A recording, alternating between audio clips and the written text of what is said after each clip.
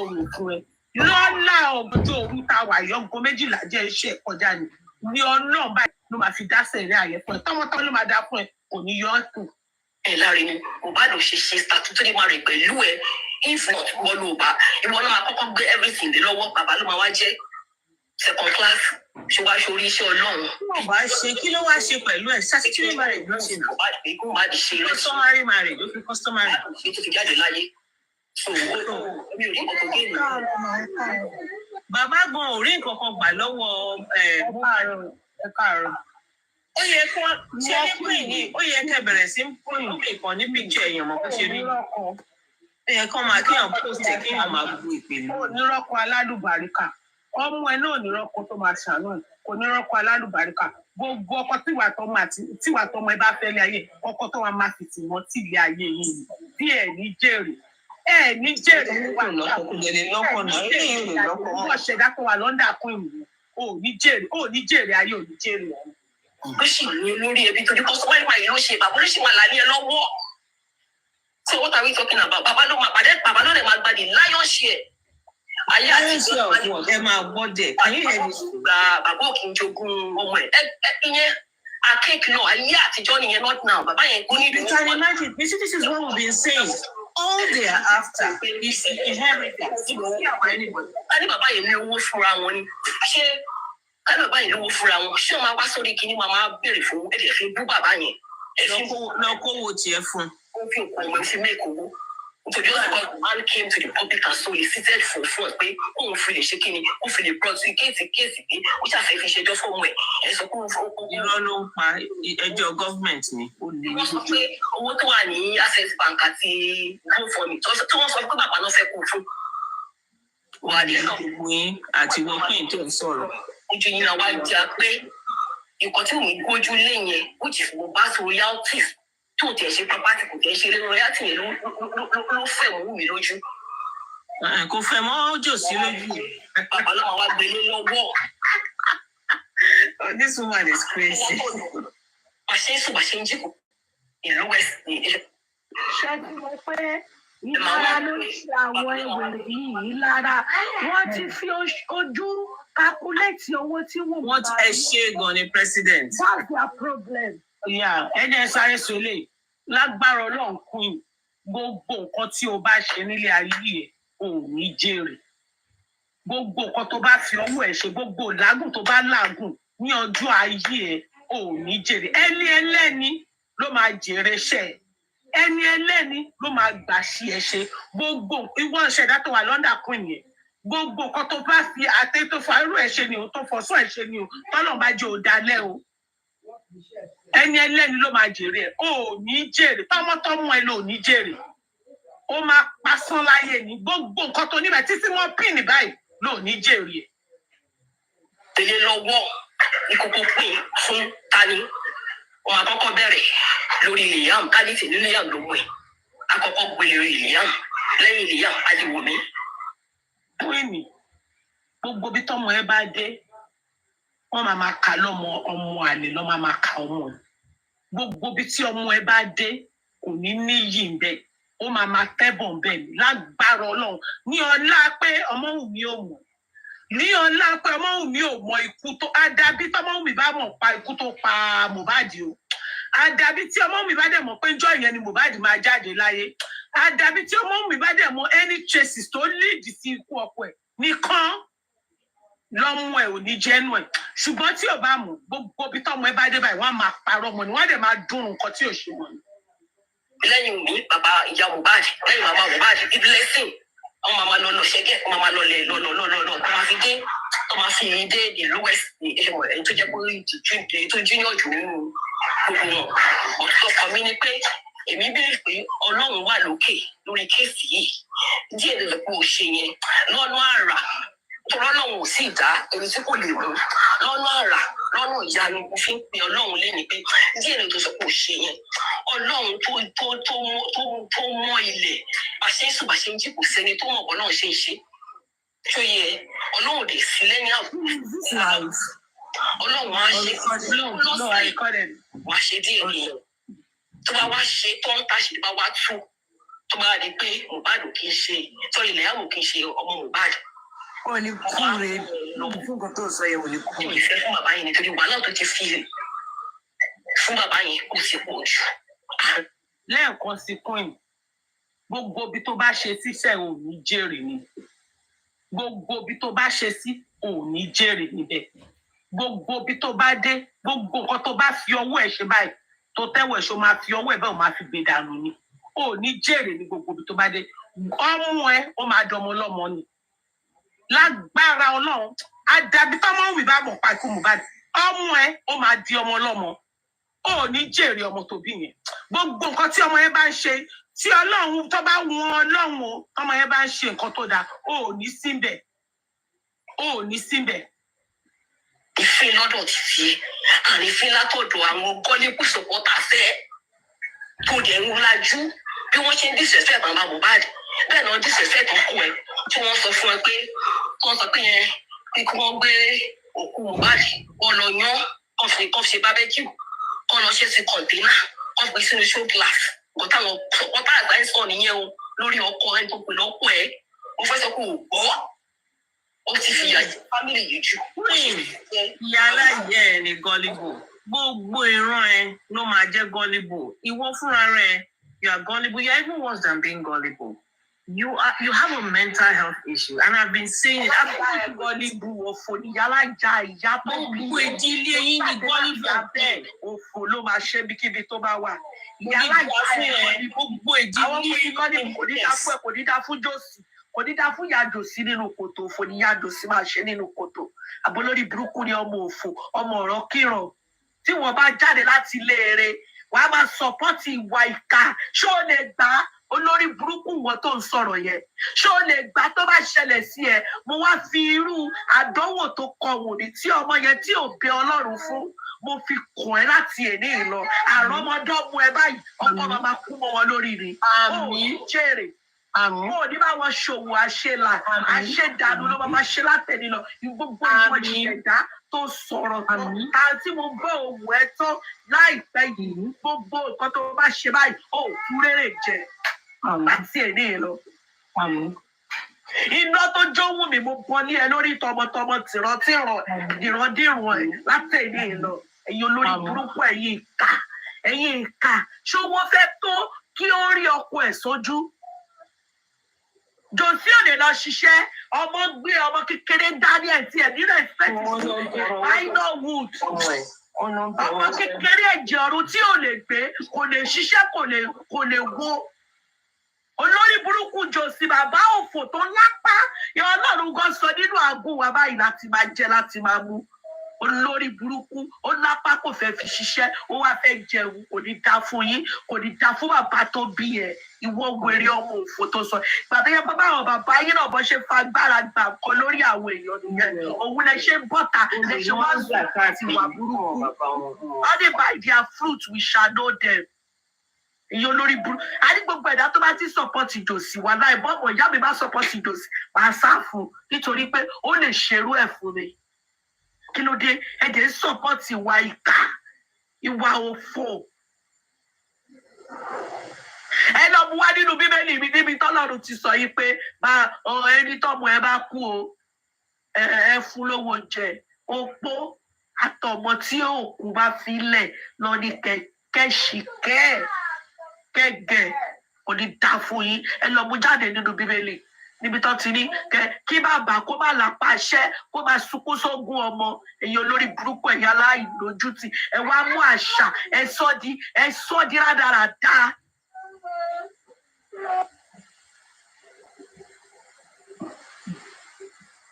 Ẹjẹ òkú Mohbad, ìyá Mohbad tó mú pábẹ́ the same thing náà. Ṣé Sango Ọ̀tà ló yẹ kó gbalẹ̀ fún wàdí? Ṣé Sango Ọ̀tà ló yẹ kó wà? Just ordinary ìkẹjà bẹ́ẹ̀ yẹn kò lè fìyà yẹn sí tó dẹ̀ mọ̀ pé partners in crime ẹni conspiracy lè méjì lèdè jọ ń ṣe ló ń support ẹni pẹ̀lú rọ́. O tún wá lè sọjọ́ fún un pé kó gbé níbi tó dáa. O tún fìyà jẹ ìyá Mohbad báyẹn náà. O wá ẹ̀sẹ̀ pé wà lọ gbé ogún Mohbad sùn ṣòkò sọ fún ẹ lọ́jọ́ sí. Ó ní wàá rí Olúwa ṣe ṣé ìyá Mohbad ránṣẹ́ ni abẹ́jọ́ ìranù. Ìyá Mohbad ló kọ́ ọ́ fún un. Wọ́n bàjẹ́ wọ́n bú ẹ̀. Ó ní bó ṣe gbé iṣẹ́ pètò ìpapà lórí platform. Ó ní bó ṣe gbé iṣẹ́ pètò. Nǹkan tí Mohbad sọ òun ló come to pass. Ìwọ tó lọ́kọ̀ èpè tó ń ṣẹ́lẹ̀ wọn náà ló jẹ́ kó lọ́kọ̀.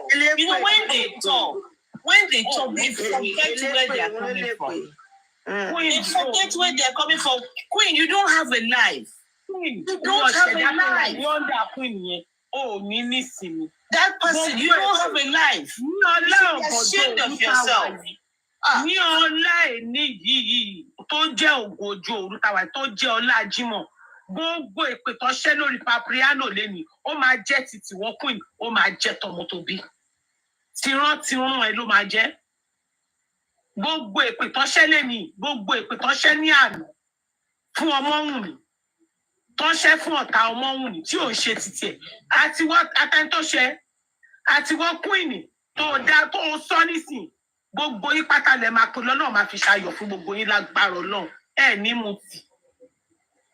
Ọlọ́run sọ pé ẹlẹ́ṣẹ̀ kò ní lọ láṣẹ kíni láì máa jìyà ìyà tó jẹ bàbá tó fi jẹ bàbá Mohbad tó fi jẹ káwọn aráyé tó fi jẹ kàn jẹ bàbá yẹn àtàwọn supporters ẹ jẹ pé bàbá yẹn àti bàbá yẹn á bí àwọn olómìn lọ́wọ́ nínú wọn wọn máa pariwo sí ìjọ ó dẹ̀ ń gbọ́ Wùmí ó dẹ̀ ń gbọ́ Wùmí tó ń kó bàbá yẹn ní tòfì ó gbọ́ oríṣiríṣi kò tí wọ́n sọ mama síta yẹn àṣẹ bàbá yìí ò ní ọmọdún mélòó ni bàbá ní jòsí bàbá yẹn lẹ́nu ọmọdún mélòó ni jòsí tó ń bí ẹ lọ́mọ.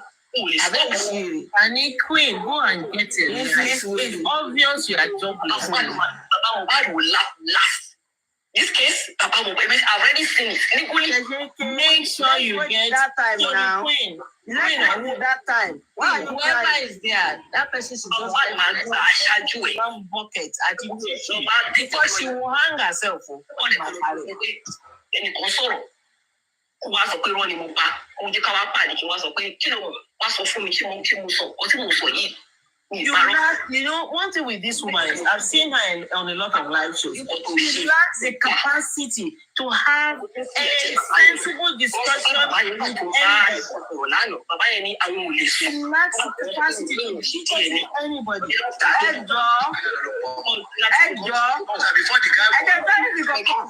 Ṣé má bínú?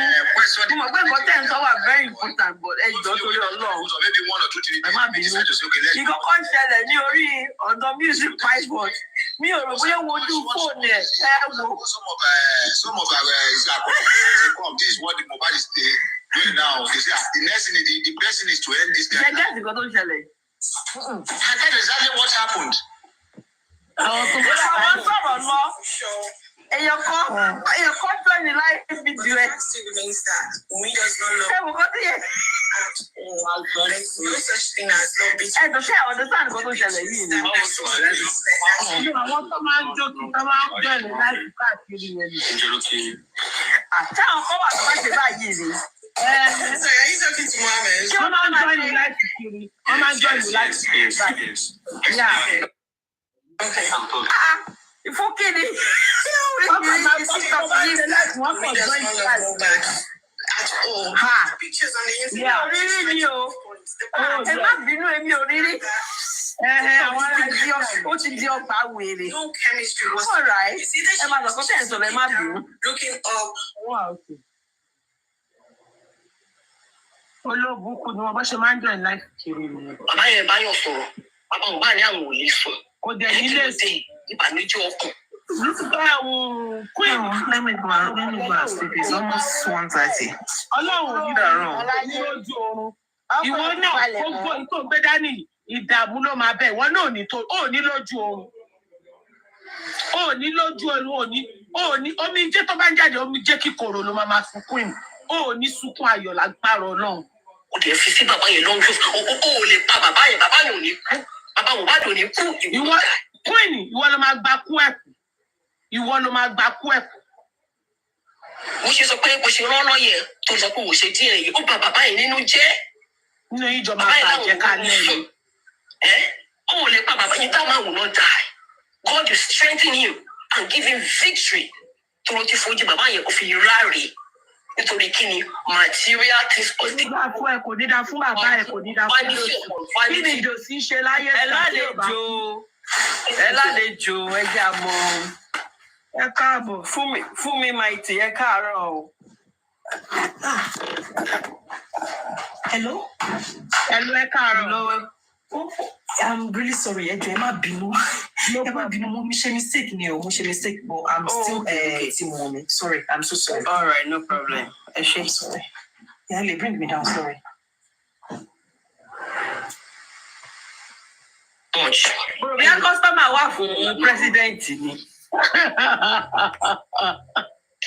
Ní àwọn àlè. Mi ò rẹ́rìn láàárọ̀ yìí rárá. Ṣàròhùn. Ṣé fún explanation yín o? Thank you. Ibi tí Queen ìbàdé nìyẹn. Olóbùkún kan náà ti sọ̀rọ̀ lẹ́yìn. Ó sọ̀rọ̀ ẹ̀ ń Queen.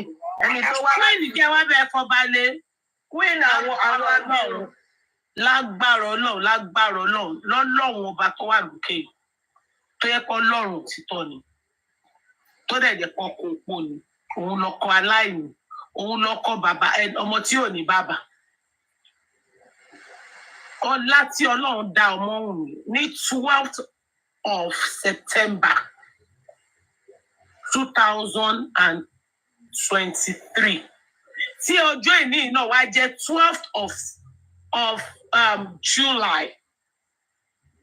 Tó pé oṣù mẹ́wàá gẹ́rẹ́gẹ́ tí mo bá di fàyílẹ̀ kò tí ì tó àsìkò yẹn but 12 ló kú. Ọlọ́run á wá ru ọlá pé ọmọ Wùnmí kò mọ ikú tó pa ọkọ ẹ̀, kò mọ pọ́kọ òun máa kú. Ní àárọ̀ báyìí ní Naija kò tí mọ̀ pọ́kọ òun máa kú ńjọ́ yẹn. Kò dẹ̀ lọ́kùn ẹ̀, kò lérò ẹ̀. Kò mọ̀ pé ikú máa dé, ó máa mú lọ. Wọn ò dẹ̀ jọ sọ bẹ́ẹ̀. Ọlọ́run á wá fi ọlá yẹn báyìí, á fi dá ọmọ ẹ̀ tó bí. Tó bá bí ọmọ o, tó bá lọ́mọkùnrin, kò bá jọkùnrin lọ́mọ ẹ̀, kò bá jọbìnrin lọ́mọ ẹ̀. Á wá fi ọlá yẹn, á fi dá ọmọ ẹ̀, á fi dá lọ́lá. Gbogbo èròǹgbà ẹ sí ọmọ Wùnmí. Èmi máa sọ kinní kan. Màá ní gbogbo èròǹgbà tèmi sí ọmọ Wùnmí kí Ọlọ́run dá mi lẹ́jọ́ lórí ẹ̀ lórí àwọn ọmọ tí mo bí. Gbogbo èròǹgbà ìwọ Queen, ìwọ ṣẹ̀dá tó wà lọ́ndà Queen yẹn, gbogbo èròǹgbà ẹ sí ọmọ Wùnmí. Gbogbo ẹ̀ báyìí, ó máa jẹ́ titi ẹ, ó máa jẹ́ tọmọ ẹ tó bí. Kò bá jọkùnrin lọ́kùn ẹ, kò bá jọbìnrin ni, ó máa jẹ́ titi wọn. Gbogbo bó ṣe rò sí, gbogbo bó ṣe wá joyè alátakò fún, bẹ́ẹ̀ ló ṣe máa já alátakò fáwọn ọmọ ẹ̀. Gbogbo ọ̀rọ̀ òdì tó bá sọ sí ìgbésí ayé ọmọ Wùnmí, gbogbo ẹ̀ ló máa jẹ́ ti àwọn ọmọ tó bá bí, tó bá fi inú ẹ̀ bí. Ìwọ ṣẹ̀dá tó wà lọ́ndà Queen ni. Gbogbo bó bá ṣe rò sí fọmọ Wùnmí ni.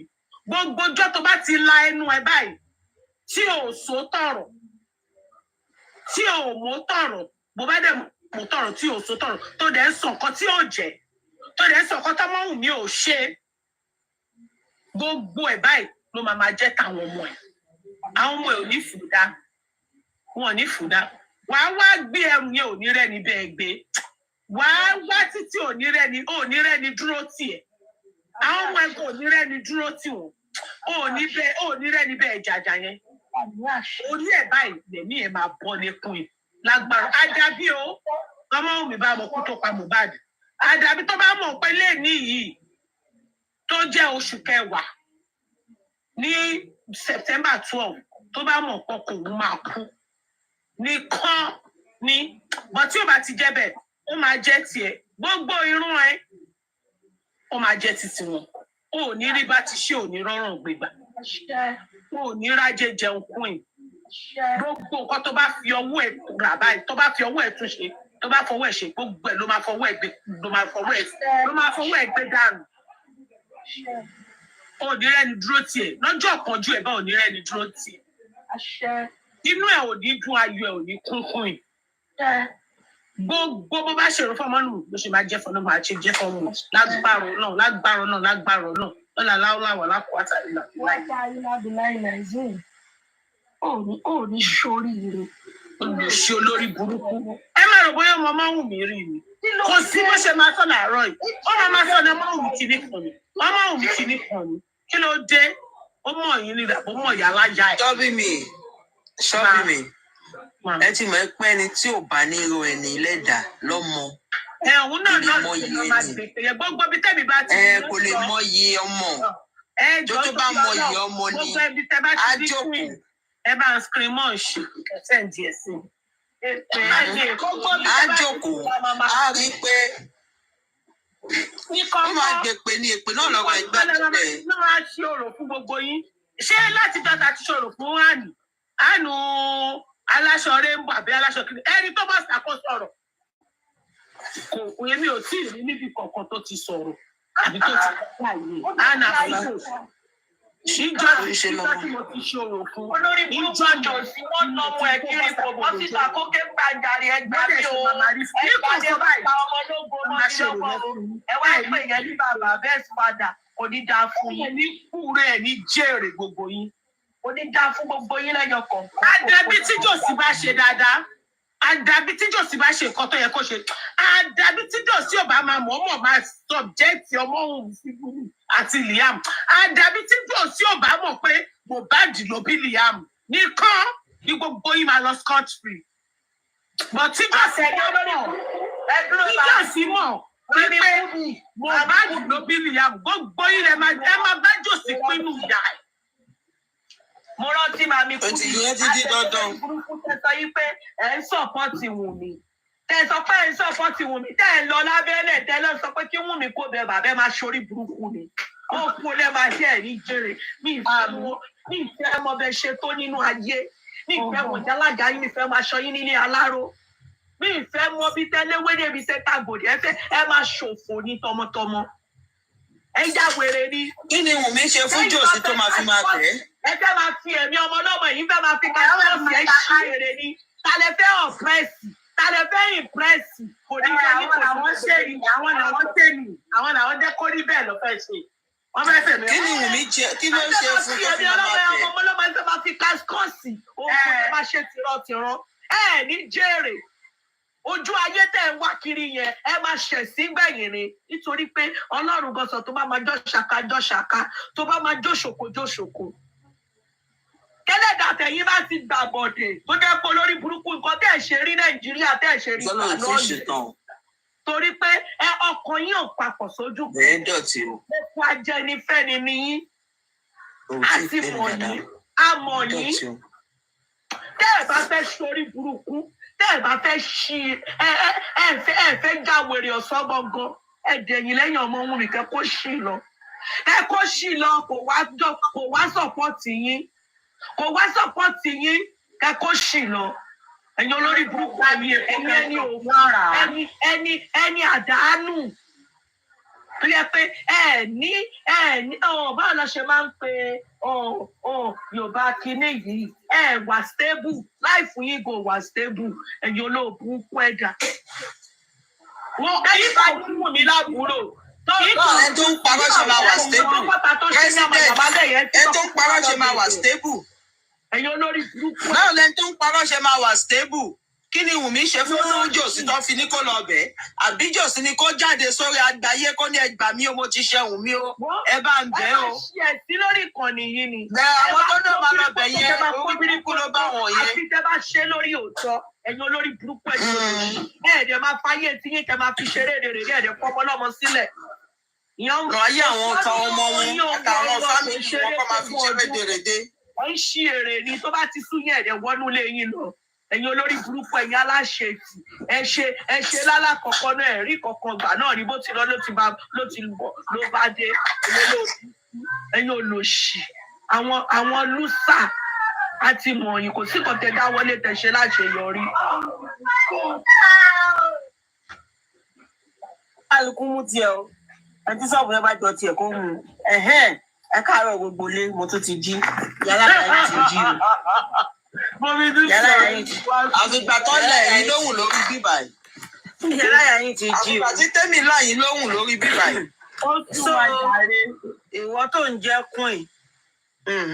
Mi ì lọ́rọ̀ púpọ̀ fún ẹ. Ṣókí ni mo fẹ́ bẹ sọ̀rọ̀ ẹ tó dẹ̀ máa rọ̀ mọ́ ṣẹ̀dá ẹ̀. Àmín.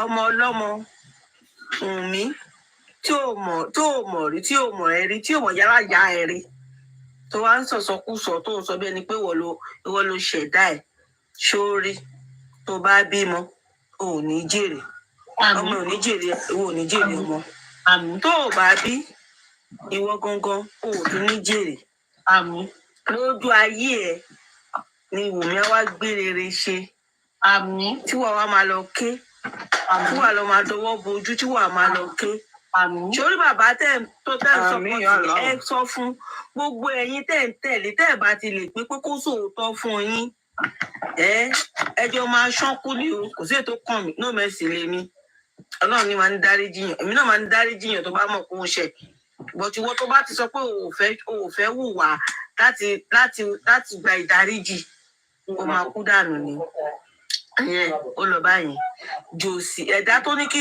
Wùnmí lọ bẹ̀bẹ̀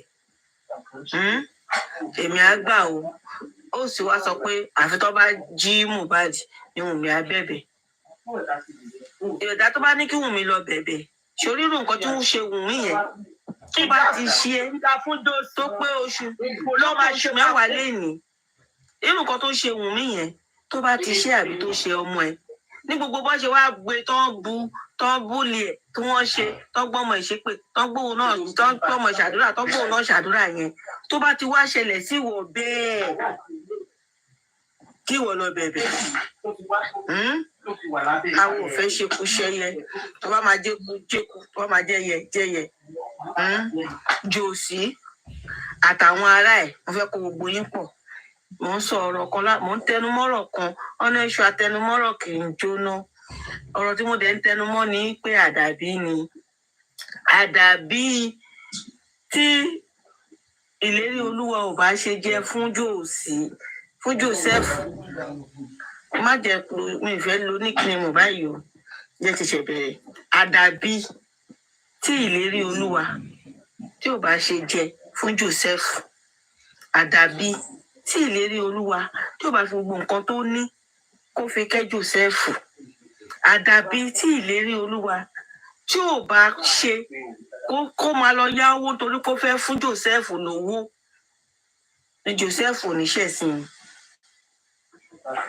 àdàbí tọ́mọ́ mi ò bá kẹ́ kó gbé gẹ́gẹ́gẹ́gẹ́ bàbá ọkọ mi dádì àdàbí tí mọ́ mi náà bá go extra mile láti tọ́jú ẹ̀ àdàbí tọ́mọ́ mi ò bá mú nínú ogún àwọ̀ ẹ̀ kó fi kẹ́ bàbá yẹn kẹ́ Joseph oníṣẹ̀sìn ẹ ṣẹ̀ṣẹ̀ bẹ̀rẹ̀ ní o Joseph àtẹ̀yìn ará ẹ̀ ẹ ṣẹ̀ṣẹ̀ bẹ̀rẹ̀ ní o ẹ ṣẹ̀ṣẹ̀ bẹ̀rẹ̀ ẹ̀sìn ní o ẹ̀sìn tó sọmù kò mà tí ì tó wàhálà ẹ ṣẹ̀ṣẹ̀ bẹ̀rẹ̀ ní àdàbí torí pé Yorùbá ní ó jà ju ìpìlẹ̀ yín ṣẹ́ ẹ máa ṣe orí elépèlépè lọ èpò máa ń rò kó tó jà tó bá ṣépè fẹ́ tó ń ṣe rere àdúrà ló máa jẹ́ fún tó bá ṣàdúrà fẹ́ tó ń ṣe ibi èpè ló máa jẹ́ fún so oníkálukú kó ṣàtìtì ẹ̀ èpè tẹ́ ẹ̀ ń ṣẹ́ orí ló ń lọ àdúrà táwa ń ṣe orí Wùnmí ló ń lọ so ẹ kó oníkálukú ṣàyí tó bá ti lè rù ni kò gbé o oṣù ká nǹkan tó bá wọn bá tẹ bá lè rù òun ni kẹ gbé o ẹ̀yin ará àjòsí ilẹ̀ ti wá mọ́lé ní báyìí àdúpẹ́ fọ́lọ́run pé ilẹ̀ ti mọ́ gbogbo ẹ̀yin amọ̀kùn ṣèkà wọ́n ní kẹ jí làárọ̀ ẹ ti jí o ẹ wẹ̀ o ẹ wọṣọ o ẹ wọ bàtà o kẹdẹ lọ kú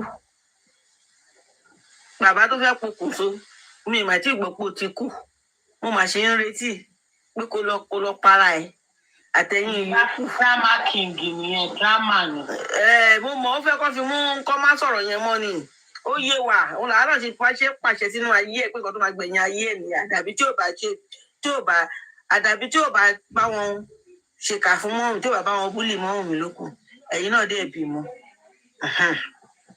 ẹ ti wá ṣe gbogbo nǹkan yìí báyìí gbogbo yìí tẹ lọ́mọ ètò olóbìnrin ọkọ akúlẹ mọ́ lórí ètò ọkùnrin ìyàwó akú mọ́ lórí torí pé mọ́rùn mi ò mọ̀ pé ọkọ wọn á kú lónìí 12 September kò ṣe nǹkan tí wọ́n jọ sọ nìyẹn ẹ̀yin wá gbógun tì í bọ́tà bàtà wá sọ̀rọ̀ wá ṣe wá mọ̀ ọmọ lòun ò bá yín sọ̀rọ̀ kẹ́ lọ kú ó ti ní ẹ máa ké kú níjọ́ tó lè sọ pé ẹ máa ké kú jọ́ yẹn lẹ ti ń ké ẹ máa ké ni ẹ̀yin àṣedànù nation ẹ máa wá dáwó yẹn kú ni àwọn ẹbí yín wà ní tí wọn ò rówó jẹun ẹ ń dáwó fún bàbá tó Joseph bàbá òṣìwò tiẹ̀ nígbà tó ti bàbá òṣìire ni jòsí ayé ẹ fẹ́ ta láàárọ̀ yìí ni wíṣì bàbá àwítán wèrè kún ènìyàn ní bàbá yẹn ó lè bẹ́ẹ̀ lómi àwọn ẹgbẹ́ yàrá jẹ ẹbí rẹ̀ tó fẹ́ bí lọ́mọ ẹ̀yin olùṣe aláìní kan ṣe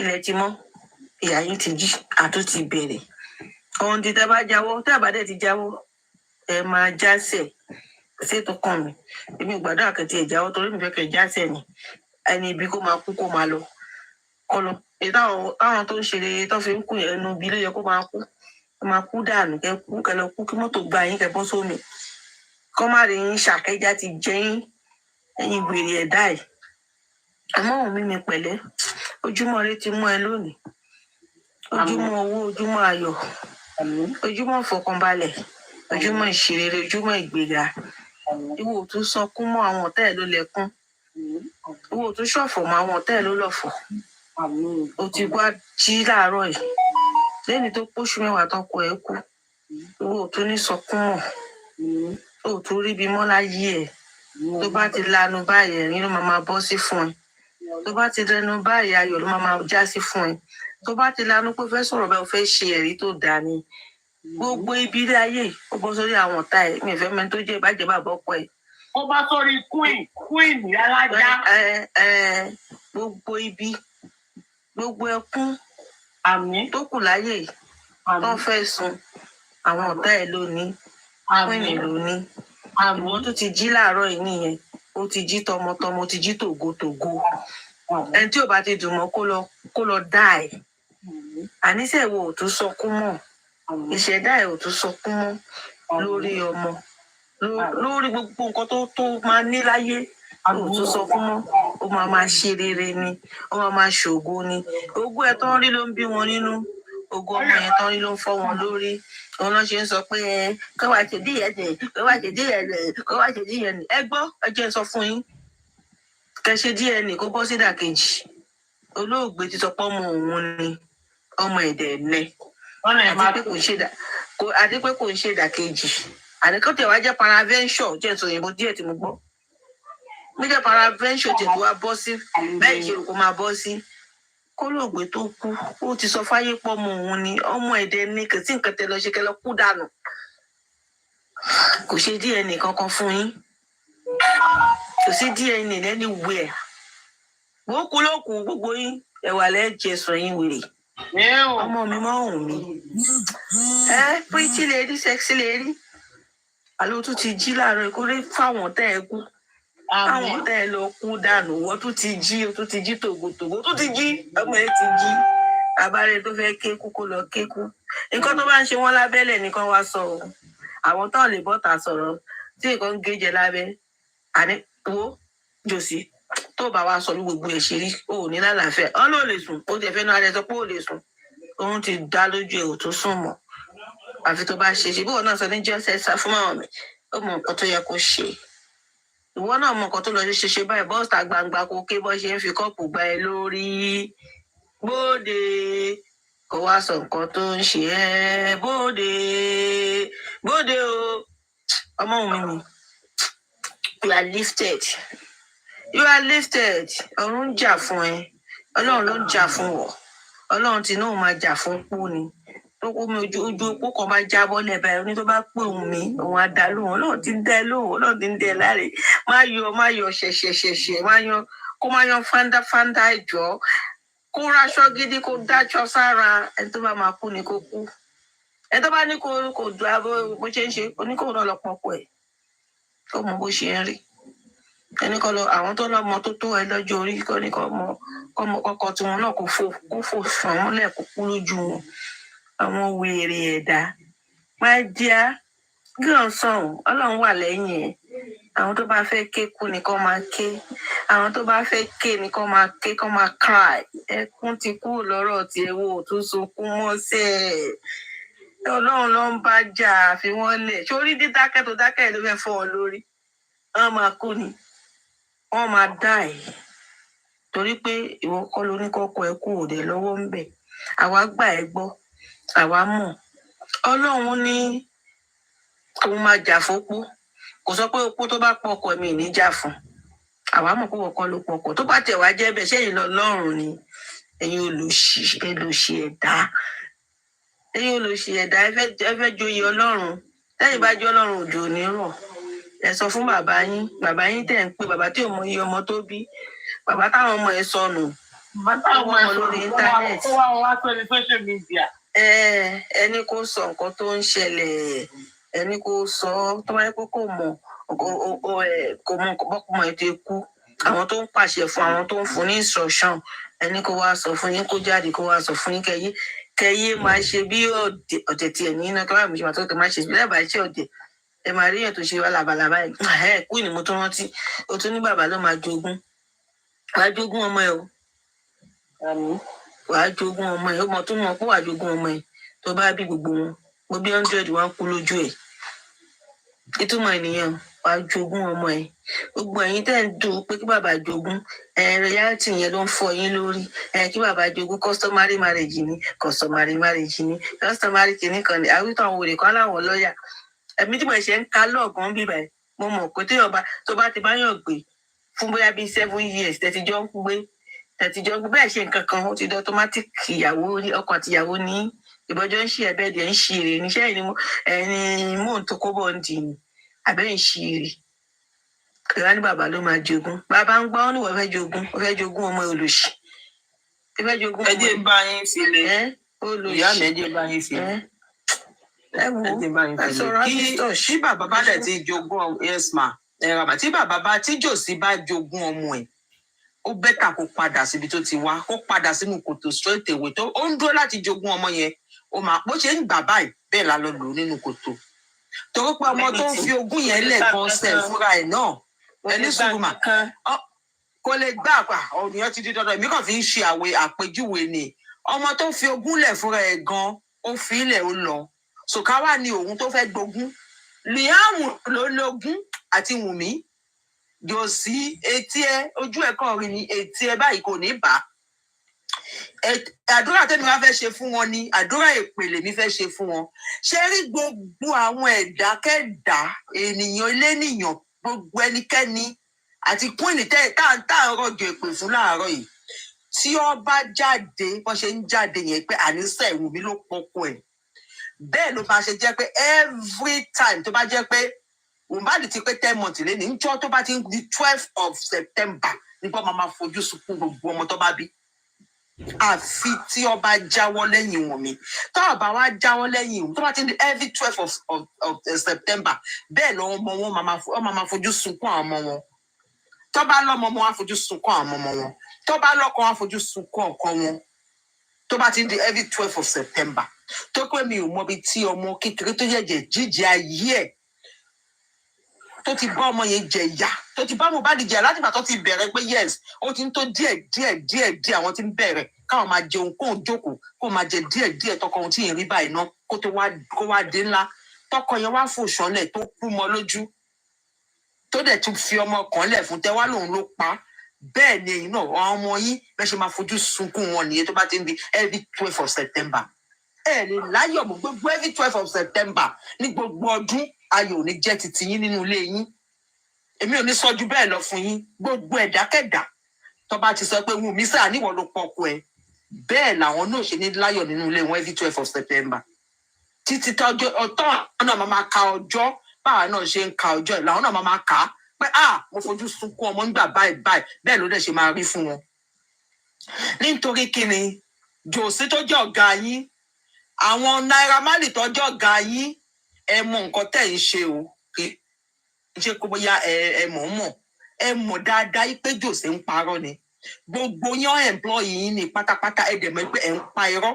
ẹ wá fẹ́ mú ẹ̀dá ẹlẹ́dàá ọmọ ọlọ́mọ tó wá lé ayé títí ẹ̀ láti wá ṣe dáadáa Liam ẹ wá fẹ́ tó ẹ̀ sínú ẹnu kìnìún bẹ́ẹ̀ lọ́lọ́run ṣe máa jù í sẹ́nu kìnìún tí ò ní kú eégún kan báyìí tó ní kú lára yín títí mọ́ gbogbo ọmọ tẹ bá bí àfi tẹ bá yíwà padà tẹ bá sọ pé Wùmí tẹ bọ́ síta bẹ ṣe tún bọ́ta ìpóhùn ló pa tẹ bọ́ta pé dáríjì wà á ti ṣẹ̀ ẹ́ nìkan lẹ máa rí ìdájọ́ Ọlọ́run lẹ máa rí tọ́lọ́ máa dáríjì if not ẹ lè rí ìdájọ́ Ọlọ́run ẹ lè rójú rere Ọlọ́run kẹ máa kúnlẹ̀ kẹ máa gbàdúrà ẹ lè rójú rere Ọlọ́run ó ti jìnnà sí yín àfi tẹ bá jíwọ ìwọ yín padà ọwọ́ drag èèyàn kan fún only few days ó lóun fẹ́ kú ẹ wá bá mi sọ pé ọmọ ọlọ́mọ 30 drag over 10 months.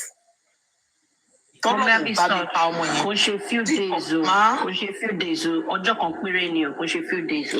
Ọjọ́ kan ṣoṣo tó fi drag ẹ tí wọ́n wá ló fẹ́ kú. Ìwọ náà wọ́n ṣe rí lára yẹn. Bí ènìyàn bó ṣe gún wọn lára tí wọ́n fẹ́ kú, bẹ́ẹ̀ ni wọ́n ṣe bọ́ talẹ̀ ṣe ń jọ. So definitely this man has been there. Ó kàn wà London ni. We've been dragging, it's part of them.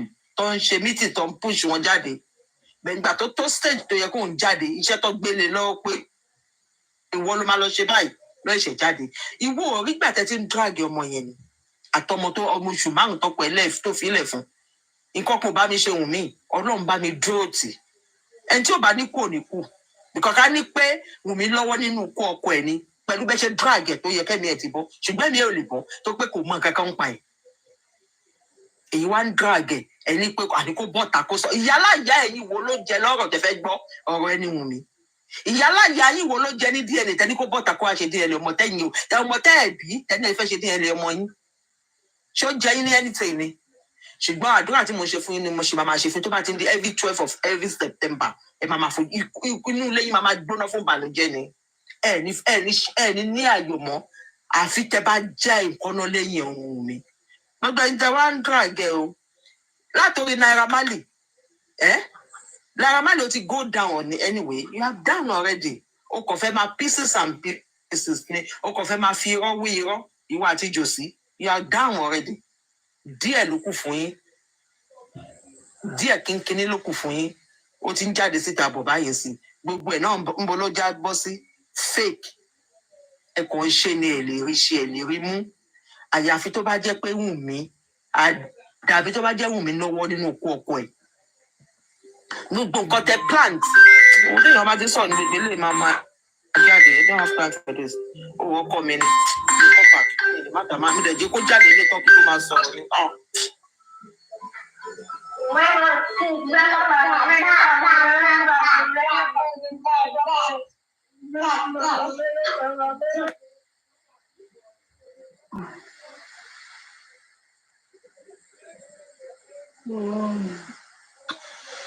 Good morning, everybody.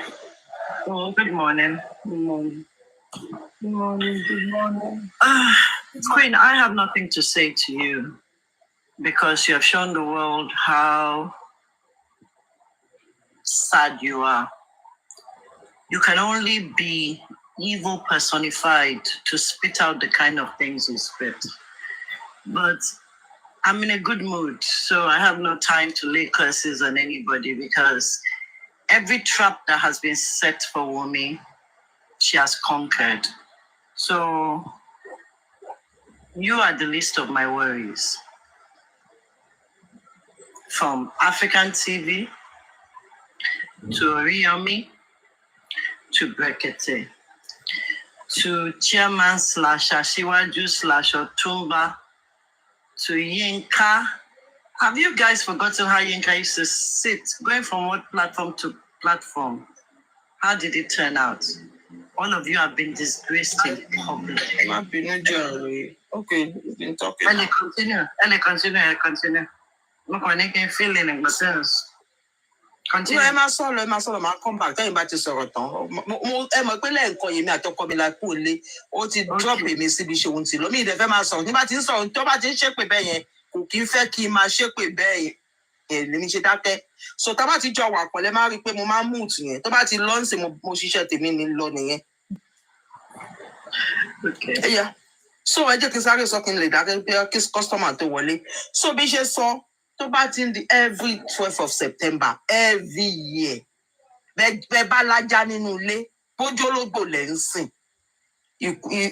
gbogbo wọn máa ṣọ́kù ni mọ́ yín lójú kẹ́ bí ọmọ òkókó kọ́mọ ọmọ yín kó bí ọmọ ó máa ṣọ́kù mọ́ yín lójú ni tún ṣe nǹkan ayọ̀ mọ́ àyàfi tẹ́ bá jáwọ́ lẹ́yìn Wùnmí bẹ́ẹ̀ bá jáwọ́ lẹ́yìn Wùnmí àti Liam ayọ̀ yín ò tún kún mọ́ ìbànújẹ́ máa dé bá yín ní gbogbo ìgbà because ẹ fi nǹkan tẹ́ ẹ̀ ń ṣe yẹn fi gún ọmọ èèyàn kan wò ọmọ 25 ọkọ ẹ̀ fúnṣẹ́ lóko gbogbo ẹ̀dẹ̀ wa mú orin sẹ́nu pé òun ló pa á ṣé bẹ́ẹ̀ yín ṣe pa àwọn ọkọ yín nìyẹn àbí bẹ́ẹ̀ ṣe pa àwọn ọmọ yín nìyẹn because tẹ́ ẹ̀ bá ti ṣe kíní ìrí tẹ́lẹ̀tẹ́lẹ̀ ẹ̀ ní máa sọ pé àlóhùn ló pọkọ ẹ̀ sẹ́ẹ̀ àwọn kan àtẹ̀tún máa ní pé kí ló dé tí ò gbé sẹ́sẹ̀ nígbà tó fún lábẹ́rẹ́ so definitely òun ló pa àwọn kan máa ní pé kí ló dé tí ò jáde wá kó wá sọ̀rọ̀ pé òun kọ́ lòun pa ta ló hò ní apology láti fa sọ pé ẹjọ́ mo dé o èmi kọ́ mo pọkọ mi ẹ ṣàánú mi o kò hold anybody anything torí ẹ̀ mọ òun mi from nowhere but iṣẹ́ tó ní kẹ́ ṣe lẹ́ ń ṣe ẹ continue láti máa ṣe tẹ́ ẹ̀ bá continue ọmọ àlè ní gbogbo yín pátápátá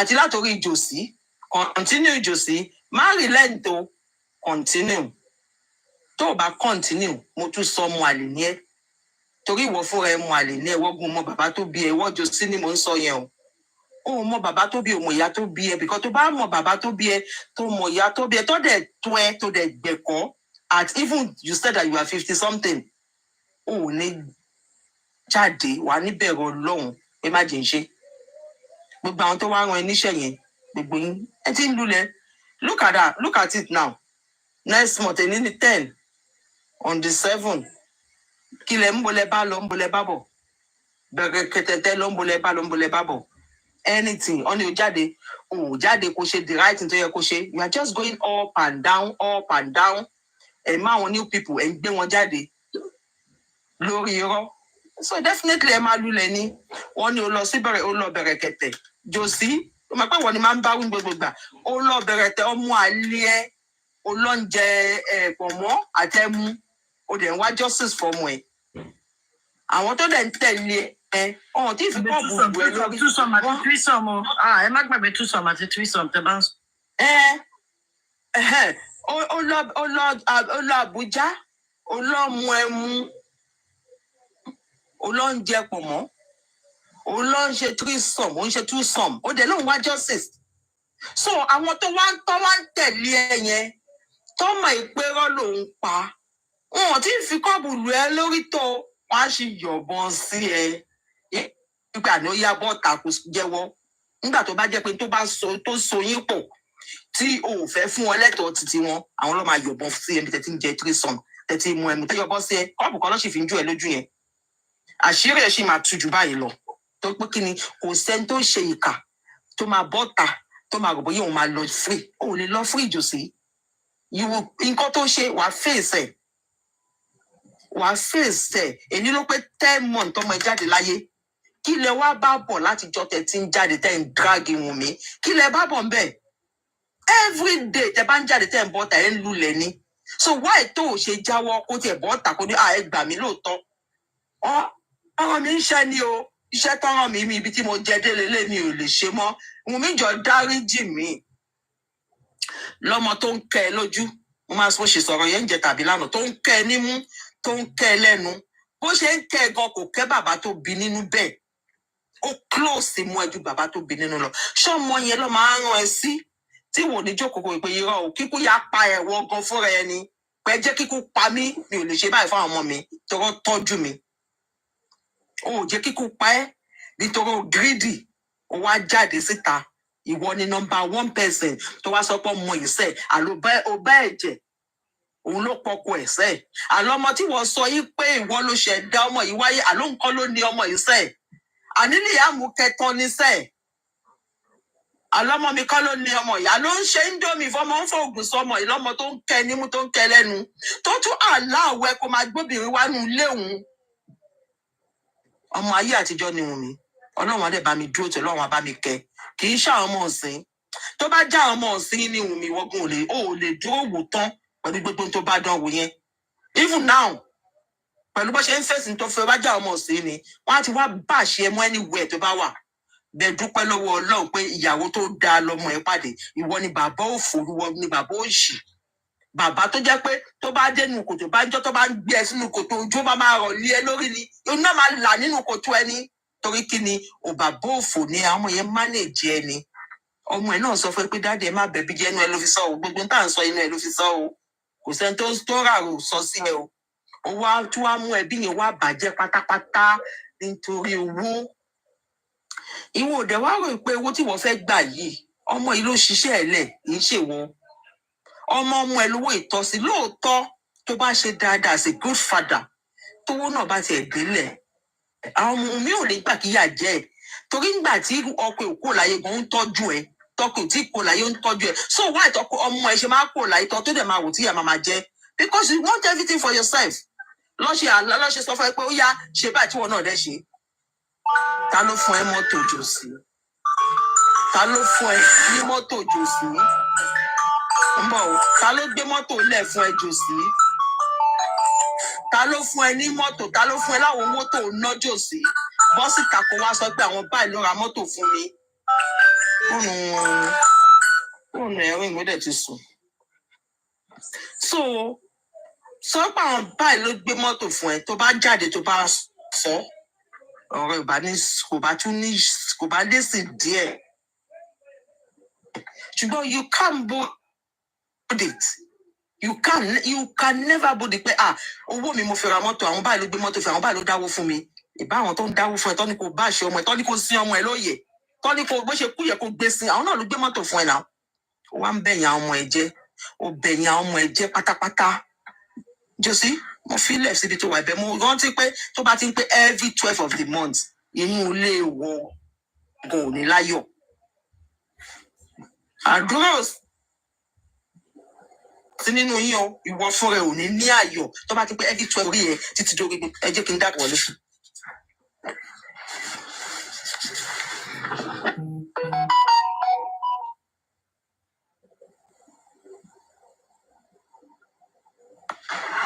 Yeah, as I said, I will respond to Queen because I'm happy. I'm happy that every trap set for Momi, they themselves go into it. On the other side, there are so many factions. Look at what they are doing to themselves. Why are you guys surprised what they do to Momi?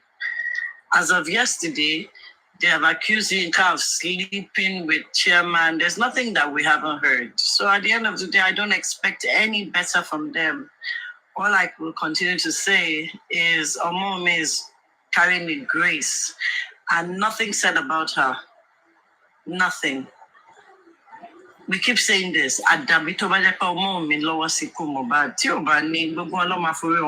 me, I'm in a good mood. I don't want to curse anybody. So that's where I'm at.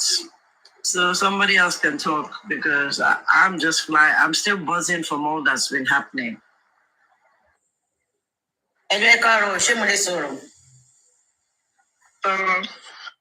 Ẹ káàárọ̀ gbogbo lé. Ṣé rí ọ̀rọ̀ tí mi ò ní pọ̀? Wumi, Ọlọ́run ti jà fún ẹ. Small but mighty. You are serving a living God. Láti bí a week in ṣe ogun nǹkan tó ń ṣẹlẹ̀. Tọ́nbọ́ láwọn tún plan anything lórí ọ̀rọ̀ Wumi irọ́ ni. Kò sí nǹkan tó fẹ́ ṣe mọ́ tó lè tó ìtàn ti ṣe láti 10 months ago lọ. Kò sí. Ọwọ́ tí ọ̀gẹ̀dẹ̀ bá gbé ara ẹ̀ ló fi máa nà ni. Gbogbo tó bá ṣe ń sáré tó lórí ọ̀rọ̀ Wumi, orí ara wọn ni. Wọn àti ìmọ̀ iná tó ti ń jó, iná tó ti bá wọn. Iná yẹn ti ń jó wọn bọ̀ kò tí ì farahàn wọn. Ó kù díẹ̀.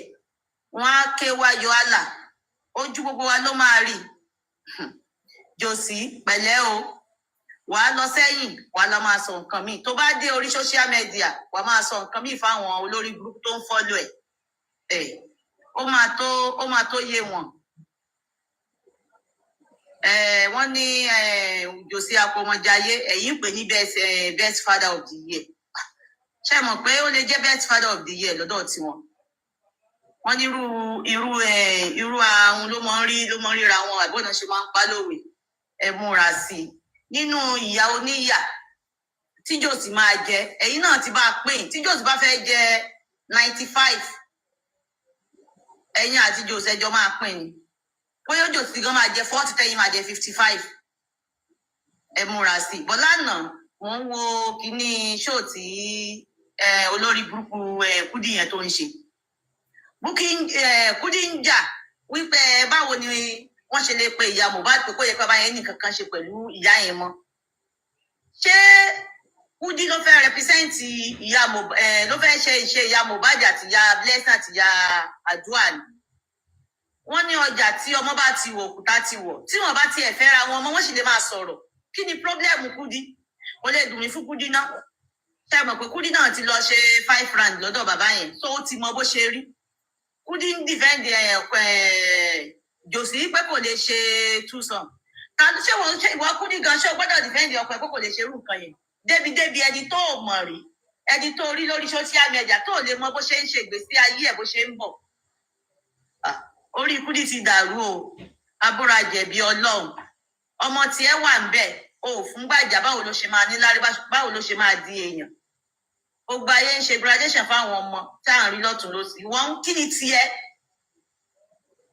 ó jókòó lórí àwọn òpónú ọkùnrin náà wọ́n ń jókòó wọ́n ń tẹ́wọ́ rojọ́ lọ́dọ̀ Kúdí ayé yín ti ta o tí n bá nírú àwọn yẹn lọ́kọ kẹ kúrò lórí social media kó wá bá mi nínú ilé màá sórí burúkú tí ẹ lè jẹ́ bẹ́ẹ̀ náà irú ò lè ṣẹlẹ̀ torí mi gbọ́dọ̀ fẹ́ olórí burúkú tàbí arìnrìn àwọn dìdìrìn yẹn tó ń pera wọn lọ́kùnrin tó yẹ pé skẹ́ẹ̀tì ló yẹ ká máa wọ̀ kiri àwọn náà ń pera wọn lọ́kùnrin ọkùnrin tí lè bá dá gbogbo ohun tí bàbá yẹn bá ti ṣe lójú yín pátápátá òun ló dà tí bàbá yẹn wọnú kòtò lọ pẹ̀lú ògùn Ọlọ́run bí Josi ṣe ń wọnú kòtò lọ gbogbo yín lẹ bá wọnú kòtò yẹn torí gbogbo ohun tó bá ti ṣe lójú yín pátápátá ló dà tó bá jẹ́ Wùmí ó ní nǹkan tó ṣẹlẹ̀ l'Ábùjá yẹn ṣẹlẹ̀ sí àwa gan nílé dúró lórí social media yìí á ti sá pamọ́ ó wá ṣẹlẹ̀ sí ẹ wá ń twist ẹ wá ń parọ́ ẹ ń fi rọ́ bo irọ́ mọ́lẹ̀ ayé yín ti bàjẹ́ wọ́n ti máa ń sọ wípé gbogbo àwọn tó ń tẹ̀lé Josi woman kan wà ní area bí tí mo wà yìí mi àti mo ti rí tipẹ́ ó wá pè mí àwọn sọ̀rọ̀ ó sọ̀rọ̀ ó dá ọ̀rọ̀ Ègbìn Ọ̀run lẹ̀ mo wá ní ọ̀rọ̀ Mohbad gan àló wá ní rọ́ òun ò jẹ́ tẹ̀lé Wùmí láyé mo ní kí ló dé ó ní ṣé mi ò rí pé kò ṣe DNA test ní kó wá ṣe ni mo ní tí ò bá ṣe mo ní ṣé ẹ̀yìn mo ní dúró náà ṣé ẹ̀yin tẹ́ wà ní online ṣé ẹ ní kí ni god tẹ ní láti lè sọ fún ọmọ ọlọ́mọ kó wá ṣe mo ní ẹ̀yin náà ọmọ tí yín náà sìn ṣé wọ́n lè ní kẹ́yìn náà wá ṣe kẹ́yìn náà bọ́ síta ó ní tó bá yẹ kó ní wọ́n wá ṣe ní òkè wọ́n wù pé ẹni tó ń sọ̀rọ̀ yìí kò ṣe márèjì o ọkọ alákọ̀ọ́kọ́ tó bímọ fún ó kú ọkọ ẹlẹ́ẹ̀kejì tó tún bímọ fún òun náà tún kú mo nígbà tí ọkọ yìí mo ní tó rí mo ní àwọn tẹ́ bímọ fún mi apọkọjáyé original original mo ní ṣé àwọn tí ẹ̀yin bímọ fún yìí ká sọ wípé wọ́n ní property kékeré kan àwọn bàbá ọkọ tàbí àwọn family ọkọ wa sọ fún yín pé kẹ́ wá ṣe DNA test mo ní báwo ló ṣe máa rí lára yín kò wá sọ̀rọ̀ ó ní mo ní èmi lèmi sọ mo ní èmi gan mi ò lè jẹ́ kọ́mọ mi fẹ́ ru Mohbad ó lóun kò lè jẹ́ kọ́mọ tó ń gan fẹ́ ru mi mo ní okay ó yá ó tún sọ ó ní àti family ó ní family burúkú gan ni family àwọn méjèèjì mi ò sọ nǹkan kan ó ní bọ̀ kò sí nǹkan tí mo ṣáàbà sọ̀rọ̀ mo kò lọ́ngì àwọn nǹkan yẹn mo ṣàlàyé fún ó ní òun tòun kò sí nǹkan tí mo lè sọ tóun lè change mind o mo ní kò sí wàhálà ọjọ́ kejì ó wá sẹ́ndì ilé Mohbad ó ní kí n wò nísìn ó ní ilé Mohbad nìyẹn ó ní Wùmí ti fẹ́ tà mo ní ṣé wọ́n sọ fún yín pé Mohbad ló ní ilé ni mo ní àdéhùn gan ni Mohbad gan ni mo ní ta gan ló mọ Mohbad tẹ́lẹ̀tẹ́lẹ̀ tó bá jẹ́ pé gbogbo wa yìí la mọ Mohbad tá à ń gbọ́ orin ẹ̀ bá ṣe ń ṣe yìí là ń ṣe ń gbà tó wà láyé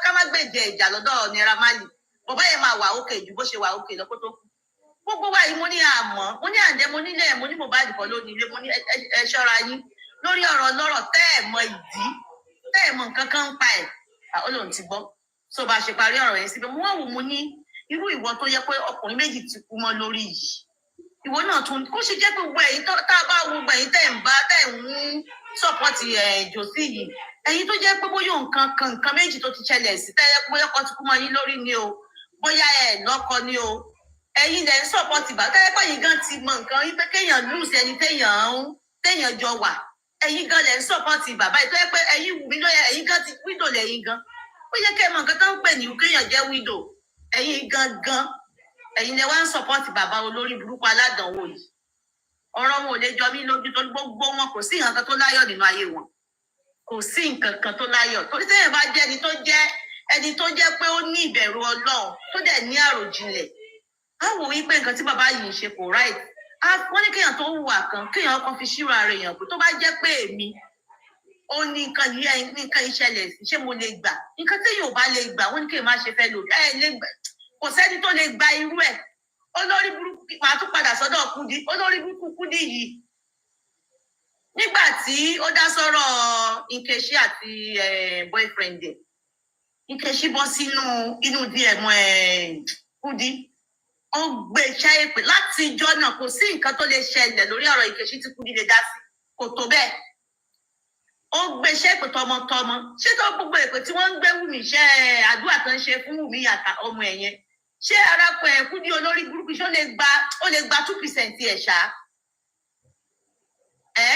ìwọ ìlú máa bọ́ sí online tó máa sọ̀rọ̀ tó máa gbèjà máa yẹn wàá ṣe bí ẹni olórí burúkú pàtàkì ní Kúdí wàá bọ́ sí online wàá ṣe bí ẹni tí ò dá sọ̀rọ̀ yẹn mọ́ tó bá tún yá wàá tún bẹ̀rẹ̀ wàá tún sọ nǹkan tó mọ̀ dí wà máa sọ àwọn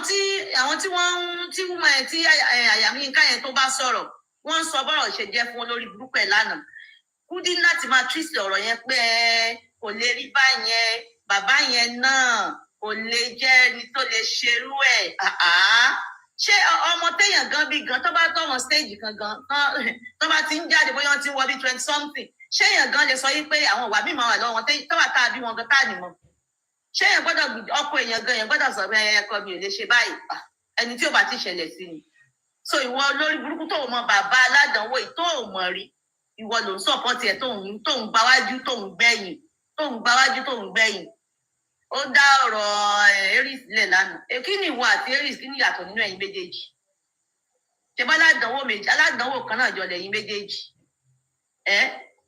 àtàwọn ọkùnrin àwọn òmùgọ̀ àwọn amukun mẹ́kọ̀ọ́ afọ́fúngbẹ́mu àwọn náà ń tẹ́wọ́ sọ́dọ̀ ẹ̀ ó ṣe o Yorùbá sọ yí pé ó ṣe lọ́wọ́ ọmọ tó ń jẹ ó ṣe lọ́wọ́ gbogbo yín ọ̀tá àdánwò tẹ forí ara yín kò yìí nígbà tí rìsọ́ọ̀tì ẹ̀ bá dé tó bá dé sí yín ẹni tí ò mọ̀ yá bá yín sunkún ẹni tí ò mọ̀ gbà tẹ́ ẹ̀ ń kó náà àwọn nǹkan yìí á bá yín sunkún ìgbà tẹ́yìn bá bẹ̀rẹ̀ ẹkún ti yín Wùmí á wá máa ṣògo lọ Wùmí á ti láyọ̀ gbà náà Wùmí á ti settle down but ìgbà yẹn lẹ́kún ti yín ìgbà yẹn nìbànújẹ́ gbogbo ẹ̀yin tẹ́ ẹ sọ́pọ́ọ̀tì jòsì ìgbà yẹn nìbànújẹ́ tí yín máa dé pẹ̀lú ògo Ọlọ́run bó ṣe máa rí nìyẹn ẹ jẹ́ kí n fi yín lẹ̀kẹ́ lómi náà máa sọ̀rọ̀.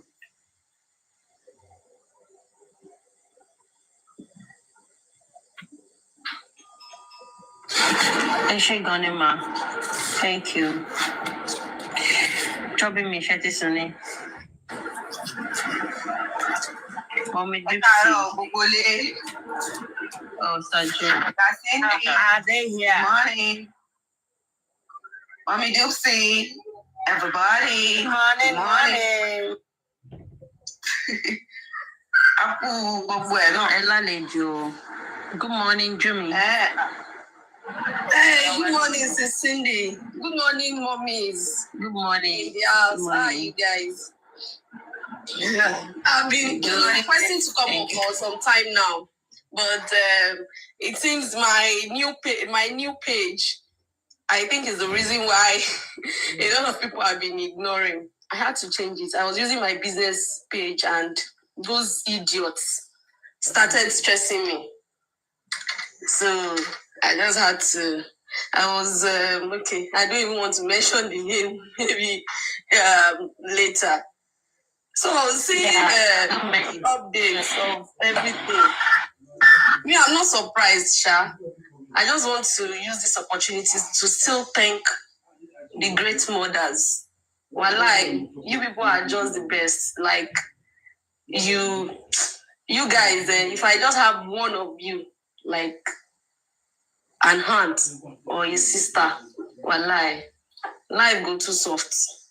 Because when I see the way everybody on this platform, just rally around me, man, it gives me like goosebump. Like, one of these people should just be a family member of mine, and no, na soft life I go dey.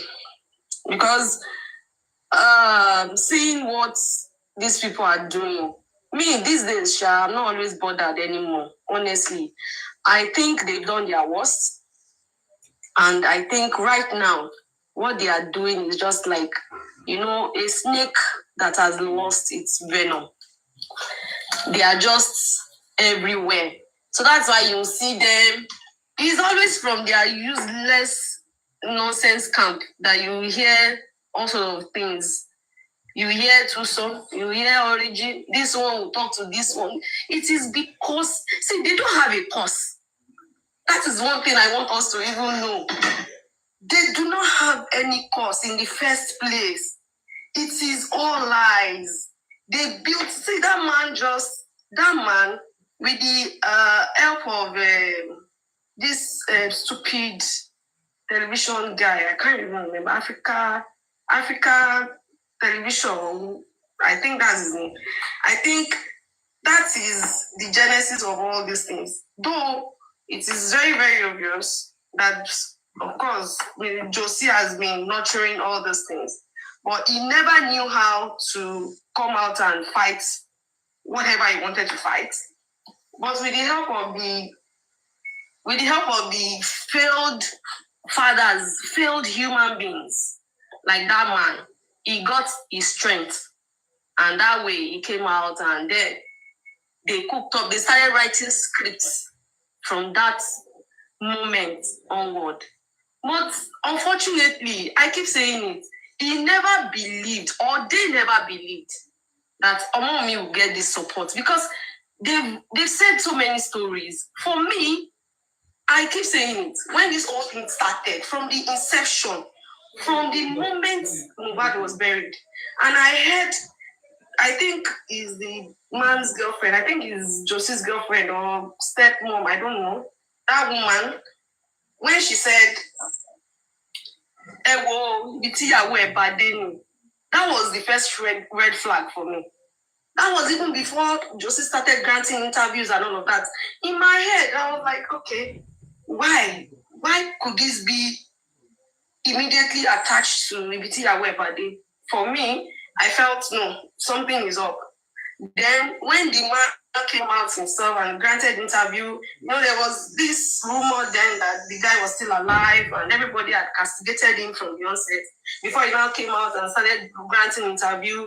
And the first thing was, 500,000 koja account. So in my head, I was like, okay, so are you taunting this dead guy? What kind of picture are you trying to paint about your son and all of that? So for me, from the inception, that was before he now started this hate campaign against this girl. Before then, the one that broke the camel's back for me was when he granted that interview.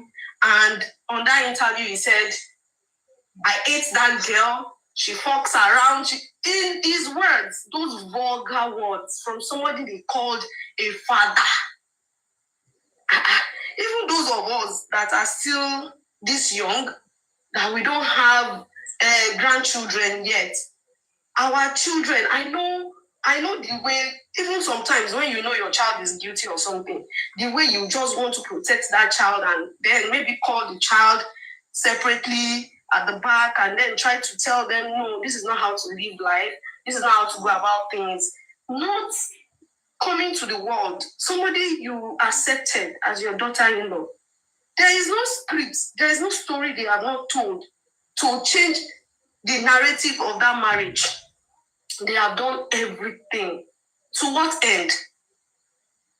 It pains me when I hear people say Josie is the best father, or when I hear them say he's grieving. That man is not grieving. It's obvious. It beats my imagination why and how people refuse to see that about me. I keep asking, I've told a story about my friend on this platform before, that our mom lost her dad while they were sleeping together. They woke up, they were supposed to go and pray, and the man did not wake up. The man was LD the previous day. He was very, very LD. Though I don't know, maybe, sometimes parents from 60 years and above, most of our parents these days, they manage BP and all of that. I don't know if the man was managing all of that, but they didn't make it known. But, he just slept and did not wake up. And that was it. Me, seeing my friend supporting Josie, saying that Josie was the best dad. We were friends. We just throw bands around this case and all of that. But it got to a day, I've said this story on this platform before. It got to a day I was pained and I was like, come on, you are a lady, you are a girl. And unfortunately for you, you are not married. Your dad died in the house on the same bed with your mom. What if, that one is even more suspicious than Umi's one was. There was a nurse in the house. There were over 15 people in the house. And, we had that issue. She was very, very angry with me because I had to, use that example and all of that. And, I said it on this platform then that I was probably going to go back to her and apologize, which I did. When I did, she said, well, that she understands my point. But the reason why she was not having it with Wunmi was, of course, all of them now go back to this DNA thing. That it was because of the DNA, blah, blah, blah. I now told her that, see, I don't want this, of course, Mohbad's issue to cause issue between you and I. We have been friends and all that. And of course, you have a right to support whoever you want. I have a right to support whoever I want from my own point of view, which I would not want to impose on you. However, I would like for you to be reasonable at this point. I don't even want us to talk about this thing anymore. She said, no, that one is gone. And I was happy that she said that one was gone. So I said, for example, do you, in all honesty, believe that by the time they do that DNA, even if Josie is seated there, right there, and they do this DNA, do you think it will come out and still tell people that he has accepted it? It is because you guys don't know this man. See, for me, this man is a very crooked, evil, personified human being. See, there's nothing you guys say.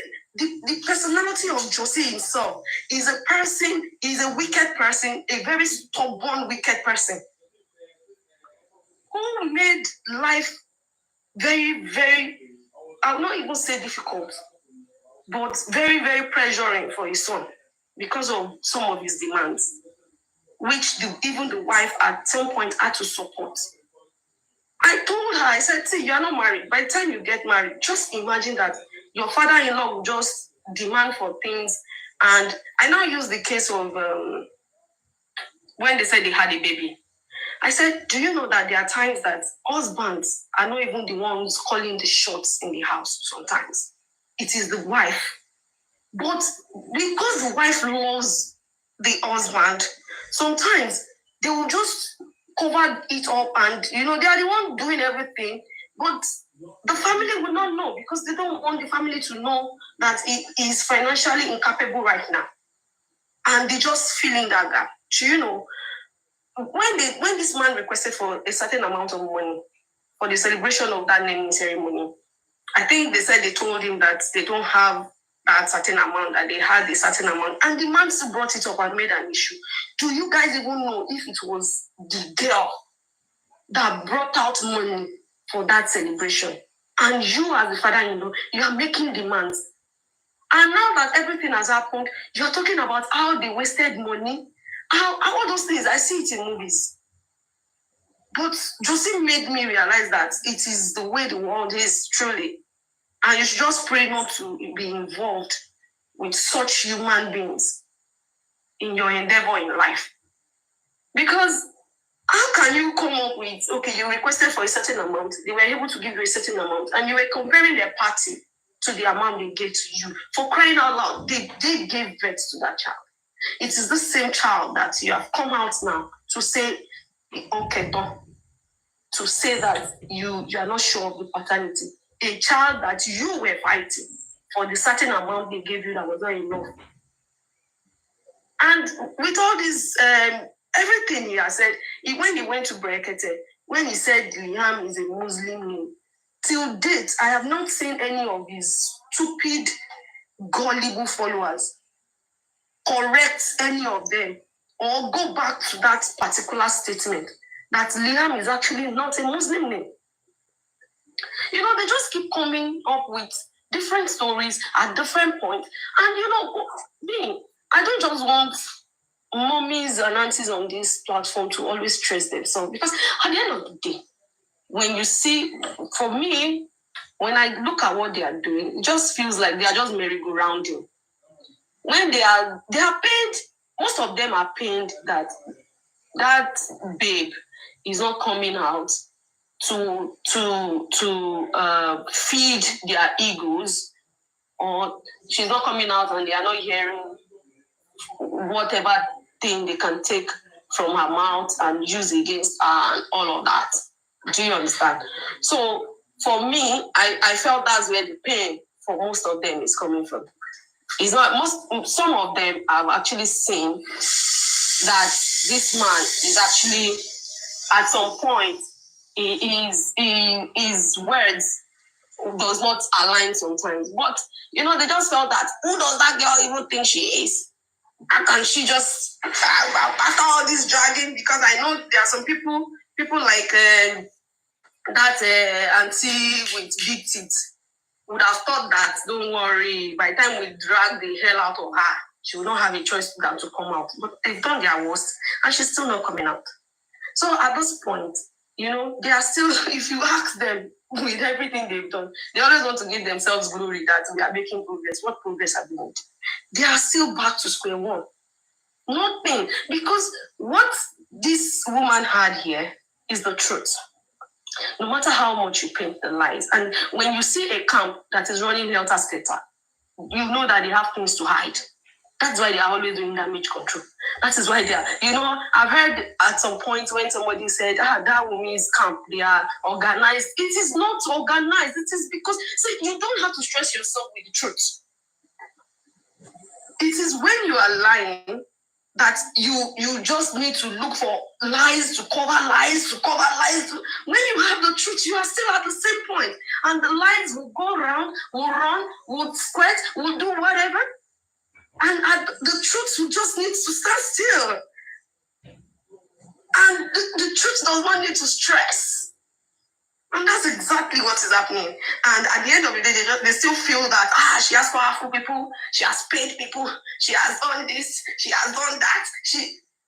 You know, painting all scenarios. When I heard that Yeye Kuli Kuli yesterday, I was just laughing that, really? They said this woman went to a law school. Like, really? Really?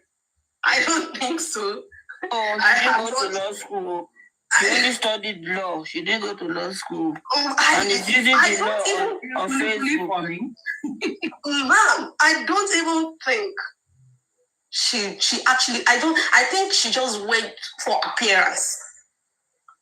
Because you cannot tell me that you go to, you probably study law, and a case like this, you come out and you say things that you are not sure of.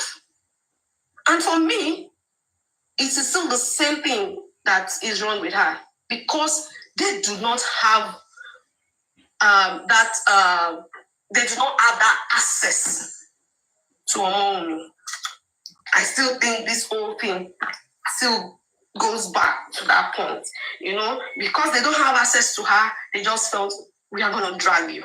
we are going to, so the person I can have access to is the one I would rather support. And that's why you see all the likes of Aries and Adenike, they know the truth.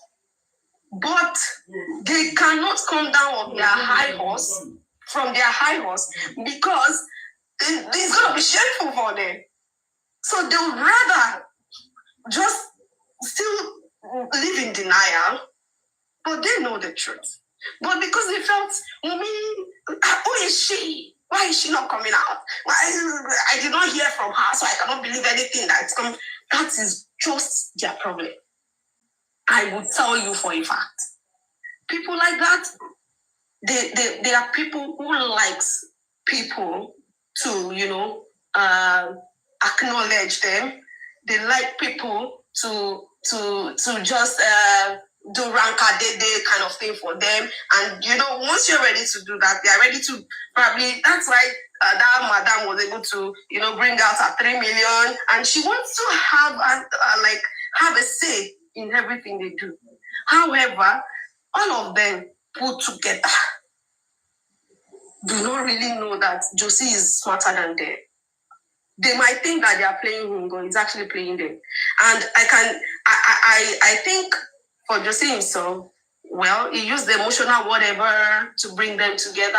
And he himself at this point, I think the whole thing is bigger than him right now, because what the kind of control he thought he was going to have, his one was just to come, damage Wumi's reputation, get property or get money. Now he has gotten money, and the likes of that stupid one that calls himself the scientist, and they are now strangling him for accountability, which they do not believe that should come into play, because this money is donated for me, is donated for me. But he has forgotten that the reason for the donation, you gave them a reason for the donation, right? And you are not ready to use that money for the reason you gave them for that donation. But now they are going to squeeze his neck and make him account for that money, which is why it is still, because it is all lies. That is why they have different stories every day. And mummies, let's not believe that they are going to end anytime soon. So I like the fact that Sister Tolani came here one time and tried to say, okay, people, this, anything. See, it is not done in anywhere in the world. Even I heard one auntie using Judge Judy's show and all of that. It is with consent. With consent. Not because somebody is dragging me for some. The mother says, oh, I want it. That is when it comes to play. If the mother, no goddamn body. And for me, I just felt not for these people. If she's gonna do it, I like how the whole thing was played out. See, these people, they got nothing. We don't have to stress. We don't. We see that babe. It's just when I think about her sometimes, I just think about some things that happens to me as well, and I just felt that sometimes it is good you have it rough at the early stage in life, then get to enjoy life later. And I think that's what is going to happen to her. Some people have it rough at the beginning. Some people have it sweet at the beginning and they have it rough later. It is a very, very difficult experience for her. I know this. I lost a son, and till date, I can't tell you that I have forgotten. And that's why when I see Josie, the way he does things, and I'll be like, no, this is not possible for a grieving father. It is not possible.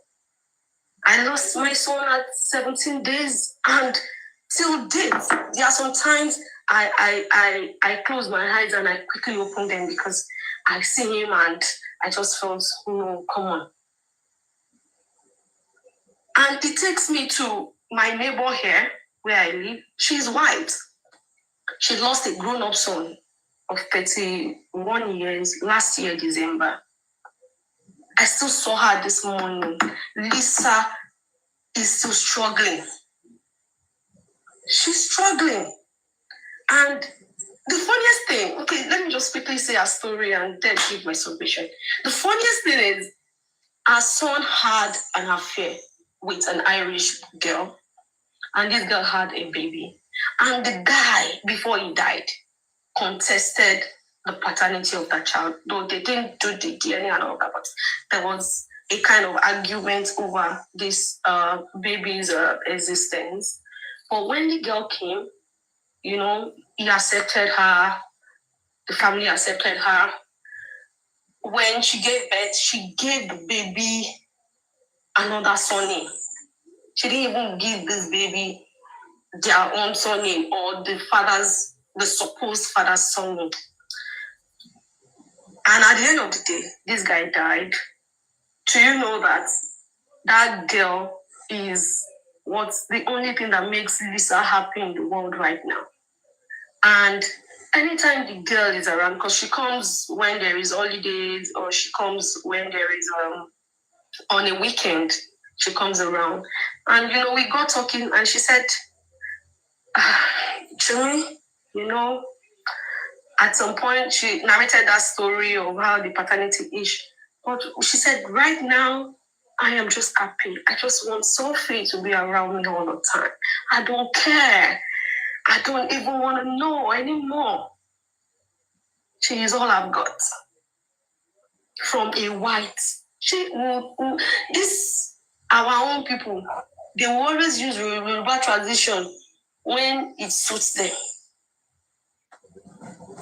From a white person. She said she doesn't care. The baby does not bear their own surname. She said that because the son was her only son. She's 60 years old. That's her only son, and the guy died December last year. And she said she doesn't care. Sophie is the only thing that makes me happy in the world. I don't care. She doesn't even bear my son, but I don't care. And I believe that's how every normal parent should reason. So it beats my imagination when somebody like Josie would want to do away with the only legacy his son left. I find it very hard to comprehend. I don't know. I've seen cases of older people in Nigeria tell you that when I'm dead, please don't take me to the morgue. I beg you. Just go and bury me. And now I am seeing a father who wants them to keep his son in the morgue till whatever time it takes, just because of properties. May God help us. Thank you very much again, my mommies and aunties, for the opportunity to do my celebration. I really appreciate each and every one of you. I'll go back to my comment section and do my thing there. Thank you, moms. Welcome. Thank you so much, Jimmy. Thank you. We appreciate it. You know, my sister, Cindy. One thing I wanted to say, this woman called herself, this woman called year 70. I don't think her brain is okay. What you mental health before Tomo. This particular woman. How long have you been, Danny? I want to look at platform.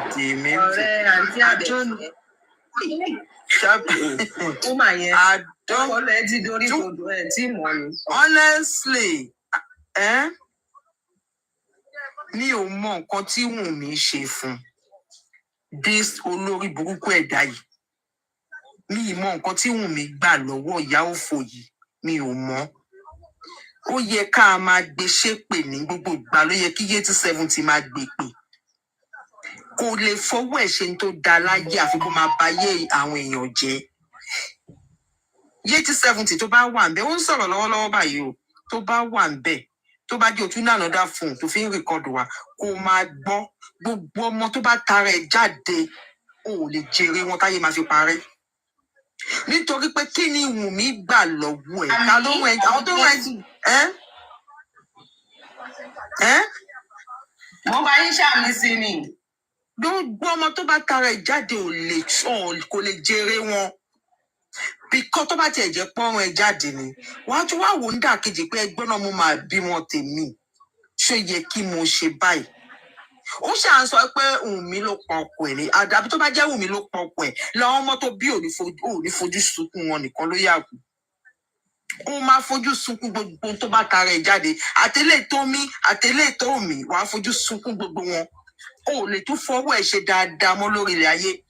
Níwọ̀ olórí búkọ́ ọmọ òfò yìí Yétí 70 tó bá jẹ́ Yétí 70 gangan mọ̀ pé kì í ṣe orúkọ ènìyàn náà láti sọ nickname but wherever tó bá ń jẹ́ ẹlẹ́dàá ẹ̀ tó ń gbọ́n tá à ń sọ lẹ́nìí ò lè fọwọ́ ẹ̀ ṣe tó dáa mọ́ àfi tó bá dẹ̀yìn tó bá ṣe nǹkan náà lẹ́yìn Wùnmí ló yà kù because mi ìmọ̀ tó fẹ́ gbà lọ́wọ́ Wùnmí mi ìmọ̀ tó fẹ́ gbà lọ́wọ́ ìyá Mohbad ẹlẹ́ǹjà fún ìyá ẹlẹ́ǹjà fún Mohbad ìyá tó bí Mohbad ẹ̀ ń gbé ṣépè ṣé yọrí lórí burúkú ẹ̀dá ni ìyá tó bí ọmọ tẹ́ ń jà fún ẹ̀ ń gbé ṣépè ẹ̀ ń pe lórúkọ tí ò ń ṣe títí ẹ̀ kí lẹ wá ń jà fún. Yeah, you're fighting for justice, but you are not doing it with your brain. I don't understand. Yeah, 70. We're supposed to be come back in woman. Me, you more picture to jet it and then we to lower page. Me, my to jet it and be. Every day. Every blessed day. After that, we look poko, look my sure reliable. Continue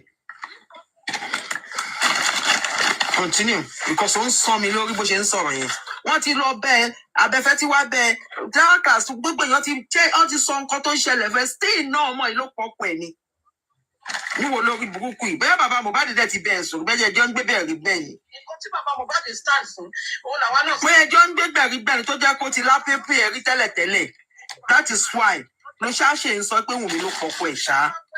Every day wọ́n ti change mind wọ́n ti sọ oríṣiríṣi fún ẹ tó yẹ wọ́n ti sọ ti jẹ́ kó yẹ ó yẹ kó ti yẹ láti jọ́ tó ti ń sọ fún ẹ but decide láti sọ pé àníkò rí bẹ́ẹ̀ sí. ó mọ̀ pé Wùnmí kọ́ ló pọ̀ ọkọ ẹ̀ ó mọ̀ ṣàfilẹ̀.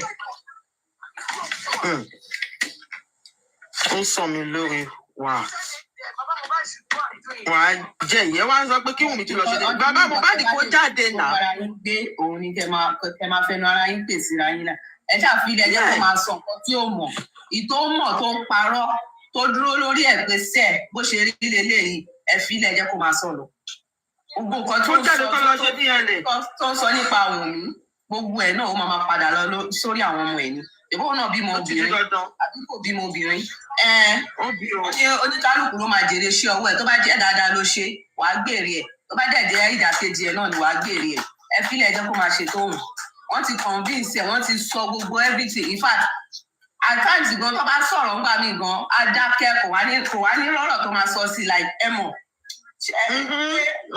pé mo mọ̀ pé ọ̀rọ̀ táwọn bíbù yìí ń sọ òótọ́ ni but jájẹ́ kémi náà sọ tèmi àwọn ọ̀rọ̀ tí wọ́n sọ tó ti máa fi convince mind wọn tẹ́ pé wọn ò ní rẹ́sì sí ọ̀rọ̀ yẹn mọ́ ẹ ti mọ̀ fún àwọn bíbù yìí mọ̀ tán but still náà ó tún sì máa padà sórí that same ọ̀rọ̀ yẹn á máa tẹnu ó ti ń tẹnu mọ́rọ̀ yìí láti bí 2 weeks nísìn Wùnmí o kinní kan kí ló ṣe kí ló ń wò tí Mohbad fi pa í nínú ilé ló fi ṣe kinní kan tí ò lè gbé lọ sí hospital ó ti ń tẹnu mọ́rọ̀ yìí òun kan náà ló sọ pé ìgbà tí wọ́n gbé Mohbad padà sílé láti hospital kí ló dé tí Wùnmí tó gbà kọ́ gbé sílẹ̀ ṣé kò yẹ kí Wùnmí lọ gbé mattress lókè lẹ́ni tí ò mọ̀kan tó ń ṣe lẹ́ni tí ò gẹ̀ẹ́tì máa di ẹ̀ mọ́ tí ò ti ẹ̀ mọ position tóun wà ní that moment ló ní kó lọ máa gbé kó ronú kó ó yẹ kó lọ gbé mattress lókè ó wá tẹ ọkọ ẹ̀ sí because òun nìkan ló wà nínú ilé ní gbogbo ká sọ pé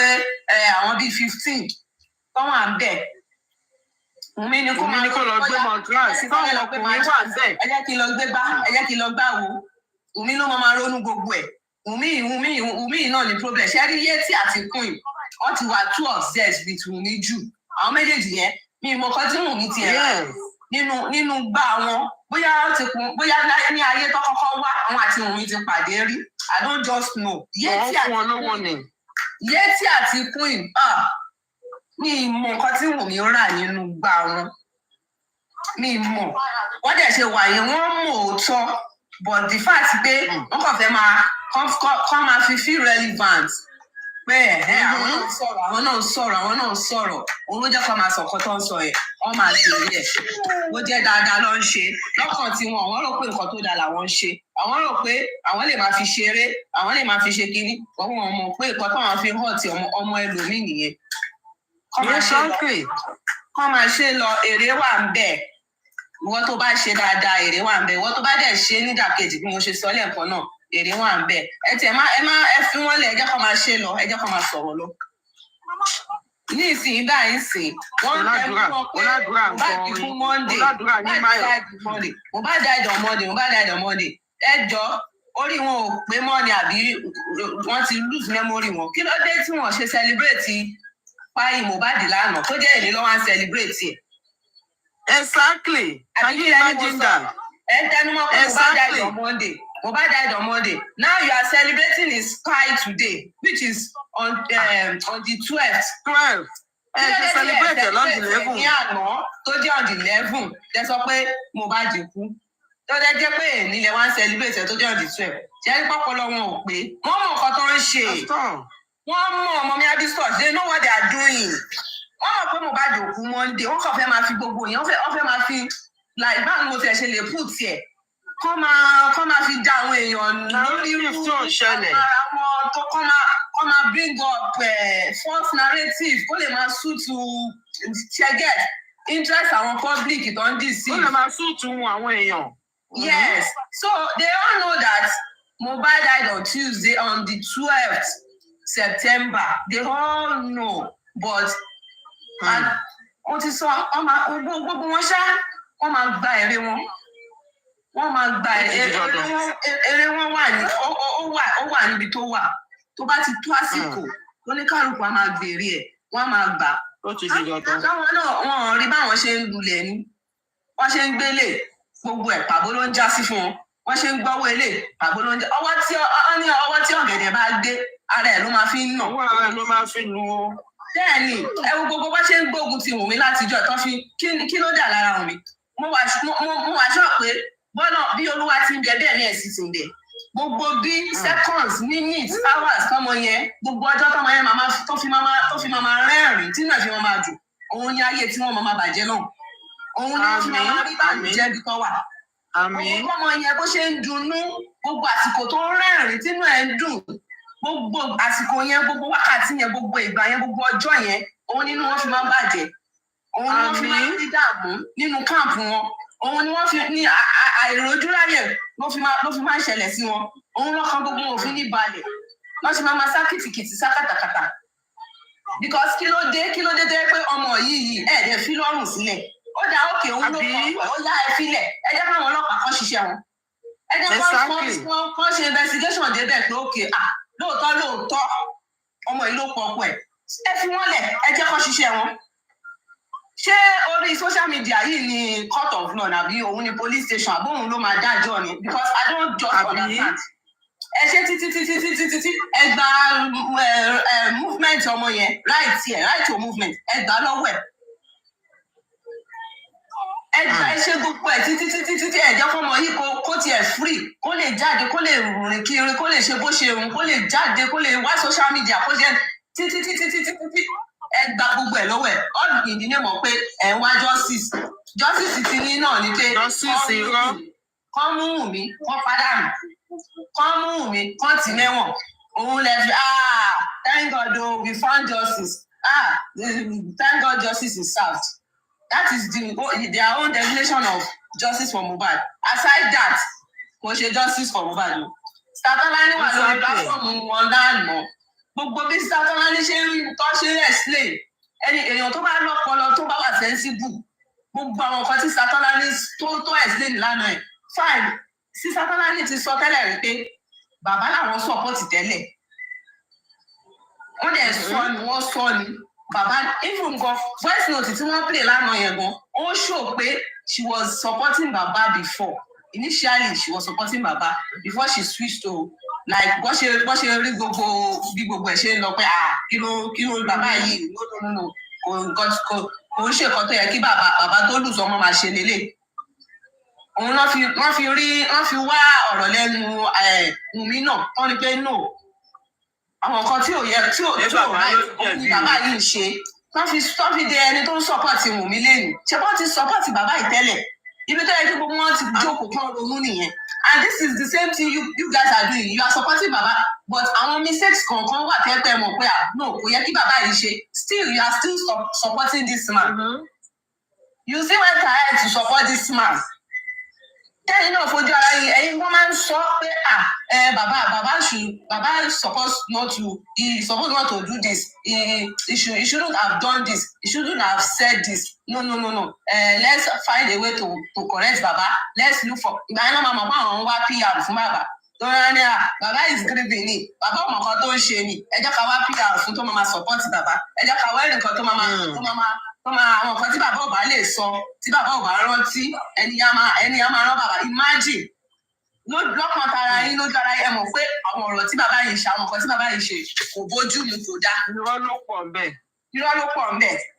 ẹ wá dúró lórí pé bàbá can never do no wrong in our side kò sí nǹkan tí bàbá anything tí bàbá bá ṣe ó ṣe náà nìyẹn kíní kan like we are bound to make mistake so Wùmí ò ṣe èèyàn tó lè ṣe mistake igi ni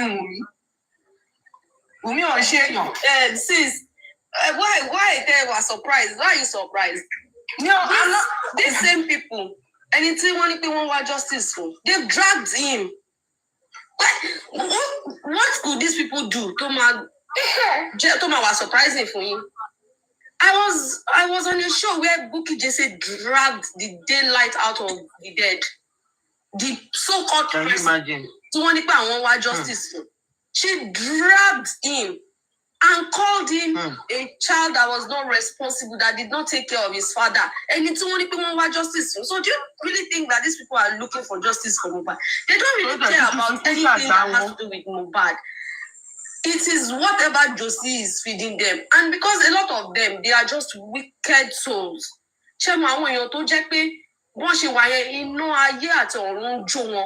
But they just need to just anger.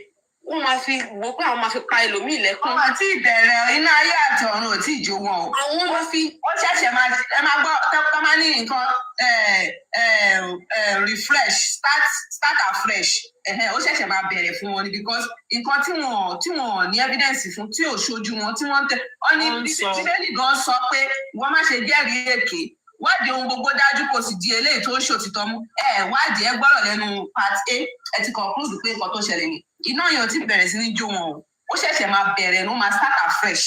Ọmọ reason tí wọ́n ṣe ní pé ọlọ́pàá ń parọ́ and every other person ń parọ́. Because nǹkan tí àwọn fẹ́, nǹkan narrative tó wà lórí tiwọn is just how to nail Wunmi. And they are not seeing it. And that is why they believe that she's connected, she's this. How can you people want the narrative in your own head? You guys are not police. You guys are not lawyers. You are not judge. You don't even know what is happening at the CTC. But all of you will come with a stupid narrative and sit down. Àwọn ọkùnrin dédé Ọlọ́run tí wọ́n ní ìyàwó ni wọ́n á jókòó sórí ẹkùn wọn méjèèjì. Wọ́n á máa analyze life òní life. Ìmí ni wọ́n á máa sọ̀rọ̀ bí ẹ pé ìgbà tí Mohbad wà láyé wọ́n jọ ń communicate, wọ́n mọ bọ́n ṣe ń ṣe life wọn. That is how you will see that these people are sick. I'm telling you, sis, most of all these people, they are depressed. One thing or the other is wrong with them because you will not tell me. I used to think that this guy, aristocrat, is well-read and learned. But sometimes when I see the things he say or the camp where he is, I'll be like, how is it possible for an intellect to be in the midst of these people? Then something is not right. Something is definitely not right. A man that you people need to get a PR for, and need a come change the story all the time. There is no intellectual. See Baba Mohbad ma joko ti ko ni wa disgusted. Ko possible. And that is why all his media rounds has always been a flop. Except from the Abuja he went to, which exposed that man as well.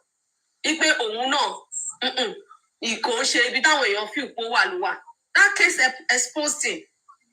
Because tell Emma, only is a woman rights person.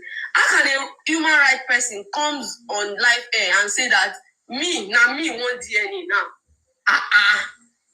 And you're told human rights activists. It's not possible.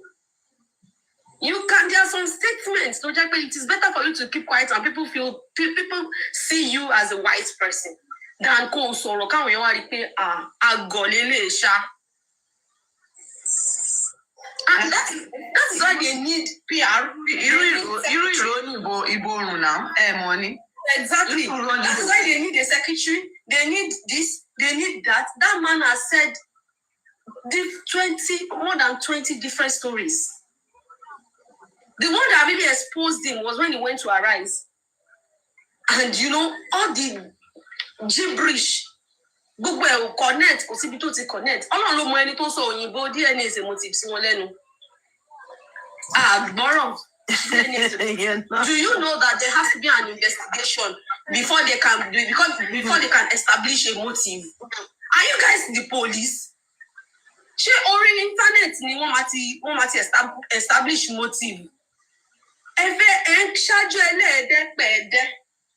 You guys believe you know it all. My own question is, Shebi, you want justice? Oh, yeah, go and take the justice now. Go to the Omumumi and go and lock her up. Why are you crying wolf? She's paying everybody. Because the man lock it up. Believe Joseph Aloba. Meanwhile, he wrote a petition. At the end of the day, he went to the police station and he took competition against by one-on-one. One trash her house. But one lock any up for one day, and then she believed Joseph Aloba. If he's saying the truth, wouldn't they have locked somebody up or charge somebody to court? That is why I said these people, they know the truth. It is most of them are also sick.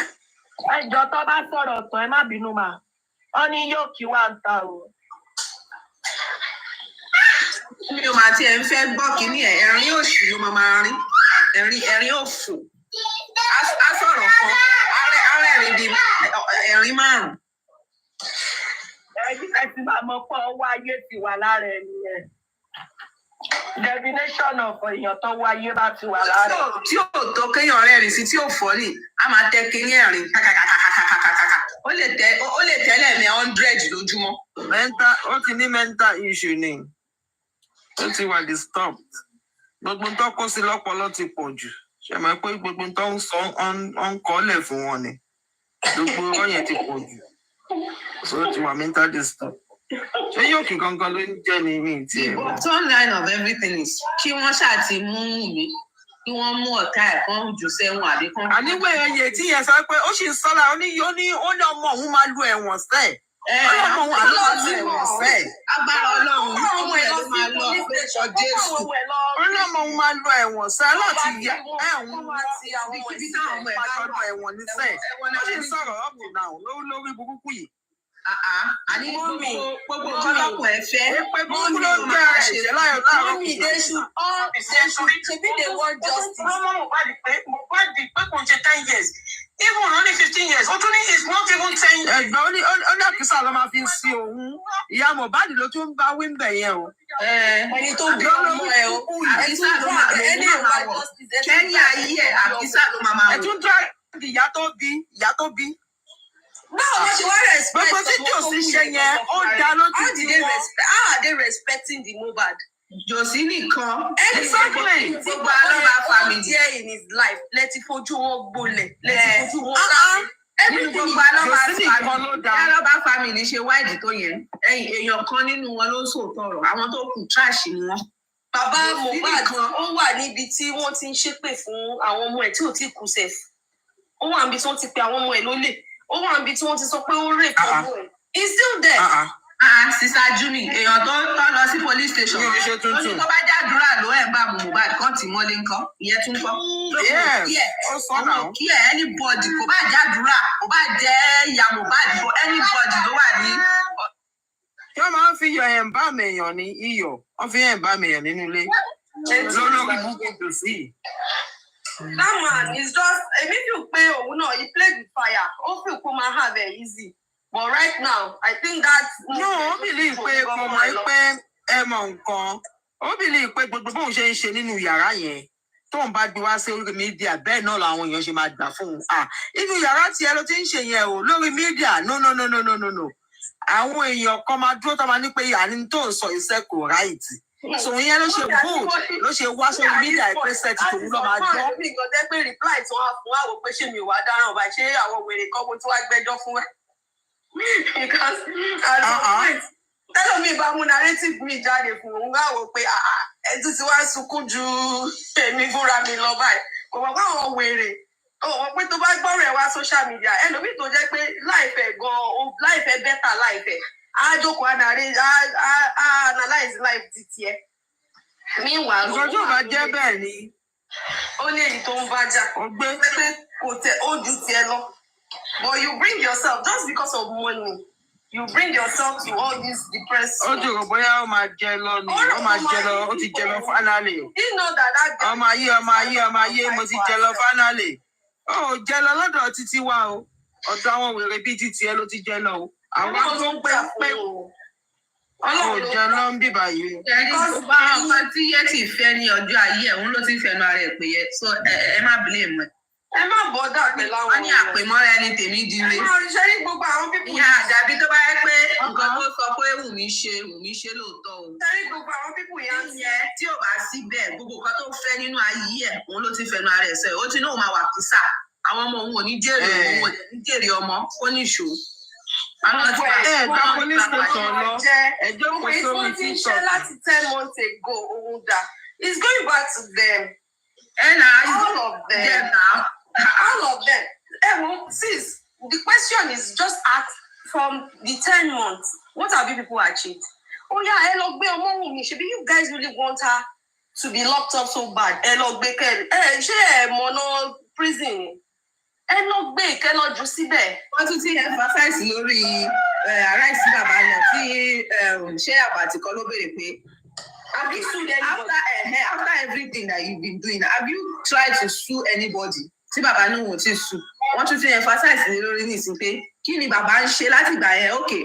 Àgbọ̀ pé before then, tí sue. Now, nísìnyí tó ti wá ṣí ojú ẹ sí ọ̀rọ̀ sue. What, have you sued anybody now? Have you started suing anybody? You've not sued anybody. And you are going to Berekete, you are going to Kiriko, you are going to Kiriko, you are going to Bao, you are going to Awo. Sue them. Bàbá emphasize lé lórí ni ẹ pé kí bàbá bẹ̀rẹ̀ sí ní sùn wọn báyìí. Wọ́n ti ṣí ojú ẹ̀. You cannot do that. Tó bá ṣùọ̀ fún ni kó lọ sùn wọn. Tó bá ṣùọ̀ fún. Okay, lójú kó lọ sùn wọn. Ẹ ti gba how many lawyers? That is how you will know that they are failures. Ṣebí lọ́jọ́ kìíní àná tí Aries náà ni tó lọ bá competition fún mi àbí kíní kan ṣé Josie ò decline ẹ̀ kó sọ pé no kó máa petition ìyàwó ọmọ òun. He knows the truth now. They are the only ones that they are just gullible. So what they want. Why can't they just think of that? So they explain like ìyẹn lásán yẹ kó ti padà. Now. Ẹ láti bá lórí ìyẹn lásán yẹ kó ti padà. Kẹ máa sùn àgbẹ̀kẹ̀ kẹ máa sùn anybody kẹ máa ṣe anybody. Ìgbà ní ẹ̀kẹ́ ti mọ̀ pé kí bàbá yìí kó jáde síta wá sọ fún yìí nǹkan tó ń ṣẹlẹ̀. Kí ni bàbá yìí mọ̀? Kí ló dé tí bàbá yìí ò fẹ́ sùn? Ẹ ti ní ọpọlọ wọn jọba. Ó ní kẹ máa ṣe. A pathological liar.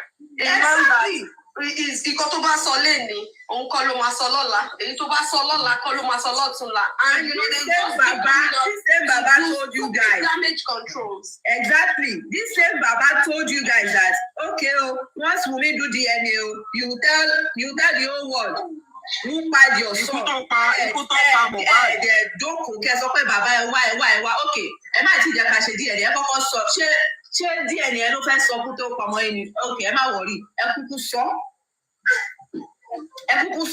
kẹ mú bàbá yẹn kẹ drag kẹ sọ fún wọn pé okay ẹ ti fẹ́ nara yín sọ pé ẹ mọ fún tó pamọ́ yín tí ìyàwó ọmọ yín bá ti ṣe DNA ó yẹ kúkú wá sọ fún wa ń ṣe àbí okay ẹ gba station lọ kẹ lọ report ara yín kẹ okay nǹkan báyìí ni mo mọ̀ mo fẹ́ kọ́mọ yìí ṣe DNA kọ́mọ yìí bá ti ṣe DNA ẹ máa sọ fún tó pamọ́ ọmọ òun kó lọ sí police station kó lọ sọ bẹ́ẹ̀ fún wọn. For me, èmi gan wò pé I'm a Yoruba person o. So in fact in my head gan, mo mọ̀ pé kó má jẹ́ pé ibi aláròkà gan ni wọ́n ti pa ọmọ yìí. Ọmọ ibi tí bàbá ẹ̀ ti rojọ́ ẹ̀ dé. No. Issue yẹn ọ̀tọ̀ nìyẹn o. Ó go far. Maybe the boy was not dancing to the tune. He's not doing this, he's not doing that. And the fact that maybe No. wọ́n fẹ́ join ìyá àti bàbá ẹ̀, you know. It's not that one, no. It's not that one, my sister. Oh, go far. Possible náà ni ó torí pé kò dá to his tone náà ló ṣe dá offer tó fún lórí ikú ọmọ ẹ̀. Ó possible bẹ́ẹ̀ kì í ṣe pé bẹ́ẹ̀ tó rojú ẹ̀ka nítorí pé eight ọmọ yẹn ò dẹ̀ mọ́ pé eight òun. Òun ló fẹ́ràn position ọmọ yẹn wà. Òun ló fẹ́ràn position tó wà lọ́sẹ̀ offer yẹn lòun náà dẹ̀ ṣe accept offer yẹn tún sọ. Ìkan tó bá jẹ́ bẹ́ẹ̀ jẹ́ kó accept offer tó bá fún ọmọ ẹ̀. Ó yá ní sọ fún ẹ pé ẹ jẹ́ kèmí máa lọ. Ẹ má wọ̀ ọ́rẹ́ ẹ pa èmi ẹ fi dípò ọmọ mi. Kọ́tọ́ yẹ kó sọ fún wọn nìyẹn. Kí ló fẹ́ gbélé ayé ṣe nígbà tọmọ ẹ̀ bá kú tán tó wá bọ́ọ̀tà tó wá ń kọrin tó ń wọṣọ ọmọ ẹ̀. Ṣé they ask you ó lè ti sọ. But you are saying you are a Yoruba father and you keep saying as a Yoruba father you cannot do this. But ó wọ aṣọ ọmọ ẹ̀ ó ní àwọn aṣọ tó ti fún. No, come on. Níbo tó bá jẹ́ kó ti fún ẹ. While you are mourning him, you cannot even go. Ìrá nìjọsí ń pa àkàrà nìjọsí máa ń wọ̀. Àwọn àkàrà tó ti ṣàkọ báyìí ló máa ń wọ̀. Ọmọ ẹ̀ tó kú irọ́ ló pa. Gbogbo ọmọ ìpè irọ́ ni. Ẹ wo ọmọ 17 days old. Àwọn nǹkan ẹ̀. They had to hide it for me so much so that mo ò tiẹ̀ gbọ́dọ̀ rí. Àwọn òyìnbó tó jẹ́ ní. Wọ́n yóò gbọ́dọ̀ rí. Àwọn òyìnbó tó jẹ́ neighbor mi yìí tó ń lose ọmọ ní December last year because bọ̀bọ̀ yẹn ó lọ sí garden ọlọ́run mọ̀kàn tó lọ ṣe lóru so he has a place tó máa ń tí rare plants so inú bíbẹ̀ yẹn ni ó kúnlẹ̀ sí tó wá fi ọwọ́ sórí báyìí tó kú sí ṣé mo pé inú bíbẹ̀ yẹn bó ṣe wà láti ìgbà yẹn ló ṣe wà. Wọn ò ní débẹ̀ mọ́. Wọn ò tẹ̀lé débẹ̀. They cannot even open the last time I asked her, when I was tún lè ṣe àwọn ẹrùgbọ́n yẹn room ẹ̀ tó bá fẹ́ sun okun ló máa wọ inú room yẹn. She will take some of his properties and just sell it and cry and she came to me pay size shoes or coming that her son had loads of shoes but as right now òun tí lè wọ ìyàwó òun fẹ́ wọ bẹ́ẹ̀ òun tí lè sọ̀tẹ̀ but she just wanted to ask if maybe when she's ready if my husband is interested mo ní pé just be fine for now pé ó ní she cannot even enter that room yet pé but she just wọn ò lè wọ yàrá ẹ̀. Èèyàn kan máa lè wọ bàtà yẹn lójú ẹ̀ tó bá fún yàn. My husband said òun ò fẹ́. Ṣé tó bá fún èèyàn lè gbárù bàtà yẹn kéèyàn dẹ̀ máa wọ̀ kó dẹ̀ máa rí lẹ́sẹ̀ yẹn. Ó máa rí lẹ́sẹ̀ yẹn. Of course. You understand? So èmi wá rí lè tẹ̀ pẹ̀lú. Ṣé o wá ń wọṣọ ọmọ ẹ̀ tó nífẹ̀ẹ́ káwọn wèrè yẹn ò lè sọ fún ẹ pé kí ló ṣe ò dá. Even tó bá jẹ́ pé ọmọ yẹn ló fún ẹ during his lifetime since tó ti sin tó ti ṣe anything I don't think you should kọrin everything àwọn èèyàn ní that's the way he knows how to mourn and I look at all those people ṣẹ́rí most àwọn tó ń sọ pé that's the way Sherry most wọn bọ́n ṣe wà yẹn, ìmí inú wọn kò tẹ̀tí real life. Ìmí tó dẹ̀ ti real life, nǹkan ṣe wọ́n. Or maybe they are not really of Yoruba tradition. Even happy tradition lẹ òyìnbó lẹni tí mò ń sọ yìí. It is just humanity. Thank you. Thank you. We God help this man. Guys, 25 minutes, they'll get to 26. Yeah, thank you so much. Josie. Together we can do it. Guys, everybody together.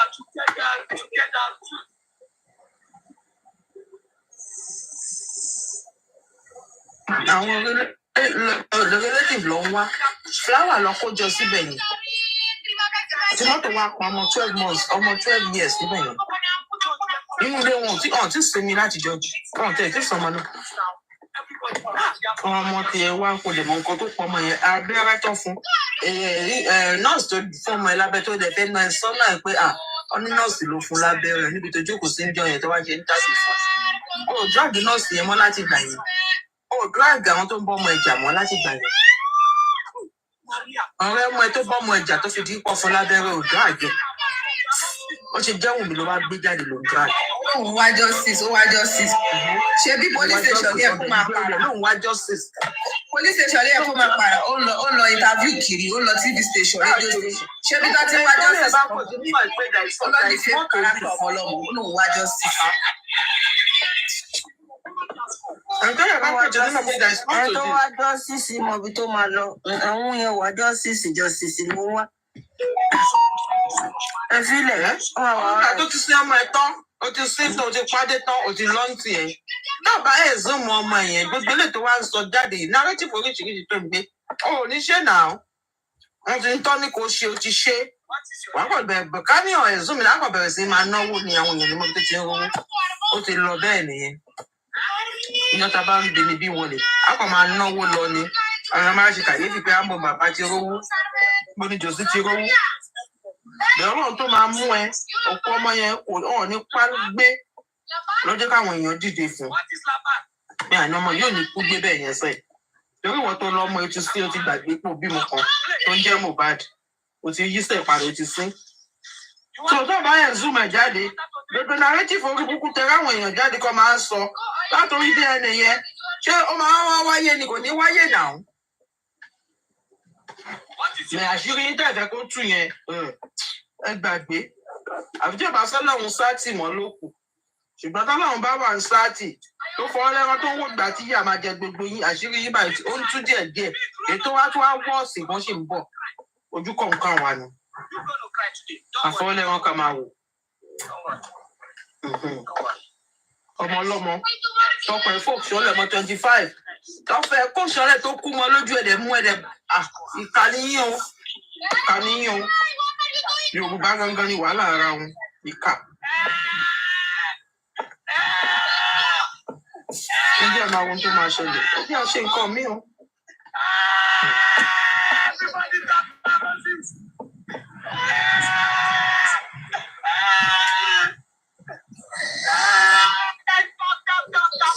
Àwọn pẹ̀lú ló sùn bẹ́ẹ̀ yẹn.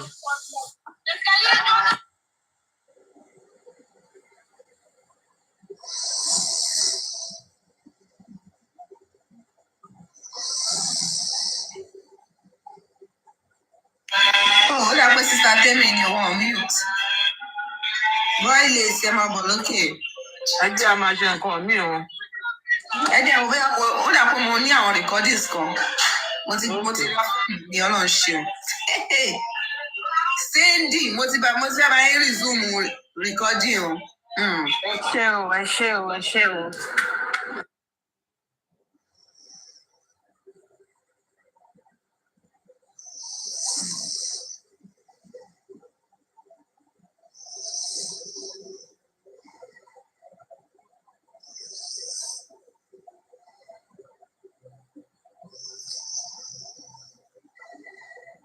She's sleeping.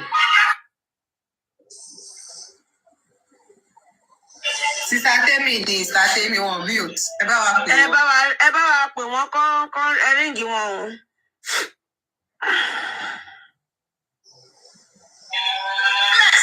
Ṣé ti gbọ́ bí wọ́n ṣáà ọ̀rọ̀ bíi earrings? Àbí no orí wọn olówó lélẹ̀ kérésì yẹn ta kú ṣe ni. Ẹjọ́ ṣe ń gbọ́.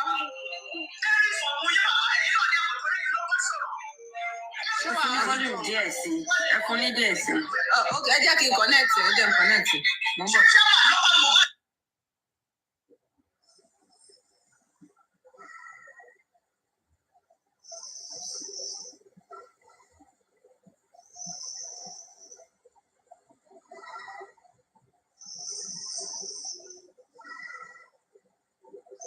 Cindy ẹ bá kó sátẹ́mì. Ṣé kó sùn? Ṣé bá máa bẹ̀rẹ̀ sí ní stream nísìn? Àwọn náà lè tají.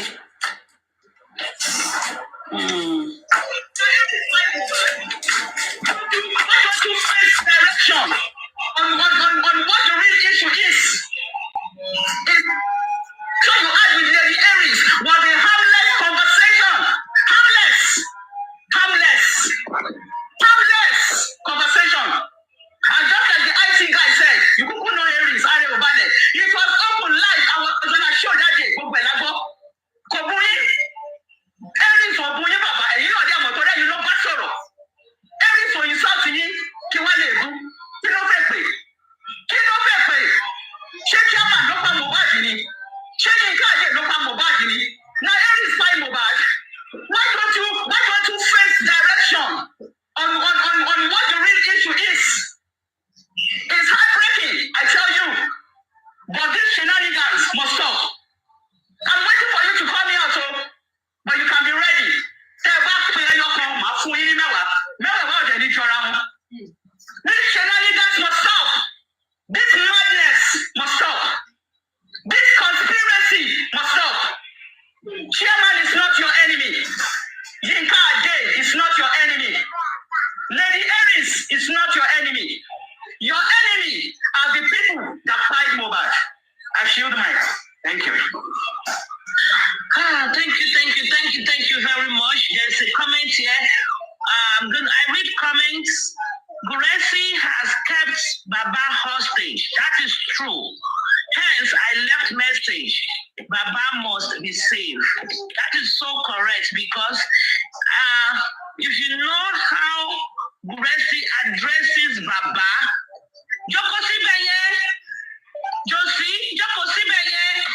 that's how he talks to Baba in the closet. That is how he talks to Baba in the closet. Baba is being held hostage.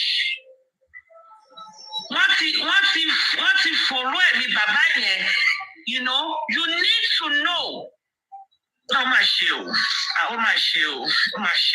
Sometimes this Lady Aries. It's definitely not long ago that I mentioned this on your platform that I was doing a night cruise on TikTok and then sitting on the windows, as people are saying now, and I stumbled across Baby York and Gurexi catching fun. They're cruising, discrediting so many TikTokers, especially, you know, for justice, the likes of yourself, Paparano, and anyone that's associated to the pair of you. It was then that I actually beginning to believe that there's something happening in the background. Because I remember not long ago, Bossman did request for my WhatsApp number, which I share with him because for me, I don't have any issue. If you come up with any bullshit, I block you straight away, and that's the end of the whole situation. So it was a build-up of them sort of like building up a different cluster from the rest of us.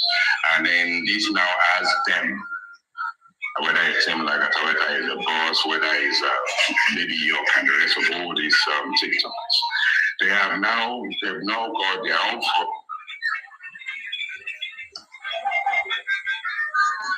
Okay, next one. Baby York, who goes from platform to platform because he actually doesn't have content. go in there and start talking real serious bullshit. And if that guy is one of the crusaders, he'll be crusading people, he'll be trying bomb to them to go and bomb the market, but he will show his children away from it. You see, so now that we have this whole process divided at this point in time, now that we are now dragging ourselves in public place right now, because all they need to do, wait for Paparano to go down, wait for Lady Aries to shut down, wait for Aristocrat to shut down. Once those hosts in that area are shut down, they're castigating you on a platform, on a platform somewhere. And they do it, you're doing this when you're doing it openly. You're doing it without sort of like common sense, without a shred of humanity in you. Because if it is true that you are fighting for justice for Mohbad, then your quest should not be to be protecting Baba Mohbad. Your quest should be to sit Baba Mohbad down, lay it on the table, tell him as it is, and there's nothing wrong with that. It's called constructive criticism. And if we can't level up and we're on TikTok, and suddenly the platforms that we have on TikTok is eroded by Nigerians, not even Africans, Nigerians, and people do different things on their own platform, and we know the ones that do justice for Mohbad and all that kind of stuff. The rest of the world are watching us. When we are here in public and we can't do a constructive things, and the moment you say something that people don't like, I'm for justice, but I have the right to my opinion. If there's anything I want to say, well, maybe it can rub on your mind a bit that, oh, it's castigating this Baba. Nobody castigates anybody, but nobody should be suppressed for being truthful, being open, and being objective. So now that we are at this crossroad, we need to start asking ourselves this question. Are we in for justice for Mohbad, or we just have those egoistic chips on their shoulder boys out there with some serious masculine adrenaline pumping in their system, who are looking for credence on social media, who wants to be champion, who wants to be the ones on the forefront, who wants to be the one to sit tall and stand tall with Brexit to show that they are really on Baba's side. And then suddenly, they are now cooking something up on their own dark WhatsApp platform, and now coming at the same people that started this whole justice process, the same people that even teach them how to be moderators and hosts on TikTok.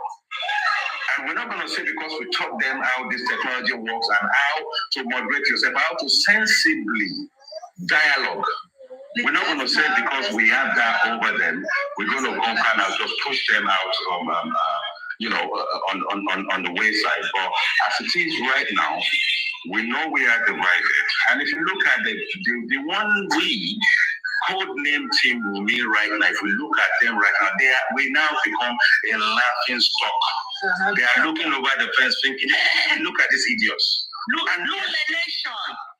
It is now becoming a lunatic nation where you don't know whether you are in an asylum, whether you are a prison officer, whether there is a process. The whole thing is on ballistic, bombastic, and all loading into a madness now where we now don't know whether we that are fighting for justice now have to continually drag him back and keep dragging him as much as we can drag him for him to speak for himself. Withdraw the power of attorney from this Muyiwa. Come to the public, say to us, even say whoever, we are your children, we are your supporters, speak to us directly. Tell us what is paining you and how it's paining you right now. We can feel your pain and we know your battery power is sad. None of us will rest on our laurel in our quest to get justice, because justice for Mohbad will be justice for the unborn generation in Nigeria, because this is the kind of injustice that will be served on generation to come in Nigeria.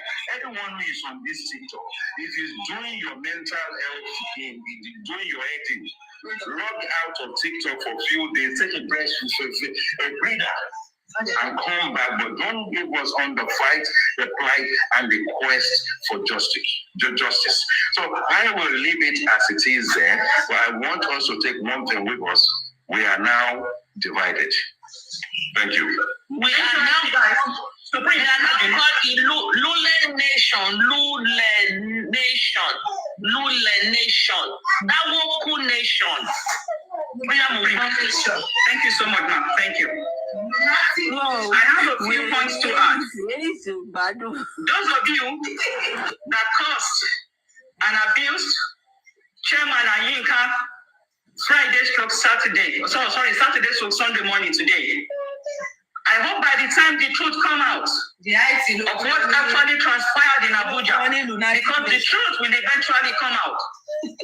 What will you say? What will you say? All the curses, all the abuses on these two people, what will you say to them? And the hearings, including the hearings. What will you say to them when you finally hear the truth? Thank you so much. Truth is constant. Most of you, over 99% of you, clueless. You don't even know the Coco can confirm what took place. There is Baba and Gurezi. And so, if indeed these two people have a conscience, can if one more tea, teach one will soft drinks, teach one get rice, one get jam, one get bushmeat, one get bubble, one to tea, can you know Tony one share back from one little Friday? The Jade, Baba and Gurezi. Ajabia Bisa, Ajabia Biwa, Ajabia Beriwo. On this matter,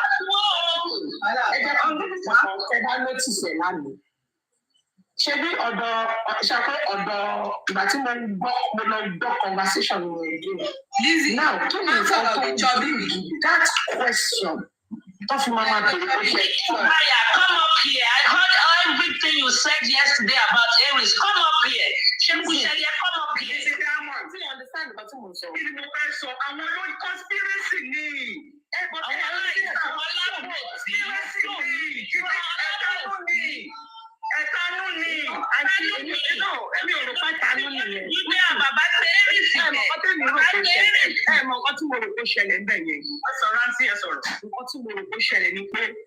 Trying to impress people of nonsense.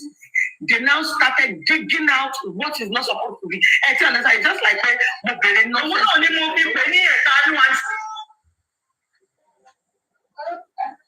conspiracy, yes, what can you do? Lórí TikTok. Àwọn náà tún sọ̀rọ̀ mi. Àwọn ìyàwó tó ní lórí platform àgbẹ̀rún ni. Rẹ́kọ̀dù òun ló máa ń rìkọ́dù òun àti làgàtà iṣẹ́ tó pòsíṣẹ́ àwọn nìyẹn nínú justice for Mohbad. Baba Mohbad and Gurezi, the two of you need to come out and clarify what happened on Friday. Emu bí àti Chiamara, Emu Mọ̀tínà, ẹ̀jẹ̀ rice, ẹ̀jẹ̀ isi ewu, ẹ̀jẹ̀ tilapia, ẹ̀jẹ̀ Lagos, ẹ̀jẹ̀ ìlọ́yẹ̀ mọ́.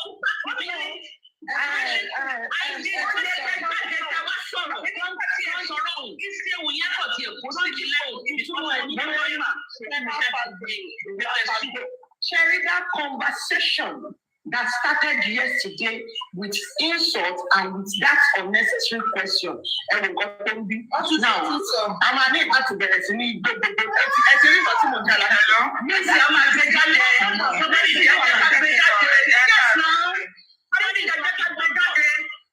If they are really protecting Baba Mohbad, Lizzie, if they are really protecting Baba Mohbad, did they call Baba Mohbad early Saturday morning? Baba, are you alive? To become a celebrity. That's what I say. Baba, are you alive? Baba, did they know they call Baba Mohbad on Saturday morning? That I was buying.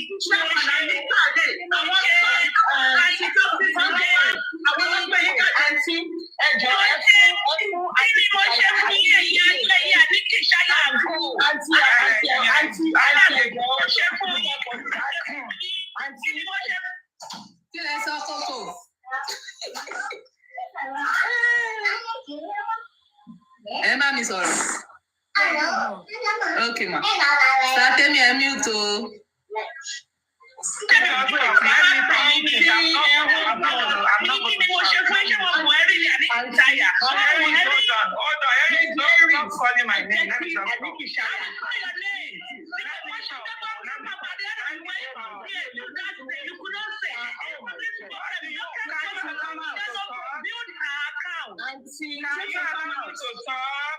Auntie, ẹjọ́ tẹ́ bá fẹ́ sọ̀rọ̀ ẹ jẹ́ kí n mute o ká lè sọ̀rọ̀ lórí ẹ̀. Can you allow me to talk? Yeah. No, this guy is Diamond. I'm not going to talk with that music. Let me just talk. Let me say my talk. Okay, you know what happened is, ever since of dragging of a thing has been happening, I've been minding myself on which platform I will go. Because every time I go to Parano platform, you see me go to another platform, they will start arguing you. And one scientist is on. Yes, and I decide to be defending myself, to clear myself that you people need to stop. Anybody that had me on any bad comments, I will use law to deal with that person. That one is fine. I was here before yesterday when that call happened. Sure, you understand what I'm saying? Iron Lady. And why I'm recording that was because Baba spoke with you. And the reason why I did that was like, now people that are dragging Lady Aries, would they know that Baba spoke with this person now? That was why I recorded that conversation. And yesterday, I used to go to Mama Jokem platform. That's it. And I was like, I don't even know how this dragging of a thing happened. I don't know how it happens. So I used to go there and I was there. When I was there yesterday, they were like, okay, Yinka was there. Yinka explained herself. I think that was when I got the whole story of like, they went to Baba, because I never know that it was even chairman that called you. I was here when you were discussing it about it was here. I cannot remember. I think Escapade was here. If I could remember two of them about the Escapade. Now I was there when they were saying, Aries, mute your mic. Oh, we don't want to hear who is talking.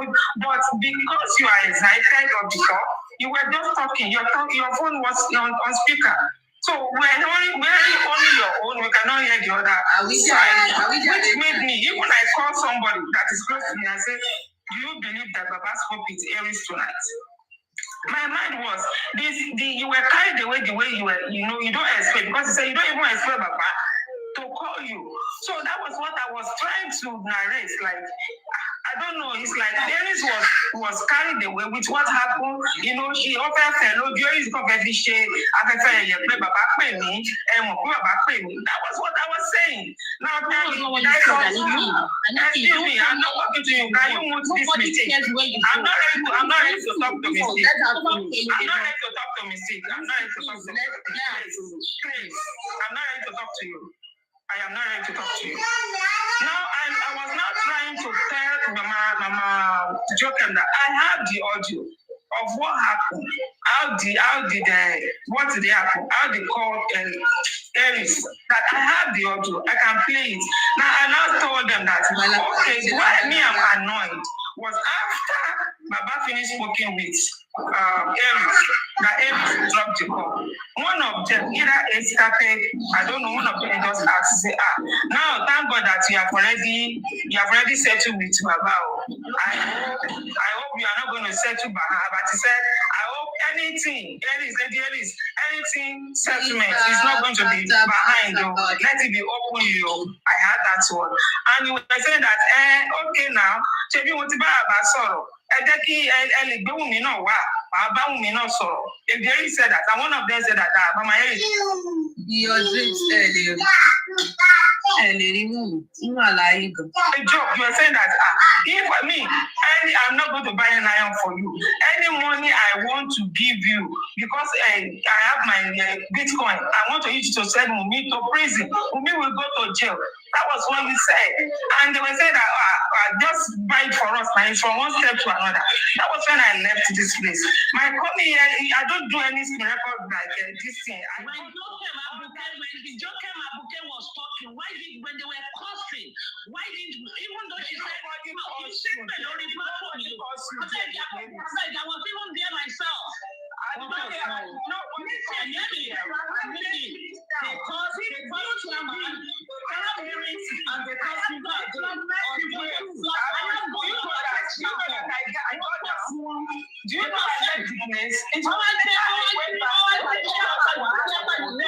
Nobody came. Because I said I don't have time for WOTOWOTO. I'm not ready. I came down. And that's because I went to go and join the phone call. I didn't tell us because Baba Ope wanted to I left the place for them to bring anybody, to bring somebody else. It was after they have already done with chairman. And I say, okay, I'm back now. Yes, baby. When was there with a bishop, my daughter was telling me, I went now. One of my daughter was telling her, okay, where do you now run to? I said, I don't have strength for WOTOWOTO. I hope everywhere is full and calm now. And I went up. That was when we came later.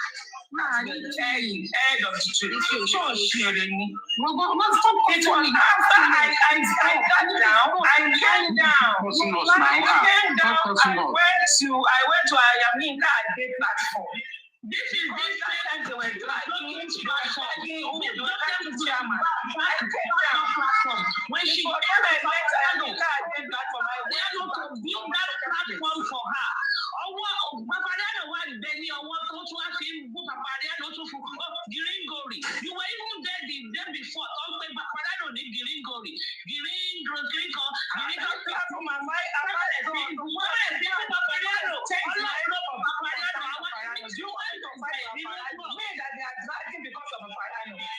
Me that people are dragging because of Papariano. Who is dragging? Who is dragging?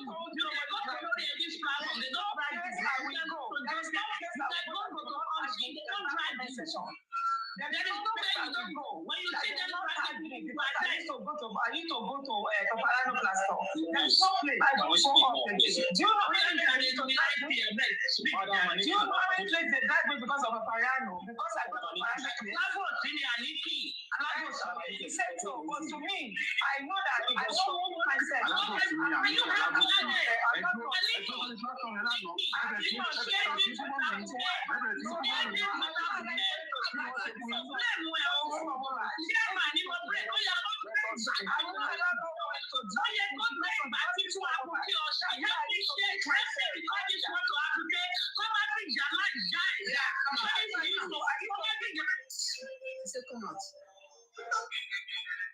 Next. Okay, that's all I see. I see me can't pay for that.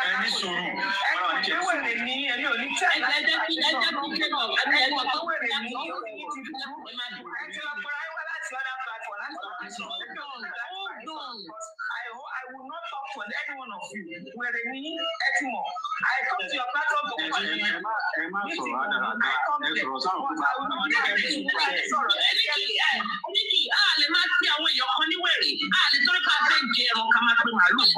we have to be very objective. Okay, I know you are still going to be at the comment section. We have to be very objective. If that is what they believe and support, let's have a very logic debate. Why do you believe what you believe? You cannot analyze and talk sense. That is why they're very threatenable. They are not threatening me. Can I just submit for 1 minute? Yes, please.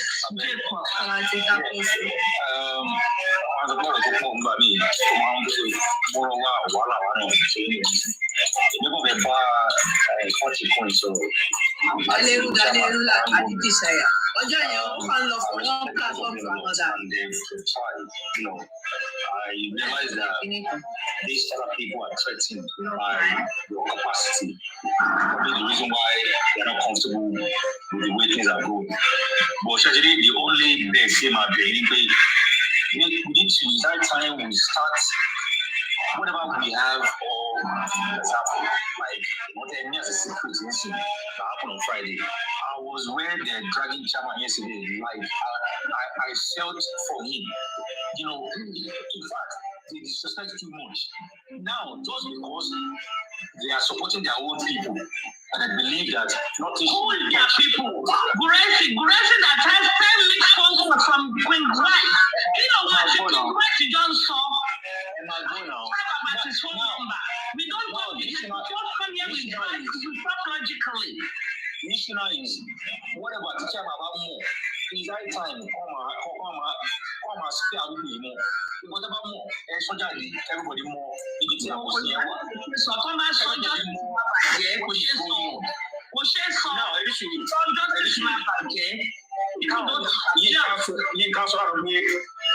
in front of her.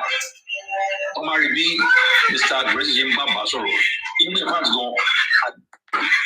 over so orí Aries ti burú o onítọ́ba sọ justice máa bàjẹ́ which means pé gbogbo ìbò tọrọ níta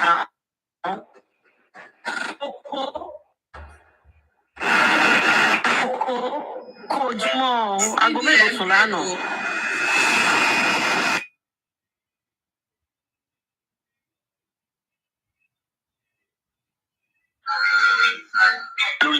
Cindy, break, kill us, Oma.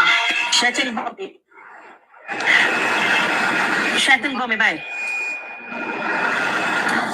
Mo ní olórí burúkú ni Aries. Ó ní pé tí chairman Aries ní tí chairman bá sọ tòótọ́ tó mọ̀, ó ní justice máa bàjẹ́.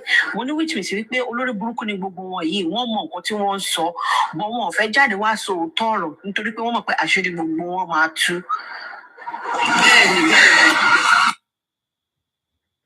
Ọlọ́run ló máa mú yín. Gbogbo ẹni fẹ́ mọ̀. Kò ẹgbẹ́nu sí mic, kò ẹgbẹ́nu sí mic. Kò aago mélòó ló sùn lánàá?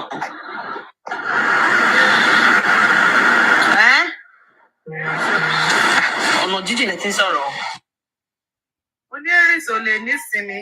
Your voice is far, Stadukia. Mo ní Aries ò lè ní ìsinmi. Okay. Wọ́n lè ní ìsinmi. Gbogbo wọn ni kò tẹ́ ṣe Aries nìkan.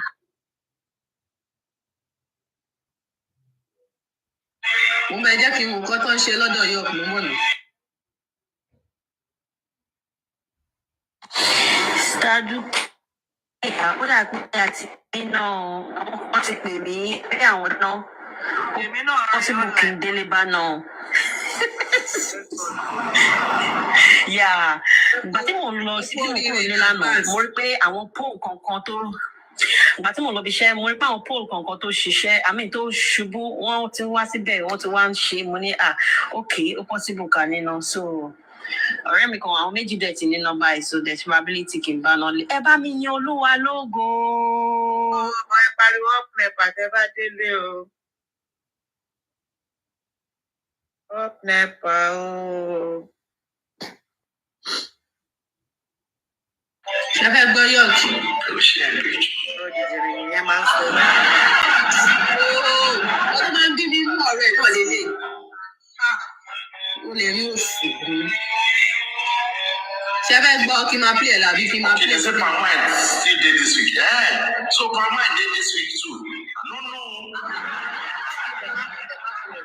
Oh God. Play so. Apple. Kéèyàn máa gbọ́ orin gan-an, ó bẹ́tà ju kéèyàn máa gbọ́ yọ̀kìlọ̀. Àdàtọ̀ lẹ́nu. Ó yẹ ẹja máa gbọ́ ẹ̀ tí mo play lọ tẹ́lẹ̀. Josie. As in, that is in the behind closed door. Tó bá dé kọ̀rọ̀, á pè ní Josie. Tó bá dé gbangba, á pè ní bàbá. A máa ṣe ṣe gbogbo síbẹ̀ yẹn. The lady said, Josie dákẹ́. A máa ṣe Bùrẹ́dì àwọn ṣe Josie. Shut up. So that was what Yinka said. So as someone said, if we don't expose all these things, right? Because now my brother try to cover up. So their own game now is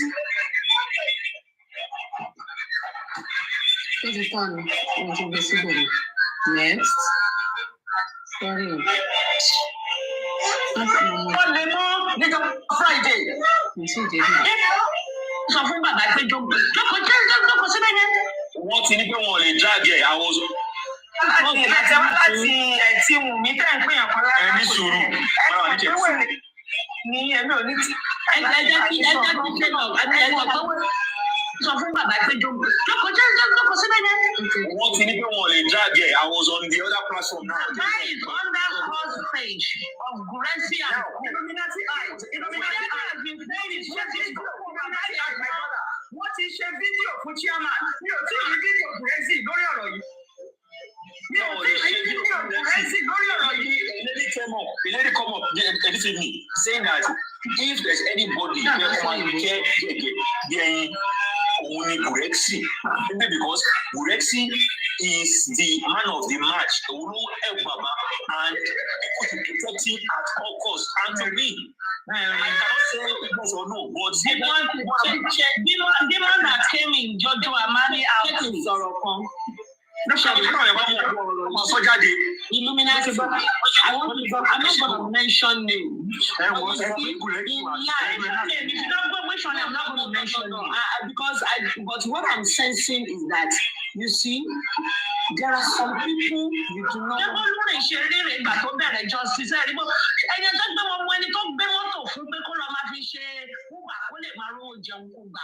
Auntie, there are some people you do not want to come close to. Whichever way, ever she come close to them, dirty woman, you because she fẹ́ mọ́tò nǹkan tí mo rí nínú ọ̀rọ̀ yìí oníkálukú lọ mú títí ẹ̀ lẹ̀. Èèyàn kan wà tẹ́ bá ti súnmọ́ ìdọ̀tí máa yí yín ni bóyá ẹ̀jẹ̀ ìlú náà ìdájọ́ Let me give you one fact. Somebody was saying, in fact, Baba no on but now Baba should be protected too. They should mind the kind of people that should be allowed to see Baba. So in my own head, this people not believe that. Look at this comment. Nagata also said Guresi threw cup at Baba Mohbad.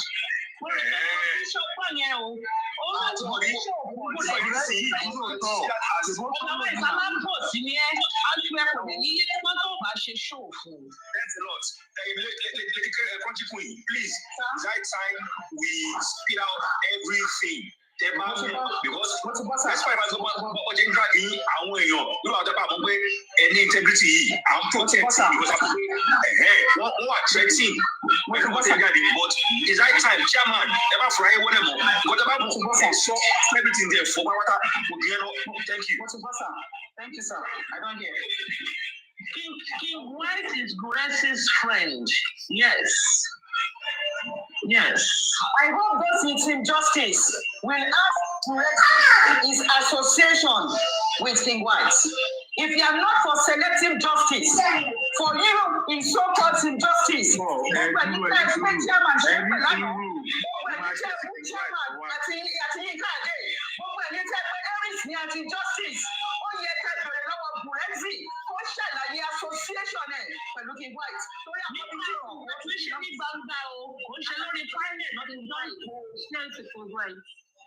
ṣé ìtùkìn gbà nígbà ní kọ̀rọ̀ ni o kì í ṣe ní gbangba àbí kílẹ̀ ní kọ̀rọ̀ ni o.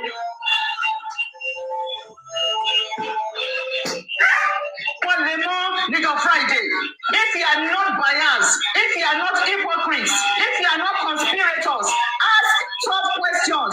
What is Guresi's association with King White? Yes, so Guresi is now the Bob Agunwa of the justice team. Yes, so. Ẹni tó ń gbé odindi mọ́tò fún kó lọ máa fi ṣe transportation ó ní no justice lòún fẹ́ jókòó tì. Oníṣẹ́ ni ó ṣe jẹ́ òun nìkan ló máa ń lọ káàkiri. Let somebody else let Baba breathe. Let somebody else escort Baba next time. Jókòó. Please, Baba Mohbad, in case you come across this and need Lati Jade to explain, to tell us, to clarify what happened on Friday. Chairman, kò ń ṣe enemy and you know demo. Yinka Ade is not your enemy, Baba, and you know demo. So Baba Mohbad forward with humility and respect. Sir, you need to come out and talk on this issue. You are aware. Guresi, you were also there on Friday. Chairman. Friday. If you have a conscience, come out and say the truth. Guresi, come out. So Guresi, come. You are more than welcome on this platform. Come. This is the supreme platform. This is the highest of highest. Good afternoon yet again, everyone. People who are joining, because when I joined the platform, maybe it's just about 16 people. Now we have 219 incredible followers and fellow Nigerians that are actually looking for justice for Mohbad. I congratulate everyone on the panel, at the same time as people in the comment section. Take it from me, my observation, Urexi is now formed a new team. And out of this new team, unless those TikTok hosts want to debunk it, Baby York is one of them. Let me take it first. Okay. Baby York is one of them. The Bossman is one of them. Lagata is one of them. And the host of others, but those are the ones on the forefront now that are now looking to destabilize this process simply because they want to coin it in. They're not getting lions anymore. They're not getting dips anymore on their platform, but their ego is actually got them to actually sort of like create a unity and using Urexi as a Bayo not part of the team. Bayo. I don't want to mention Bayo. Why? Because Bayo doesn't have his own mind. He doesn't have a platform, and he hops from platform to platform like an Igala. He doesn't have his own mind. That guy is a local champion and the community egos. So he doesn't have his own mind. So that one there, he just does his own thing the way he does it. Abati, I congratulate you because you changed somewhat, and suddenly we allow you on a platform like this, or you allow yourself in here, because I know you have a lot to offer. I know how intelligent you are. I know how people have tracked you in the past. So I congratulate you for actually being human. The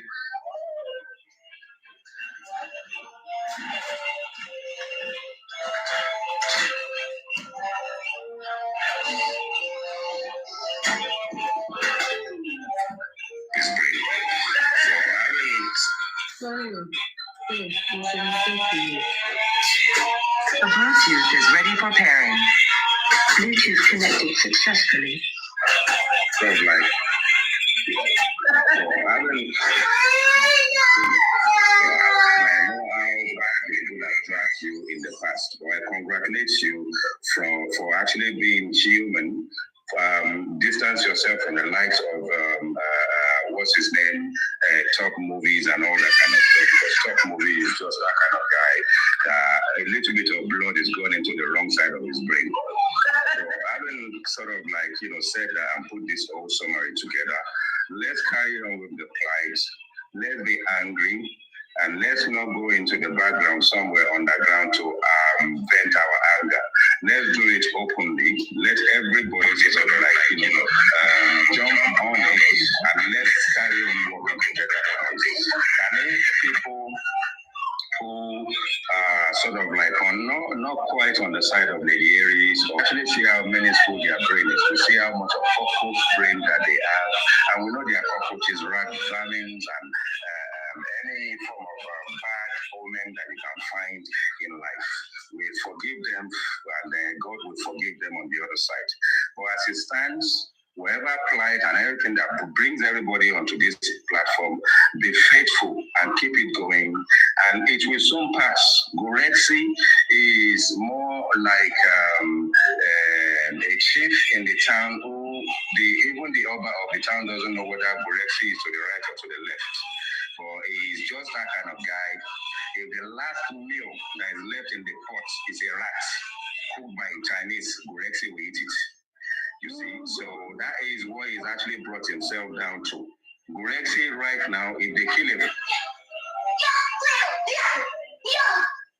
I love like the guy. I mean, in fact, all man bad rap because let me move. Only last move. I think I love the last one. ọ̀rọ̀ tí àìsíjà ẹ sọ bẹ́ẹ̀ o ṣíṣí ni mo ṣe. I wasn't aware of what happened on Friday because I've been keeping up TikTok. Oh, this is very simple. Let me do what happened on Friday. It's just a simple one, 45 seconds stuff that happened. I was on live like this, and my phone rang. And first of all, I'm even glad that what is happening now is happened, because some group of people from that their team, they said are fake. That lie, she was just faking. There was nobody on the other line giving talking it. So I'm glad that they know now that if you know, you know. You know, if you know, you know. Okay, so something you guys at least now can tell that this was not fake call. I don't do fake. Whatever you hear from this platform is authentic. People can go ahead and deny it if they want, but it's authentic. You can try to do killing damages, it's authentic. This is what happened. Let me put the volume. So this is this. I was on live and this happened. Oh my goodness. Oh my goodness.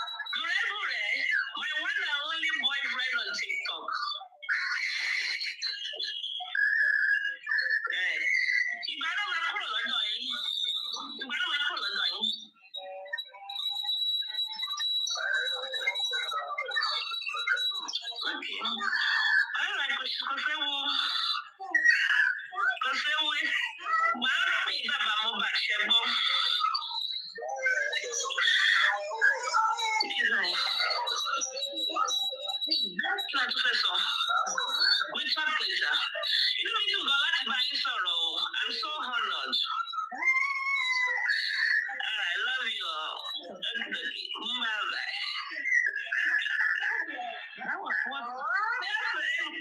That was why the internet caught fire yesterday. Why? There was nothing, just friendly banter. Yeah. They said, what right? What right does chairman have to connect Baba Mohbad to areas of all people? In the coven of the witches and the wizards, nothing so. There's something to war. There's some chairman, and they were questioning him. Oh my God. What audacity! Again, sorrow.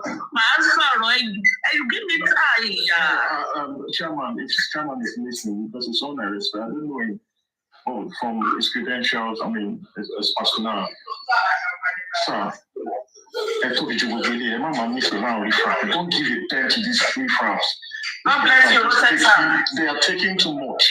That's why they cannot stand up to real life. They can't come to me in real life. Oh, be worried. Bring light on us. Bring light on us. Because you have an access to your phone, you begin to talk to people behind the back of your phone. Come out, big and come outside. What the hell are you guys? You keep abusing people. And one of the reasons I've left because I was disappointed in Baba Mohbad. I came to this to don't go there. They will drag you. I don't care. Don't go. Baba Mohbad is an angel. You cannot. Even Jesus Christ, they drag Jesus Christ. I'm only one of the reasons why I came into this to defend this man because I knew he was being bullied by brothers. And I felt, this boy has had no sense of conscience. The man has lost his child and he's being bullied. Please, let's what has been turned around, spin around to vilify. Let's stop on our screen. But what I can now see from this last video which he had, and now it became clear to me that this guy was aware that people are being bullied because of him. And he cannot stand up and speak. For people like Yinka Ade that came out to protest because of his son. He could not even speak out and stop bullying this woman. You now see someone like Chairman that left his own position to come out and fight for you. He's being vilified. People like Aries, Liz, Susan, and the list goes on. By blue lifers. Bloody blue lifers have got no life. They've got nothing in them. They're calling people out. They've got no iota of respect in them, no iota of class in them. The classless fools. I'm sorry. You see, you didn't even listen when she was singing that Mohbad song. I was like, Kiloti Muyewa. In fact, TikTok, you should not say you. Everybody is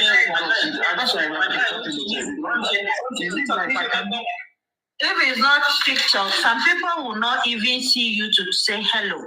They will not. But because of TikTok, some people that are not even if they see you in real life, why you will be, they will not be able to apply for the clothes of a cleaner where I am working. If they are going to the next one. Last one, I think because it's security checked.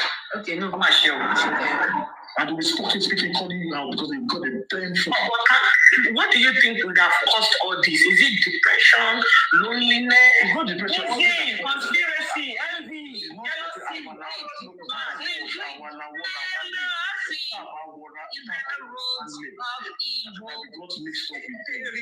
You're right. That's why I was like, I did my shit then if only Colombo with you. No, me, Baba should be a lot of BTT. Me, Baba should be a lot of Kima should be a Tomo. I've opted out. Whatever happens, I wish everyone good luck. And I just wish everyone good luck because I can't see where people will come out with good conscience to fight the cause. And then it's the same people you're fighting. You begin to insult you, belittle you. It's very disheartening. I swear. It's a shame. I swear. Honestly. Give it to me. I go chairman. If it's a chairman back, I go see one life on the day. No. Teacher, my bad drop of when I was cohort said these people can't even go there. I remember the last time I wanted if I had the contact with Chairman and because I have no rapport with him, or we just talking like he comes from Plaza and I say sound. There was the time we were planning to get what they call it, and Chairman came up and said, you don't need to pay for the bill because the bill you don't pay for the bill. That you don't need to raise money. It's just that the bill fee is raised as a condition in case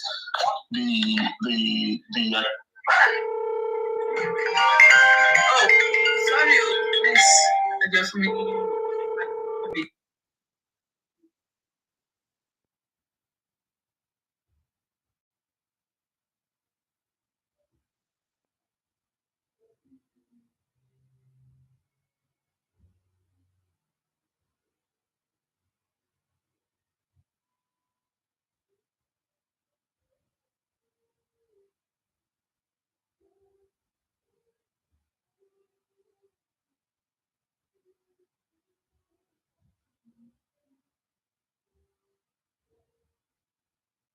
Passive.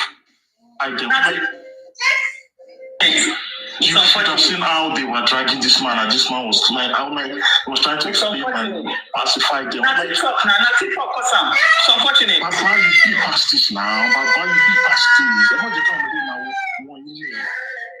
I can't even call you by son. You must be very sorry, sir. What's the problem? No worries. Sir, moving by you are not. I know I'm not. I'm still. I can't swear I'm saying the top. I'm still learning from people like you. Please, sir.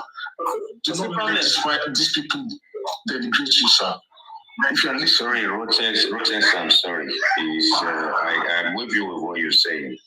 But if Baba is actually giving his life and his might and the sort of like quest for support around him to Gorexy as a ringleader at the end of the day, you can't really blame Baba at the end. These are the people that are swaying off the right path for this justice. But Baba is a problem, but it's not a problem at the same time. But the thing is, if you actually sort of like giving every support that you need to people like Gorexy and Muiwa, then at the end of the day, this is what you're going to get. I mean, he is reached out to Brekete and all that kind of stuff. What are you saying, guys? Oh. Because the security checked. I'm not sure. You can call you. Because I can't see where people will come out with good questions to fight the cause, and then it's the same people you're fighting. You begin to insult you, belittle you. It's very disheartening. I swear. It's a shame. I swear. Honestly. I go chairman. If it's a chairman, I go see one life on the day. No. Teacher, my drop of an hour cohort said, these people can't even go there. I remember the last time I wanted if I had the contact with Chairman, because I have no rapport with him. It becomes some plans, and I say, sir, that's the time we're planning to get to. Yes, I'm going to search. Only can Chairman watch Chelogi TikTok. In fact, my phone pode. Abi, not all my Abi. And the one phone was over TikTok now. I don't know in lane any now. Only my phone. Exactly. On the gym. I never saw people on long. TikTok yẹn wọ́n ní personal interest lórí kìíní. Ó ṣe pé bóyá wá ká sọ tòótọ́ chairman pọ̀ ju gbogbo wọn yẹn lọ but ó lè ojú kòkòrò táwọn náà bá wá. Òun ló jẹ́ kó máa ríra dáradára tí wọ́n rí tó bá yẹ kí wọ́n fẹ́ support justice gangan ni kò ṣe bí tọ́wọ́ ayẹyẹ ẹ̀kọ́ belong sí bọ̀ nítorí pé olè àwọn náà fẹ́ wá báwọn ṣe fẹ́ rí tí wọ́n gbà òun ló jẹ́ kó máa ń bá láti wọ́n kẹrẹ ọlọ́ọ̀dún máa ń tì mí fún wọn gan tó bá ń kóòdù wọn bí ọmọdé máa gbé kí wọ́n ṣe bá wọn máa bèrè answer yes or no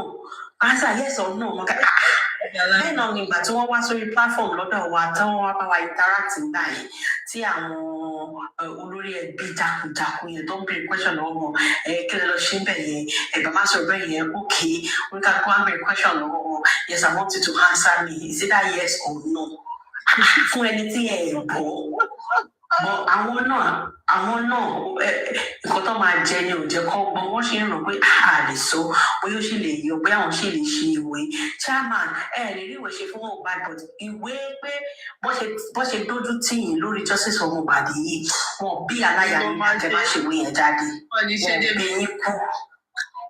yín kú kẹ má ṣe ìwé yẹn jáde. At some point mo fẹ́ lọ commit kó kọ síbẹ̀ náà. So mo náà gbọ́dọ̀ kọ síbẹ̀ pé àwọn fẹ́ commit suicide wọn gbọ́dọ̀ bí chairman tẹ bá ń gbọ́ wọn bí bàbá ńlá kú bàbá yín dàkẹ́ má ṣe ìwé tó bẹ́ẹ̀. Gbogbo wọn kàn wá sí justice for their own selfish gain wọn wá mú gbogbo justice wọn wá dàrú ẹ wọ́rù Gẹ̀rẹ́sì wọn lọ wo profile ẹ̀ ní Facebook. Jumai. Ma. Mo fẹ́ pass information kan. Good morning, everybody. Good morning. Nǹkan tí mo fẹ́ ṣe, I'm not that kind of person. I don't like to do such thing. But at the same time, the safety of everybody tó ń wá sí orí platform mi, ó paramount sí mi, which were very important to me. Because in one way or the other, I don't want when people will say, orí Temi's platform láti pàdé èèyàn báyìí, orí Temi's platform láti mọ èèyàn báyìí, ó dà pé mo ti address nǹkan báyìí rí. some certain time that anything you want to have with anybody, either business or anything, please reach out to me. Emako assume yes because I'm close to that person or because I'm a friend to that person or because I'm a friend to everybody on this platform. Please, another thing is anybody to buy inbox anybody in the platform here for assistance, for help, for support, please reach out to me. Reason being that we have observed some certain people and they are going beyond and way too far about inboxing people, asking for money, asking for support with different stories. Victim. Temi, and I did not announce it here. So if you send the saying got to inbox me with another story. I send that money. In fact, where Mugba account number, Mugba Bela to send away. After like 3 days, hello, we just send away. We send away ton dupe. Where 2 weeks later, it was another story entirely. Ebi ń pa mí mo fẹ́ fáwọn ọmọ lóúnjẹ la kọ́kọ́ gbọ́. Ìgbà tó máa padà dé ó di story ìkíní kan ló ṣẹlẹ̀ dẹ̀ pákó mo jẹ 1 million mo ní court case mo ní kíní kan. If you are here, you are listening to me, you know yourself. I will not mention your name, but I will just say this because you are going way too far and beyond. Èèyàn méjì mẹ́ta tó ṣe reach out sí mi ni wọ́n mọ̀ mi mọ iye èèyàn tó ti inbox.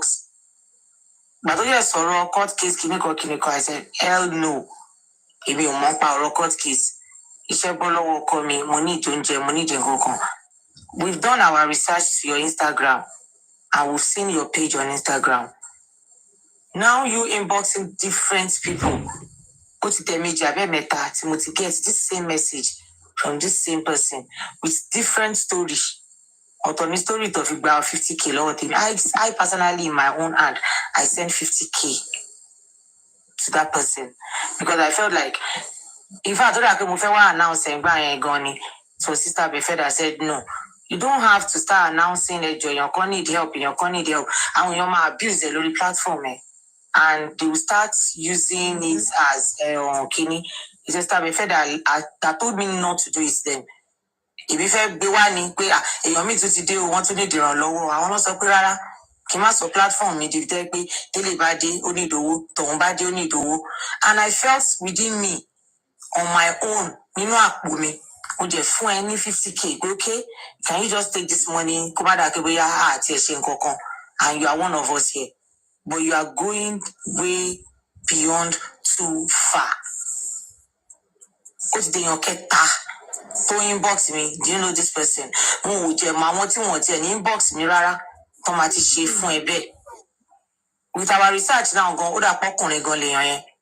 Ó jẹ́ pretend obìnrin ebi ń pa àwọn ọmọ òun mẹ́ta nulẹ̀ kíníkan. So now I'm saying it publicly. Anybody, àwọn èèyàn ló máa ń jẹ́ kó réṣòro ṣe. Anybody tó bá inbox anybody, ẹ jọ̀ọ́ torí t'Ọlọ́run. If you don't mind, bring it to my table. Kẹ́ jẹ́ kí n mọ̀ èyí kò ṣe pé torí pé ẹ fẹ́ ṣoore yẹn. But torí káwọn èèyàn má máa múyàn lọ́dẹ̀ ni àti ṣoore kọ́ èèlò lèèyàn fẹ́ fúnyàn yẹn. 50K tí mo fún yẹn ṣó kéèlò ni. It's not kò ṣòwò but at the same time àwọn èèyàn máa abuse nǹkan. She understand àwọn èèyàn máa abuse kíní nǹkan tá a ṣe wá ṣe ń báyìí tún lè máa ṣe gbogbo nǹkan báyìí kéèyàn máa ṣe gbogbo ojú struggle báyìí kéèyàn kan tún máa believe pé you can be somewhere láti máa fẹ́ máa fool àwọn èèyàn máa dupe àwọn èèyàn máa inbox àwọn èèyàn láti máa sọ pé mo need help. Ẹ̀yin èèyàn lè máa ń jẹ́ kéèyàn stop oore o kò ṣe pé bóyá oore máa ń le láti ṣe but when you start abusing it then you become something else entirely. Do you mind? The same person that you inbox me about is the person I'm talking about now. Because I think there was a time to inbox I stopped responding to that chat because I felt like my spirit told me no. This is hell no. Were you inboxing different people? Your message has gotten to 3 different times on my table. Can do address it. Me, I was thinking about you to need the second person, third person, now the fourth person. This is way beyond Nkotaro. If you want to do a business, you want to talk about Mufeshi business and Mufeshi. I know the person till today. Me mentioned Luluke. She said she needed money for a business. I want mommy me can reach out. See, I think somebody gave her 100K, another person gave her 40K. I think so, because she said she wants to be baking snacks and everything. And me, Jerupe Musoro, Nepa or Yamodola. Which already to my continue and when you're cutting my look there, I feel for you, but to me, it is from you know, a jackashello will be perfect bidding, a baby tombalo. But you don't just start inboxing people, asking them for assistance. That thing needs to stop. If you try it again, anybody but will report your page. If you like, go and change your name. At worry, at do Instagram, eh? Because me, when you bring out things, there are ways we search for you on all social media to know who you are. Stop that thing you are doing now. Stop it. Must announce and see you. Me, if I me anybody come back, need to roll with Temis platform. Owa mi simbe o. Owa mi so me got if Larry mo ile mo se te akoko alora mi as first example. Emi gan Larry mo 50K ni mo send. But if you open camera, be what camera disturb when you let it just go. And you went to watch all the inboxing people all around. And say, Modupe. Tell me, thanks for saving my life. Oh, yay! You know, I think this thing, and you don't trust anybody more. I saw something like that on my page as well. Yeah, me not ring for bed, you. Inboxing you like it is well, Sha. Any to buy share be a stop here. I when you came out one inbox away, you came out cuckoo different stories came out fi away you go down. Any to buy share be a stop here. Something like that. Oh my God, Jimmy, we know something like that about few like 3 weeks now. Me, my God, him post. And yeah, one inbox me one king joking no. How come you not here? One communication to post. How come lower so stop it. Maybe just for me, case. You are making nonsense here. Well, only go shanu go check in the immediately for BRS in the yellow was so frequent no. We are to your other one. To me, I'm media that I know how to defend bearing you. Starting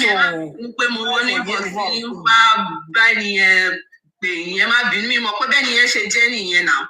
Me more can you more money me tell you bother me láti wá ma disturb yín torí ẹni. The same person there one inbox me no on béèrè owó lọ́wọ́ mi. Why? And tó bá ń ṣe rẹ̀ kó stop ẹ o.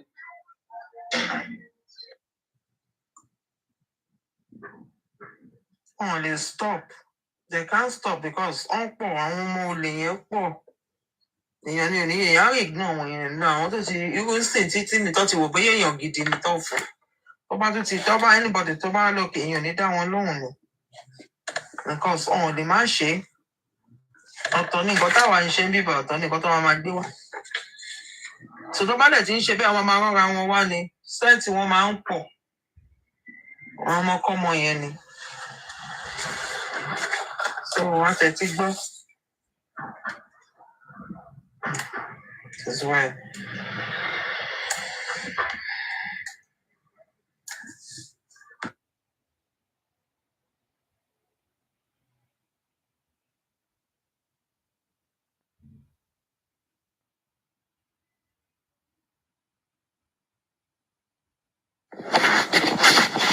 My play kini yellow. What's it on me? Okay, ma, kò tí tán. Wọ́n pé wọ́n ṣì sọ̀rọ̀ lọ́wọ́ ni wọ́n bọ̀. Ẹ má bínú. So ẹjọ́ èèyàn tó bá ń yéèyàn ó lè má jẹ́ within us. Ẹ bá mọ̀yàn lára ǹdí tó ń ṣe justice ẹ bá wa pàkíyèsí wọn sí o. We are not begging for nobody should give anybody any money.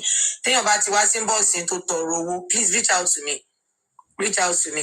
Táyé pé mi ò fún eléyìí lówó lápò ara mi fún ara mi ń sìn ni. Màmá ní bóyá ó sì ní ìdòwò yẹn ni bóyá torí mi ò fún. Mi ò rò pé mo béèrè story kankan gan tí mo fi send owó pé n ṣáà gbà ṣáà jẹ́ kí o kí n mí èmi tiẹ̀ ti fẹ́ wá máa raise fund ṣe gbogbo ẹni tí wáyé pé bóyá àwọn tó ti wà lórí social media sọ pé this is how people do it wọ́n máa abuse ẹ̀ ni wọ́n jẹ́ máa sọ platform ẹ̀ di tajà tẹran wá ń tọrọ owó ni òun ló jẹ́ kí n wò pé okay let me give from my own pocket. So why do you have to start going around meeting people? Now, Jumai too. So, tí ẹ ti lọ tí màá sọ ń sìn, Jumai náà máa forí ko. Ẹ wá dúró èèyàn tó ti lọ inbox káàkiri. Kí ni gbogbo ìṣì yẹn? What's all that? Ṣé ti kọ́mẹ̀ntì tẹ́ fi ń support movement ni àbí báwo? Ṣé tí a tún máa káwọn èèyàn jà, a tún máa jẹ́ káwọn èèyàn máa dùn wọn ni? Ẹ ní láti wà careful ẹ̀yin èèyàn. Ẹ jọ̀ọ́ o, mo bẹ̀ yín o. Nothing.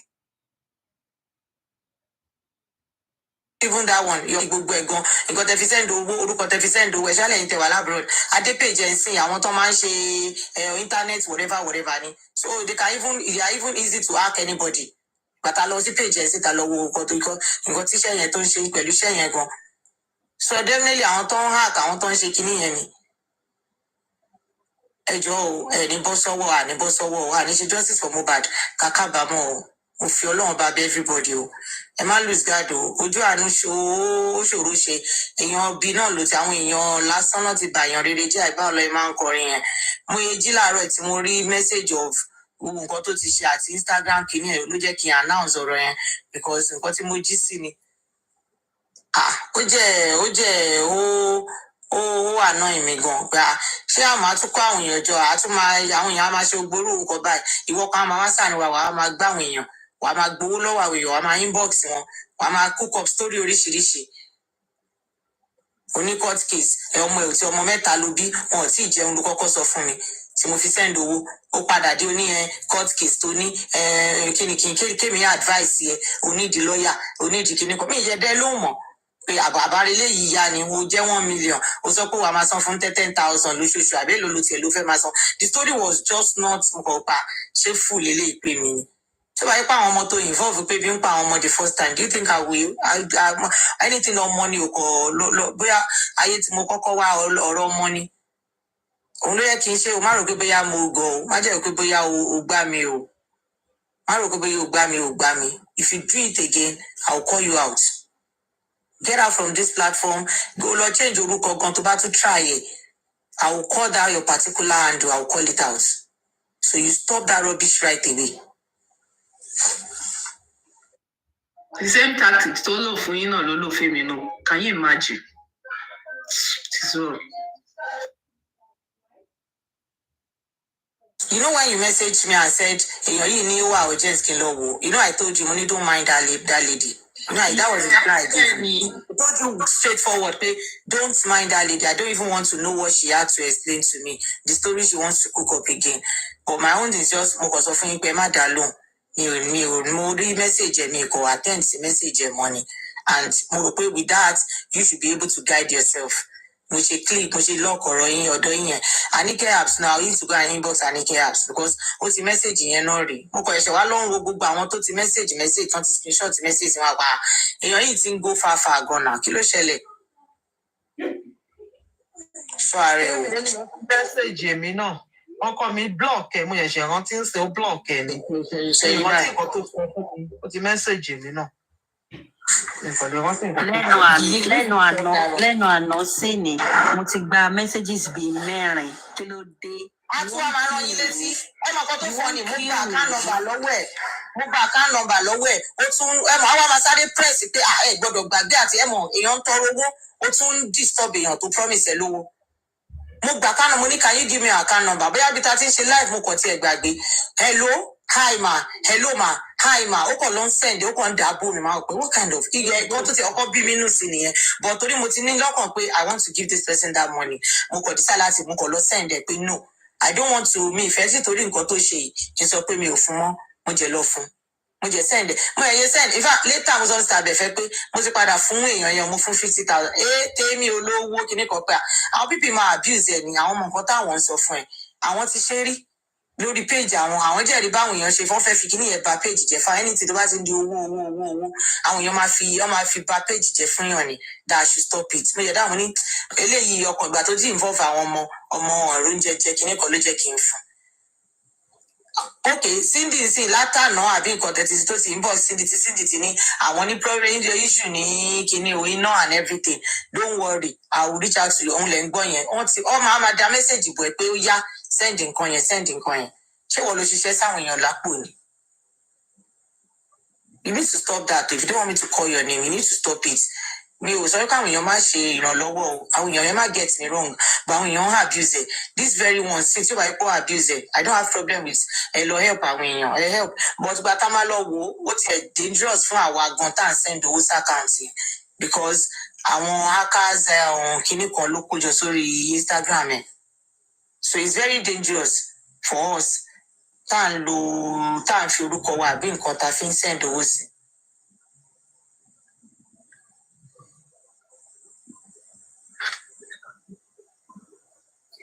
ṣé chọ́bí mi wà ń bẹ̀? Chọ́bí mi. Sister Temi, mo need àkáǹtì láti send owó yẹn sí. Tẹ̀lé inbox mi ṣé mo lè message ń ṣẹlẹ̀ message. Inbox mi bàbá ṣe ń ṣe o. Màá check ẹ̀ tó bá lọ because àwọn èèyàn yín kankan mi ò bóyá no setting ni èèyàn lè send message sí mi. ẹ try o. Ìbọn tí ò bá lọ bóyá kẹ wáyàn kan lára àǹdẹ̀yìn tó jára wa tẹ̀lé gba message yẹn through kẹ jẹ́ kí n mọ̀. Okay. Ẹ ṣáà ẹ̀mí àmì try o. Màá try ẹ̀ sìn yes ma. Okay. Alright, ẹ ṣe gbogbo ilé yẹn ni mo jí sí láàárọ̀ ẹ̀ mo ṣe ní kí n address ẹ̀ so ẹ má bínú. Wọn professional biker wọn pọ̀ lórí Facebook. Ó dàbẹ̀ ṣe ẹ tiẹ̀ fi save mi gan náà báyìí ní ìbálarí wọn. Àwọn professional beggars pọ̀ lórí social network yìí.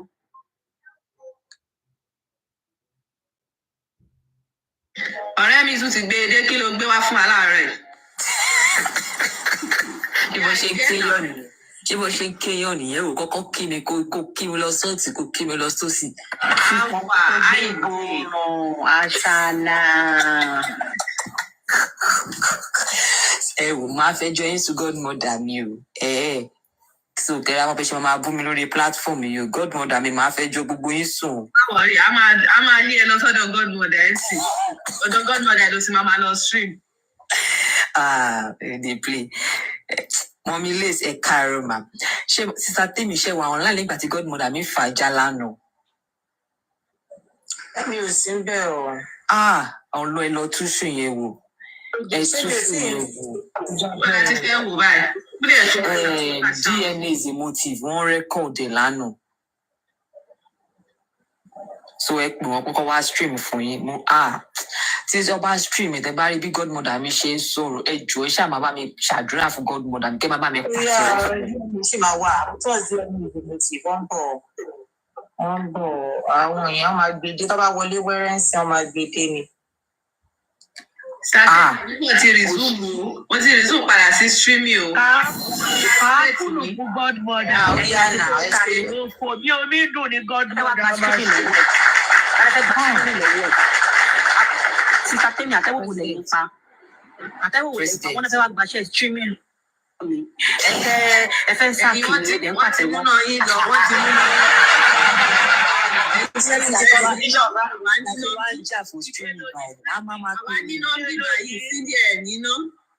Mídé ló ní. Mídé ló ní. Mo ti lọ. But president jẹ́ kí n jẹ́ kí Èyí lè rí bí Mídé ṣe ń rìn. Bí bàtà òun àti Màmí Kúbì, bàtà wọn yé má já sórí rìn. Ní ìgbó kí bàtà ti yé járí. Àwọn alátúmọ̀ máa yín bọ́ọ̀sì wọn pé ẹ lọ síbi bíbá ẹ lọ bíbá ẹ lọ bíbá. Ẹ bí fún wa o. Kí Mídé máa Mídé máa kú lójú oorun báyìí. Ó máa wá sọ ẹ lọ síbi báyìí bẹ́ẹ̀ lọ kó. No, ẹ try Samide ẹ lọ́gàá ṣe é. Mo gbé fáwọn eléyìí. but president nítorí pé support ní ẹni iye ò ní kí n má ṣe kàn tó fẹ́ ṣe fún yìí o mo ṣe ń sọ pé ọjọ́ tó bá fún mi moderator. godmother ló máa jẹyẹ ìsìláàlà gbogbo ọ̀rọ̀ tó bá dá godmother ló máa jẹyẹ. Sister Cindy, mo ti ń bọ̀ sí àti tó bí 1 week tí mo ti ń bọ̀ sí ní TikTok.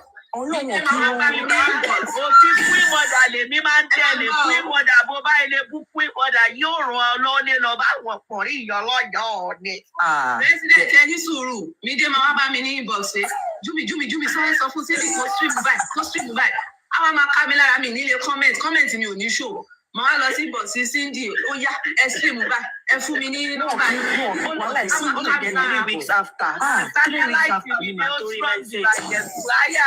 Tí bèbí ọjọ́ kan tí bèbí ṣe máa ṣàmì blọ́kì dm tí bèbí. Everyone of the day, I can't do it. Ẹ lọ sùn Mary, ẹ lọ sùn my Bibles, ẹ lọ sùn York. Oyoyoyoya, sọ fún Cindy. Má ṣe máa ń pẹ́ máa ń kẹta àwọn ẹlòmíì tó máa ń sìn wọ́n tó máa já wọn, tó máa blọ́ọ̀kì wọn. Sister Jumi àti Sister Mide. Mi fi lérí àkáǹtì. Sister Jumi, màmá mi ló máa wọ mi ń lérí àkáǹtì ni wọ́n lè wọ́n àkáǹtì. Rẹ́kọ́dì tí mo fẹ́ send. Mi ìmọ̀ ẹni tí mo fẹ́ send smart send ẹ̀ sí Sister Temi ní àwọn wà ní church àwọn ò tí lè play ẹ̀. Máa wọ pé kí n ṣáà send ẹ̀ sí kẹ́ lè play ẹ̀ báyìí. Tí mo kó máa sáré check inbox, wọ́n ní Dúsì náà kì í check inbox, but tí bèbí máa ń check inbox, tí bá ṣe ń jù sí bí tí bèbí báyìí, as I sọ fún lórí platform, màá tún jù sí.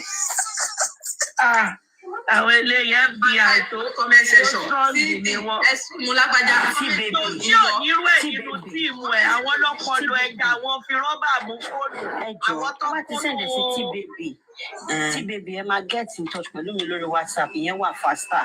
Ẹ bá ti get mi lórí WhatsApp máa sáré lọ ṣe. Àwọn tá a tẹ̀lé sí ìwọ́n pọ̀ gan lórí kíláàsì àwọn ká a máa rìsí ìlúra rẹ̀ àwọn ká gbé lọ́sùn. Ẹ má da president lò mo gbé fún gbogbo yín jàre. My team are ready to work and I'm happy they are ready to work. Everybody nǹkan tó bá ta bá ní lágbára la fẹ́ fi ṣe iṣẹ́ àdíṣẹ́ ìṣẹ́ tí ń dò sí ẹ̀fẹ̀ ńlá àmì ní tí lọ rà níbi ìmọ̀ nǹkan tẹ̀ ń ṣe ẹ̀rí pé kò níbi ìmọ̀ nǹkan tẹ̀ ń ṣe lọ́ọ́ ṣe sọ fún yín lọ́tún ṣe ń dáhùn pé ẹ jọ̀ọ́ ẹ máa inbox mi màá tún tètè máa gbé jáàtì.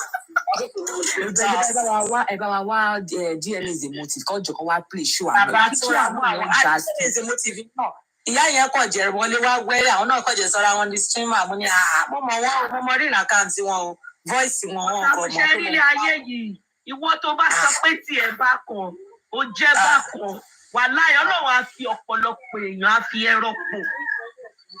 Ọlọ́run ẹ má jẹ́ ká máa ríra wa gẹ́gẹ́ bíi pé bí ìbá ṣe fi ní ìmọ̀ kò sẹ́ni tó lè ṣe fún ẹ lọ́tútù ẹ̀ dànù. Ọlọ́run á gbé èèyàn ọ̀pọ̀lọpọ̀ díje tó tún máa rẹpísẹ́ǹtì ẹ̀.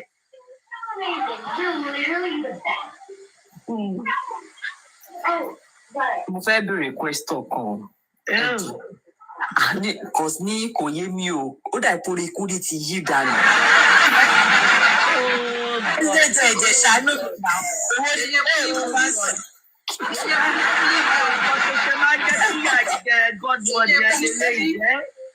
Cindy, mẹ́rin question president ní yẹn ló wá sí. Ọ̀rọ̀ president sùn mí. Sísá Mide o, ṣé mo fi pé èmi gan fẹ́ ká parí ọ̀rọ̀ ni mo fẹ́ fi ẹjọ́ ọ̀rẹ́ president sùn wọ́n pé ọ̀rẹ́ yín tún ti bẹ̀rẹ̀ o. Kí ló ṣe ẹ bóyá ayé ẹ máa tún jẹ gbọ́mọ̀sán náà ló máa kókó kó bá yá ẹ. Ẹ mọ̀ ọ̀kan tó ṣẹlẹ̀ wípé ní àná tó ń ṣe ṣò. Ara ti ràn mí ló bá dé. Bí a ń torí pé èmi ò understand Kudi tí wọ́n bá bá wọn yàn jà ṣé dandan ni kí ẹni yẹn bá ẹni yẹn jà ni. Ó dà pé wọ́n lọ screen record wọ́n lọ gbé fún Kudi ọjọ́ tí K-Crown lọ sí orí platform Aries. Ọmọ yóò dẹ̀ sọ kọ́kọ́. Sẹ́lẹ̀ ó tún ti dé bí. Owó kọ́ sẹ̀lẹ̀ yẹn kò kí ṣe sẹ̀lẹ̀ ọkọ mi jà ẹ má fara balẹ̀ pẹ́ sí mi. Ṣé sẹ̀lẹ̀ tí wàá bí mi? Sẹ̀lẹ̀ tí wàá bí mi. Pírẹ́sídẹ̀ntì níbo lẹ gbàjí láàárọ̀ yìí ló ṣẹlẹ̀. Ẹgbẹ́ wo lẹ fi jí?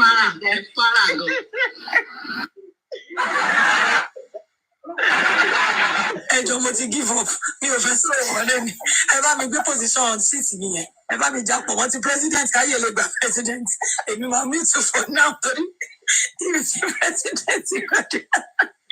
President wẹ̀lẹ̀ sí sùn láàárọ̀ ọmọ rẹ̀ sí sùn. Ẹ máa retí gbàgbó kúdí o. Ẹ máa retí gbàgbó kúdí o. Ẹ máa retí. Ojú kí godmother ní jáde. Ṣẹ́rí àpapọ̀ godmother ò lè jáde. Ó yẹ kí godmother ó yẹ kó ti jáde látàrí olórí ibú ó wà bí o. Olóṣì alájáde. Ṣẹ́rí lédi àwọn lẹ́nu méjì tó jà lórí bá fọ́ọ̀mù yẹn. Àwọn méjì tó jà ọ̀rẹ́ méjì. Ọ̀rẹ́ méjì tó jà yẹn. Wákàtí ọ̀wọ̀ olúwa jù bá mi àwọn yẹn máa fún yẹn ọ̀sẹ̀ kan olúwa mo bẹ̀ ní wákàtí ọ̀wọ̀ ìbá mi kó wọn start tẹ́mi lọ. Àdúrà ìwọ lẹ gbà yẹn. Kọ́ máa mú aláya lórí platform ìyá president. Ọ̀nà yìí máa já wọn bọ̀ yìí máa já wọn bọ̀.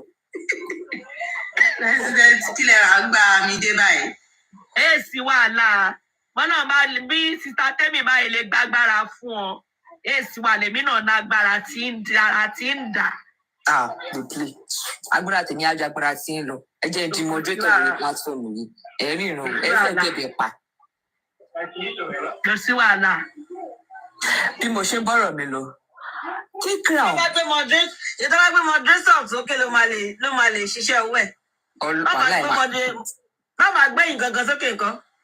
Àṣírí moderator ni mí máa gòkè máa lọ máa ṣe bó ṣe wù mí máa jarunpá lórí platform ìfòdìdí ọ̀sẹ̀ kan ẹ fẹ́ bẹ̀bẹ̀ pa pé moderator pick tó bá ṣe pick yín àmà jà yín màmá ní network ló ń jà yín bọ́. Èsì wàhálà.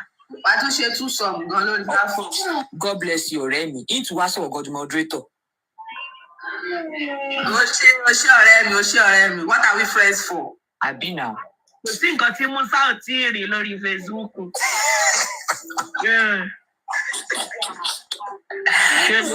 Ẹ lè dẹ́rù oko labaru gbé mi kò sí nǹkan tó jọ àwọn tí ì rí. Wọ́n ti fi style bẹ́ẹ̀ àwa máa ń lùkè ìwé ni. Wọ́n ti fi style pé voice wọn lọlẹ̀ wọ́n ti fi style bẹ́ẹ̀ nìyẹn. Mi ò bẹ̀bẹ̀ káàkùlù wọn lọlẹ̀ bí ṣé kò yẹ kó ti bọ́ta látàárọ̀. Ó dàbí ìgbà tí Saturday bá ṣe ìṣẹ́ tó bá ń sọ àrígàsà tí wọ́n máa ń lọlẹ̀ gan bẹ́ẹ̀ náà ni voice president ṣe ń lọlẹ̀. Ọlọ́run oríkèfẹsì wọn lọlẹ̀ straight off ọwọ́ fẹ́ máa ta sí godmother mi kò dùn mí kò ká mi lára mọ́. Mo ti sọ pé gbogbo ọ̀rọ̀ tó bá dá godmother ẹ ló máa jẹ ìjà yìí. Ẹ mọ̀ pé godmother mi dẹ̀ like yóò fi tẹ̀lé ma ní that president àwọn single mother. Mi ò lè ṣì ní kò jẹ́ blọọkì mi ò lè ṣì. Ọjọ́ tí mo lọ ka mórí ṣó ẹ̀wẹ̀rẹ̀ ògbé mi sókè gbogbo bí ṣe ń kọ́mẹ̀tì tí mò ń mu kò jẹ́ káàtà. Àwọn moderator yìí. President ó máa gbé yín o àwọn moderator yìí fẹ́ gbé. Àwọn moderator yìí. Àwọn moderator yìí ni òun máa gbé yín. Eris o. Ó rí ó bí ó ṣe bí sísò ẹbí ó ṣe ṣò lọ́wọ́ ń pa ìjà tó kù. Ó ṣe ṣò lọ́wọ́ sọ pé kọ́ bá gbẹ ní bọ́dì sókè. Bí ó ṣe ṣò tó bízì. No, kò fẹ́ gbé mi ni ó ti mọ̀ pé mo fẹ́ wá bú òun ni kò fẹ́ gbé mi ni. Ó tún láti sábẹ̀ fún mi. Ọjọ́ ìwé ni mo dẹ̀ máa lọ da yí ẹ̀ láàmú lórí iṣu ẹ̀ mo dẹ̀ lọ sí mi náà mo kọ́mẹ̀ntì orí kọ́mẹ̀ntì mi. Lábẹ́fẹ́ àti chubby mi lòun láìkì jù lọ́dọ̀ Temi's platform. Ẹni tó kó ṣọ́bì mi ti borí tó kò ní góòdù ni. A ní ọ̀rẹ́ mi oní góòdù sọnù yẹn kọ́ abẹ́fẹ́ olóyàn gàǹgà. Àwọn olórúkọ tó bá ń pè mí ó yìí bù mí last week ni kẹ́kẹ́lẹ̀wù ló bá pè mí olórí ibú. Ọ̀rẹ́ mi kẹ́kẹ́lẹ̀wù ó ní ọ̀pọ̀jọ orí òun kẹ́kẹ́lẹ̀wù ó bá fún mi. Olórí ibú. Ẹ̀rí tó fáwọn láti ní ṣọ́ọ̀bù wọn lánàá. Ó fún láti ṣọ́ọ̀bù gidi lánàá bí ìbéèrè. Kẹ́kẹ́lẹ̀wù ló máa ń pè mí kò ṣe mọ́ládùn. Kẹ́kẹ́lẹ̀wù ló máa ń pè mí olórí ibú. Èyí sì béèrè ni ọ̀rọ̀ burúkú kú lẹ́nu ń máa yẹ bí ìbéèrè. Ẹ̀ka kò lára gbọ̀rọ̀ olóṣì. Kò lára gbọ̀rọ̀. Olóòdè kí n dùn. Ọ̀rọ̀ máa dùn ọ̀tá ló sọ bẹ́ẹ̀ ẹ́. Ọ̀rọ̀ máa dùn Eris. Tẹ́lẹ̀ nìyẹn ní ìsìn ọ̀rọ̀ ọdún Eris mọ́. Irọ́ ni ọ̀rọ̀ ń dùn àti nísìn ọ̀rọ̀ máa dùn Eris. Ọ̀rọ̀ dùn. Ọjọ́ Sátidé tó wà lórí iṣu ẹ̀ wá ìtò fi pa ṣó. ọ̀rọ̀ bá dún èrìsì o ó kàn máa ṣe bí pòwú lágídí ni kò lágídí kankan. ẹ fi godmother mílẹ̀. Ṣé ò ní pa mí? Mo lọ wọnú TikTok pẹ̀lú àkáǹtì pẹ̀lú second phone. Mo fẹ́ lọ ṣèké. Mo bára mi lẹ̀. So bí mo ṣe ń bọ̀rọ̀ mi lọ, ibo la ti já sí báyìí? Àkáǹtì bèbí. Ṣé tí bèbí ń play nǹkan kan fún wa ni? Olúwọn ọmọ káwọn ti gòkè. Bí ẹnì kan wá gbé rẹ́kọ̀dù wá lọ gbé fún Fukudi. Ọjọ́ tí àwọn Uncle-Dawa Freedom wọn náà wà lọ́dọ̀ ọ̀dọ̀ K-Crown lọ́jọ́ ẹ̀ tó ṣe ṣù. Ó dà pọ̀ gbé rẹ́kọ̀dù yẹn wá lọ gbé Fukudi. Kúdí bá ń ké. Kúdí bá ní àwọn ọ̀tá àwọn ní K-Crown bá ṣe. Nípò wọn expect pé K-Crown máa accept àwọn èèyàn bẹ́ẹ̀ lórí platform òun.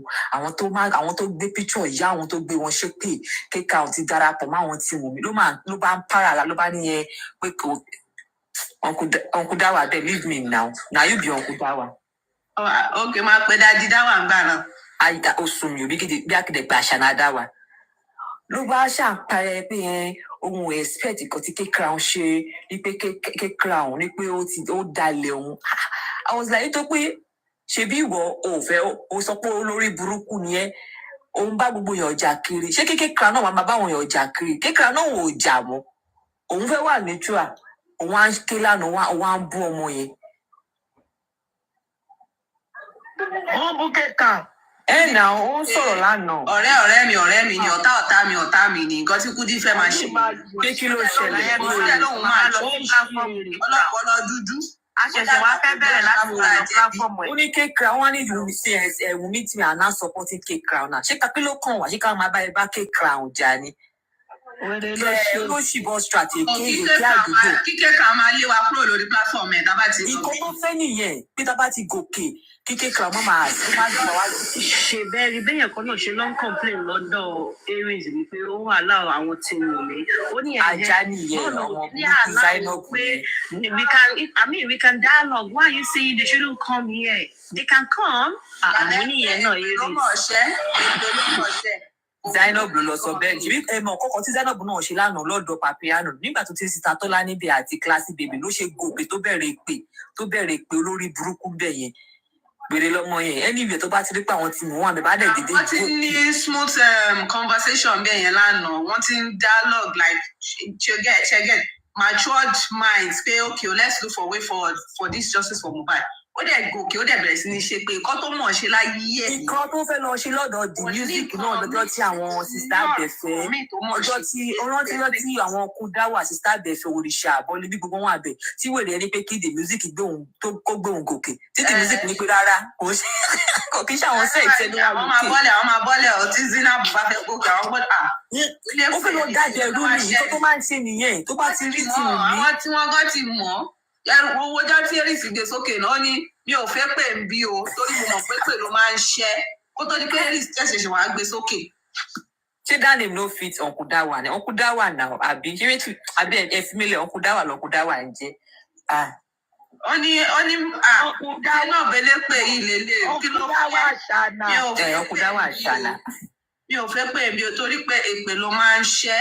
Nígbà kó má ní nǹkan tó fẹ́ sọ tó bá rí pé a ti wà lórí platform yẹn á dẹ̀ gòkè á gòkè àwa náà fẹ́ lọ á ṣáà da gbogbo ẹ̀rù á bẹ̀rẹ̀ pé á ṣáà da bẹ̀rù very local bitch God. WhatsApp ẹ̀wọ́ nínú yín ló tún bọ́ọ̀lẹ̀ báyìí.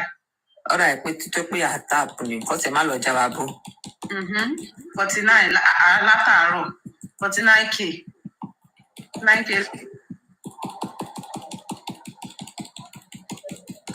Ẹ̀jẹ̀ gbé láì fi yẹn kó lọ fà. Ẹ tap bẹ́ẹ̀ ṣe ń fọwọ́ táàpù yẹn ní fọwọ́ yẹn gbọ́mọ sí ẹ tap.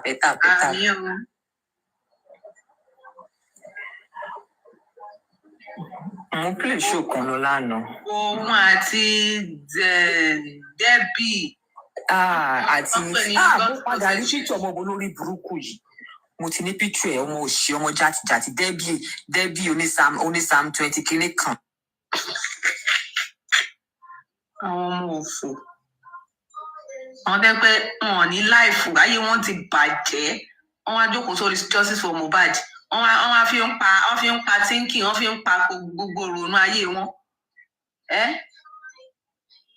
Yeah, and àyànfẹ́ too, exactly. Àyànfẹ́ yẹn náà, yẹn tiẹ̀ ṣiṣẹ́ kíní díẹ̀. Ṣẹ́rí Debbie yẹn àti Zina àbí kí ló ń jẹ́ yẹn? Oh God, wọ́n máa irritate mi tí bá ṣe rí wọn. Wọ́n ti mọ̀ wọ́n lélẹ̀. Àyànfẹ́ wo ló ṣe kíní díẹ̀? Àyànfẹ́ wo ló ṣe kíní díẹ̀? Àyànfẹ́ wo ló Mídé ò gbọ́jú mi. Mídé ò gbọ́jú mi, ó láyọ̀fẹ́ ṣe kíní díẹ̀. Àti láyọ̀fẹ́ ti pẹ́ lọ́dọ̀ babaláwo torí bí àrùn. Owó lélẹ̀ owó ti ẹ̀rọ mú dà owó lélẹ̀ ọjẹ́. Tó bá ti túùṣì gan, ó ṣe túùṣì ni. Àyànfẹ́ ṣe túùṣì tó bá ti túùṣì. Ṣé ó wọ̀ sí ju Débì lọ? Àyànfẹ́ ò tí Ó wọ̀ sí Débì lọ jàre. You know Àyànfẹ́ Àyànfẹ́ ò tí Àyànfẹ́ wò. kò tí túùṣì Àyànfẹ́ ò tí túùṣì. Ìgbà tí Túbí dẹ̀ sọ pé ó bẹ́tà. Ohun rèé kò ì túùṣì o ẹ wo wèrè ẹ wo bó ṣe rí ẹ wo bó ṣe rí ohun lélẹ́yìí o. Wo ṣé fóònù mi clear báyìí? Ọmọ ẹ ṣe wá gún bí gọta dàbá Mo bọ ẹjẹ kí kámẹ́rà fún mi jẹ. Ṣé bó ló fẹ́ bàbá mi tó mọ ẹni tó ń sọ tẹ́lẹ̀ ní Àyànfẹ́?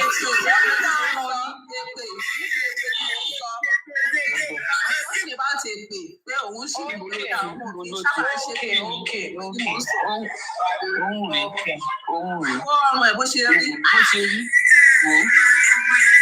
Àwọn tó ń bú mi. Ohun lélẹ̀ ẹ bó ṣe rí. Sídàánù tú ẹ̀ Abacha.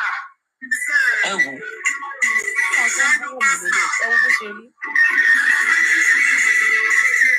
ẹ wo bó ṣe rí ẹ wò.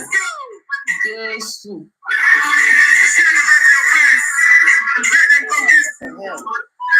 Ẹ wòran ẹ wòran. Wọ́n bá àwọn nǹkan tó wá ṣe lórí justice of Ọba náà rí. Nǹkan tó wá ṣe rèé, wọ́n wá ṣó ọyàn, ṣó kámẹ́rà. Ẹ bó ṣe rí. Ẹjọ́ eléyìí gan, ṣó lè jẹ́ ọmọ ọ̀dọ̀ fún Wùmí gan bóyá wà yìí, ṣé Wùmí lè gbà? Ẹ máa dé báyìí, wọ́n máa bọ́ sókè láti máa sọ rubbish.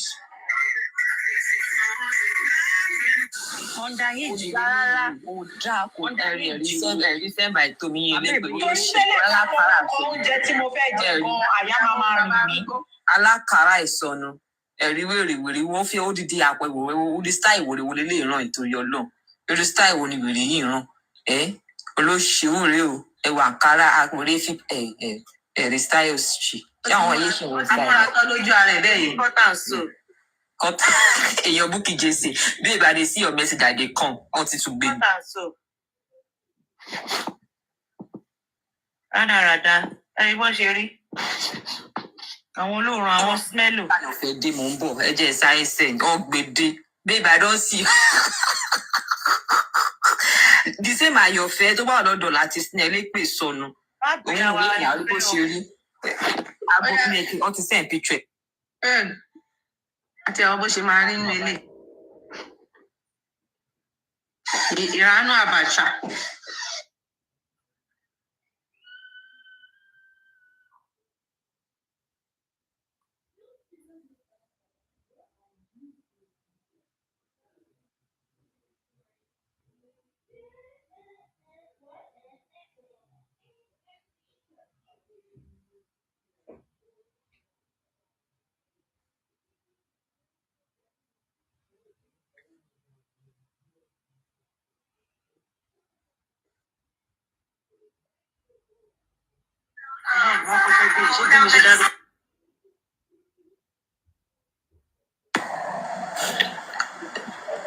Ẹ wo wèrè o ẹ wo bó ṣe wèrè yìí ló tó máa ń ba bóun mi wèrè Àyànfẹ́ ẹ lélẹ́yìí ẹ rí bí wèrè ṣe rí bó ṣe rí ẹ rí. As àwọn pípù yìí wọn ò dá kọ́bọ̀kọ́bọ̀ wọn ò dá wọn rí játijàti wọn strat rèé o olóṣèlétè pọ̀npà ẹwọ ẹsẹ̀ wèrè ẹ wò èrè ní tẹ̀rí bébí bá ṣe dúdú olóṣì oní gíláàsì sọnù àwọn gíláàsì fata Christmas tá máa ń wọ̀ láyé gbà àbúrà jẹ̀bẹ́lẹ́tẹ̀ pọ̀npà ẹwètè wèrè wo gíláàsì sọnù bébí bá ṣe dúdú ẹwẹ kó sì lọkẹ kó sì dànù jàre. Àwọn játijàti máa dé gùrẹ́gùrẹ́ mo fẹ́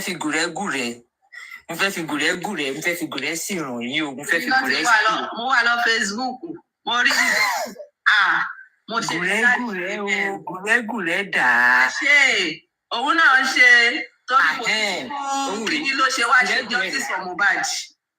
Ẹ bá lọ Facebook ẹ mọ nǹkan tí mò ń sọ. Gùrẹ́gùrẹ́ rèé. Gùrẹ́gùrẹ́ tó ní pà tó bá tẹ̀ sí ewu.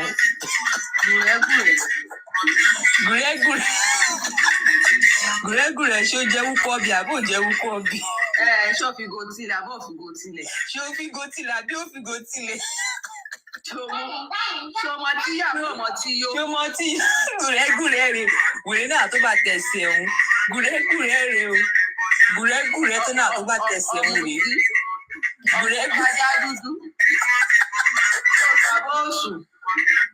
Gùrẹ́gùrẹ́ rèé o. Ló jẹjà àbò jẹjà. Ló jẹjà tútù. Ló jẹ́ sí ewu àbò jẹ́ sí ewu. Gùrẹ́gùrẹ́ rèé o. Wẹ́jẹ́ lọ bá yín gbé fíjì ẹ̀ jáde dáadáa. Mo ń bọ̀ olúbọ̀. Ó lè ṣe. Ọ̀dọ̀ Adédìkẹ́ dá. Báwa ẹjọ́ sáré sọ̀rọ̀ jọ ẹjọ́ nítorí Ọlọ́run. Okay, ma. Ọmọ nísìnyí ó dà pé wọ́n ń tẹ̀lé mi ni tí bá tiẹ̀ sọ hello Instagram TikTok post comment mi mọ ẹjọ́ nítorí Ọlọ́run mi ò bẹ̀rẹ̀ gift ẹ kàn like àwọn post mi maybe that will keep my page because now I can't even comment. Every time I put a comment, Instagram is TikTok is taking it off. Ẹjọ́ nítorí Ọlọ́run ẹ máa gbà mí lọ́wọ́ àwọn pípọ̀ yìí. Ṣé èmi ni mo ní kí Jòsìn lọ ṣaṣẹ́wó ni? Nǹkan tí mo rí lórí afẹ́fẹ́ kan ni mo post ni. Èwo kí ló dé? Ẹ máa gbà mí. Don't die. Okay, we do that now. Orí péjì yẹn, Jòsìn máa sunkún tó bá wá bẹ̀ o. Wọ́n dẹ̀ àní mi ò lè comment mọ́. For the last 1 hour, mo ń try láti comment mi lè comment. Jòsìn máa ní ìgbà why me o lọ́mọ máa kọ́ tó bá visit page. I swear, don't die. Wàhálà ìtàlá, I see that video, I don't laugh, tire. Thank you people, thank you. Ẹ ṣé. Ẹ jẹ́ bá mi lọ sí page don that la okay bá wa like gbogbo nǹkan tó bá post you. Gùrẹ́gùrẹ́ rèé o.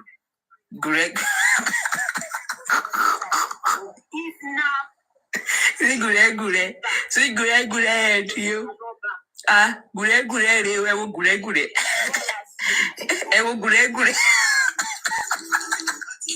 Ojú olè rè kò ń gbà, ojú olè rè kò ń gbà, olè ẹ bá wa kí bi olè. Gùrẹ́gùrẹ́ rè o. Chaati wo ni? Ojú olè. Gbogbo ọ̀nà Gùrẹ́sì chaati ẹ̀ta ilé. My hand are tied, so I'm also getting some. Adéníkẹ́ ló máa bá yé Jòsìn. Adéníkẹ́ ló máa padà bá yé gùrẹ́gùrẹ́ jẹ́. Gùrẹ́gùrẹ́ èkó tiẹ̀ yé mi. Yàrá post òṣì ti. Adéníkẹ́ ti padà post, ó ti padà bá post Ọ̀túnba. 2 hours ago, 22 hours ago. Ó padà bá post Ọ̀túnba o. Ó ní Ọ̀túnba bínú tán, so ó ti acknowledge pé Ọ̀túnba ń sọ. Mo ní ibìkan tí mo wá. Ó ṣì lọ. Ó ní ibìkan tó ti delete ẹ̀yìn. Gùrẹ́gùrẹ́ rèé o. Ẹ̀rọ gùrẹ́gùrẹ́. Gùrẹ́gùrẹ́ ọlọ́tí ẹ̀ rí. Ó máa jẹ́ gòlù. Àwa mú tán, àwa sùn lọ. Gùrẹ́gùrẹ́ tó ní pé àtọ́bà tẹ̀sẹ̀ òun lélẹ́yìí olórí burúkú ó ní kò ní gbogbo wa nínú wa bíbá ó ní àtọ́bà tẹ̀sẹ̀ òun ṣé olórí burúkú Gùrẹ́gùrẹ́ tó ní àtọ́bà tẹ̀sẹ̀. Ẹ wo mẹ́wàá sọnù olórí burúkú Gùrẹ́gùrẹ́ ó ní àlè dé ẹgbẹ́ wọn àlè súnmọ́ òun. Gùrẹ́ ní pé àsínú méjì Gùrẹ́gùrẹ́ ó ní ó ṣì ají owó gófọ́ọ̀mù olórí burúkú ají owó àṣẹyìn báńkì ó lè ẹ wo Gùrẹ́gùrẹ́ tó bú wa rèé o. Ó ní àtọ̀ aṣọ òun kò ní dáa fún Gùrẹ́gùrẹ́. Gùrẹ́gùrẹ́ ó lè. Mídé tóró ti jàjà wọlé sí 15 pàyà òun là tó bá tẹsẹ̀. Wọ́n wèrè. Olórí burúkú ti bá wọn campaign rí, ó ti bá wọn campaign tó ti bá wọn campaign.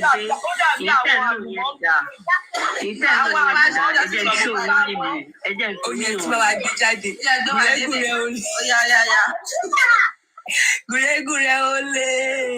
Gùrẹ́gùrẹ́ ó lè àjọ access bank. Gùrẹ́gùrẹ́ rèé o. Gùrẹ́gùrẹ́ tí wọ́n dìpọ́ọ̀tì láti UK, wọ́n dìpọ́ọ̀tì ẹ̀ ní o. Gùrẹ́gùrẹ́ ó lè ẹlẹ́wọ̀n. Gùrẹ́gùrẹ́ ẹlẹ́wọ̀n. Gùrẹ́gùrẹ́ ó lè ó yá síta sí ìdí ẹgbẹ́. Ẹ ṣe ní máa support àwọn àwọn suspect, àwọn ẹlẹ́wọ̀n. Gùrẹ́gùrẹ́ olórí burúkú. Gùrẹ́gùrẹ́ olè àjẹwò Access Bank. Gùrẹ́gùrẹ́ owó ti Kí lè lè bá ìtorí Ọlọ́run? O, kí rèé? Gùrẹ́gùrẹ́. Ajá dúdú gùrẹ́gùrẹ́ ajá dúdú olè. Ajá dúdú ẹ ló ṣe dúdú ìsàlẹ̀ pọ́ọ̀tì àmàlà. Yéè! Sister Sidi kò ní dá fún gùrẹ́ sì ní pé tó bá tẹ̀sẹ̀ o. Gùrẹ́gùrẹ́ olórí burúkú tó lọ tọrọ bàtà ní bírèkẹ̀tẹ̀. Yóò kó bàtà ń bírèkẹ̀tẹ̀. Owó ní bẹ̀rẹ̀kẹ̀tẹ̀ fi pa fún wọn. Ẹ pàṣẹ fún ìjàlẹ̀ rìn síwájú. Òwe ló pa fún wọn. Ọtúbà. Gùrẹ́gùrẹ́ olè pa fún wọn. Ọtúbà ní pé wọ́n pa gùrẹ́ sì wòlé tún yọjú nínú pọ́ọ̀tù ọbẹ̀. Gùrẹ́gùrẹ́ olè gùrẹ́gùrẹ́ ṣé chairman àwọn ọ̀sẹ̀ ìdòwò sí ẹ̀ ṣó gbowó àbò ògbówó olórí ibú ṣó jẹjà àbò òjẹjà ṣó fi rogo mú gùrẹ́gùrẹ́ rogo mú wèrè tún rogo mú. Ó dà pé yìí tí Yínká ti gbé picture ẹ̀ jáde ṣé kò screenshot ìbẹ̀rẹ̀ ṣáájú ẹ̀ wò. Yínká gbé picture wèrè jáde ó ní pé wò gùrẹ́gùrẹ́ ó ti mọ tí yóò wèrè wá ń so ń tòun gbè gùrẹ́gùrẹ́ olè àrògòmù gùrẹ́gùrẹ́ rogomu lóṣì aláyébàjẹ́ aláyézẹgẹmẹǹgẹ olè. Any small thing, and those people, those other side, don't mind them. Those people, they don't have sense. Yala ye oni kò ní sense gre. Yala ja ẹ. Bàbá ẹ ò ní sense gre. Question to the level.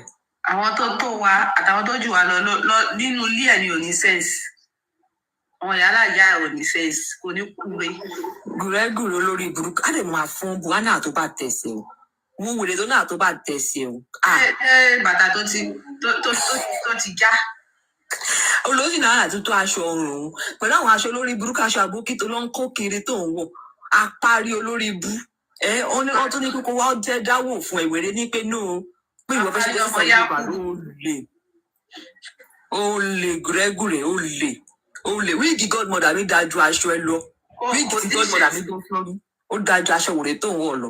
Tó bá ṣú ọ̀fun lóòótọ́ mi dé ebi godmother ẹ ó fi ilé ẹ̀wọ̀n wá kíchìn ẹ̀wọ̀n wá náà kíkún ẹ sì fi ó tiẹ̀ fi tọ́ílẹ̀tì ẹ̀ kó fi ràn wá tó bá ṣú ọ̀fun.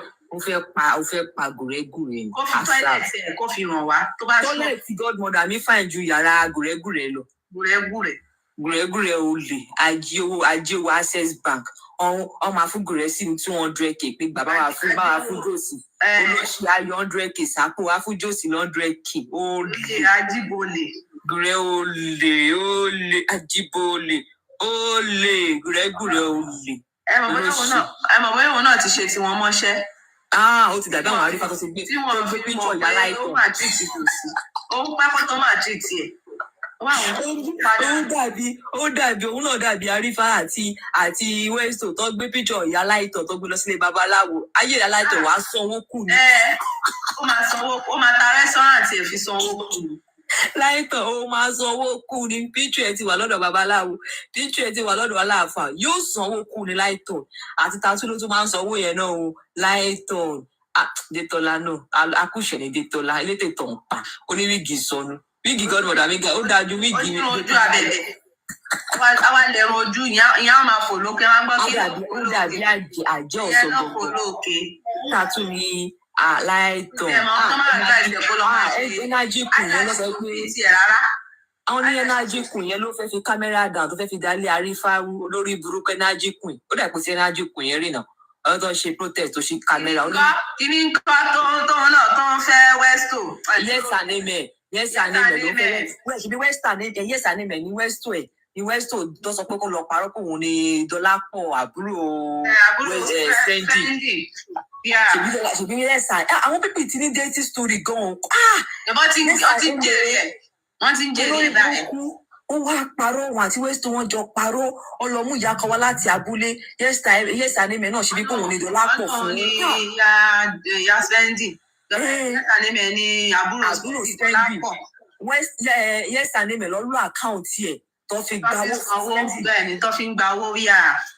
Àwọn pípọ̀ ní dating story o olè ló kí jẹ́ sàmì ẹ̀nà àwa jáde yẹn náà máa sọ olè akó Westo jẹ mo sọ pé Kudi ò mọ̀ tí wọ́n ń kí màá ṣe Kudi níbi a máa ń sọ̀rọ̀ ní ìlọ gbé sórí ẹ̀ fún Kudi gbọ̀wọ̀ yẹn mú Kudi ò mọ̀ Kudi sì wá Dọlápọ̀ yẹn dè ní kó mọ̀ pé yẹ́sà ní mẹ́ni Dọlápọ̀ kó mọ̀.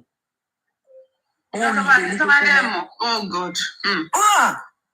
Tẹ́lẹ̀ tí Kudi bá mọ̀ yẹ́sà ní ti ata owó yẹn máa pọ̀ jáde wọn àti Westo á wá ṣe àkáǹtì olóṣè ó sá lọ kọ́kọ́ sá lọ lórí TikTok ńgbà yẹn o àtọ́ tí ń sọ pé Dọlápọ̀ kínní kan olóṣì lẹ́yìn yẹn ó gbẹ tòbòtòbò kò lójú abẹ́ yẹ́sà mi kò lójú abẹ́ rárá ojú abẹ́ ìwòde ó tẹ́lẹ̀ báyìí ni ó gbẹ tòbòtòbò lóṣì olè òde ọdẹ o DNA is a motive ó yẹ ẹ máa gòkè ẹ máa tẹ síìtì bẹ ṣe wọlé bẹ yẹ ìyá mi ẹ máa gòkè bọ̀ ẹ wá fún wa ní ṣe eré sísẹ. Moderator ẹ bá wa gbé wọn sókè ẹjọ Moderator ẹ bá wa gbé wọn ẹgbẹ́ wọn. Tí wọ́n pé owó spending gbà yẹn ni wọ́n fi lọ jẹ́ lọ́fìlì Westo fi lọ ra mọ́tò tí yẹ́sà ní mẹ́ náà fi tú yàrá ẹ̀ ṣe.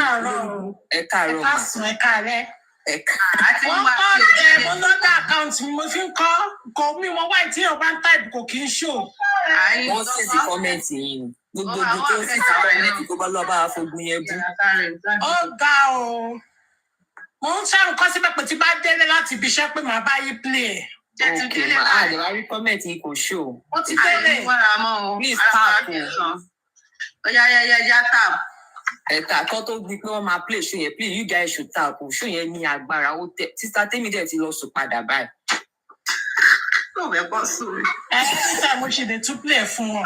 Mo ti sùn. Ẹni ọtí láwọn ò sọ. Ọtí láwọn ò sọ. Ẹni mo ń gbà gbogbo ẹ̀ mo ń gbà. Ẹ̀mí lè fèsì torí mo wà lọ́nà òjò dẹ̀ rọ̀. Ìyá ìpẹ̀lẹ́ ma. Bá fi ọ́dà àkáǹtì yẹn gan wọlé bẹ̀ẹ̀ tí kò ṣeé ṣe. Oya ẹ tap ká tó bẹ̀rẹ̀. Ṣé ń bẹ̀rẹ̀? Ẹ jẹ́ kó sàkó díẹ̀. Ẹ jẹ́ kó gbé wa dé 70K láti kékeré. Láìkì ẹ jẹ́ kó lọ fáfà.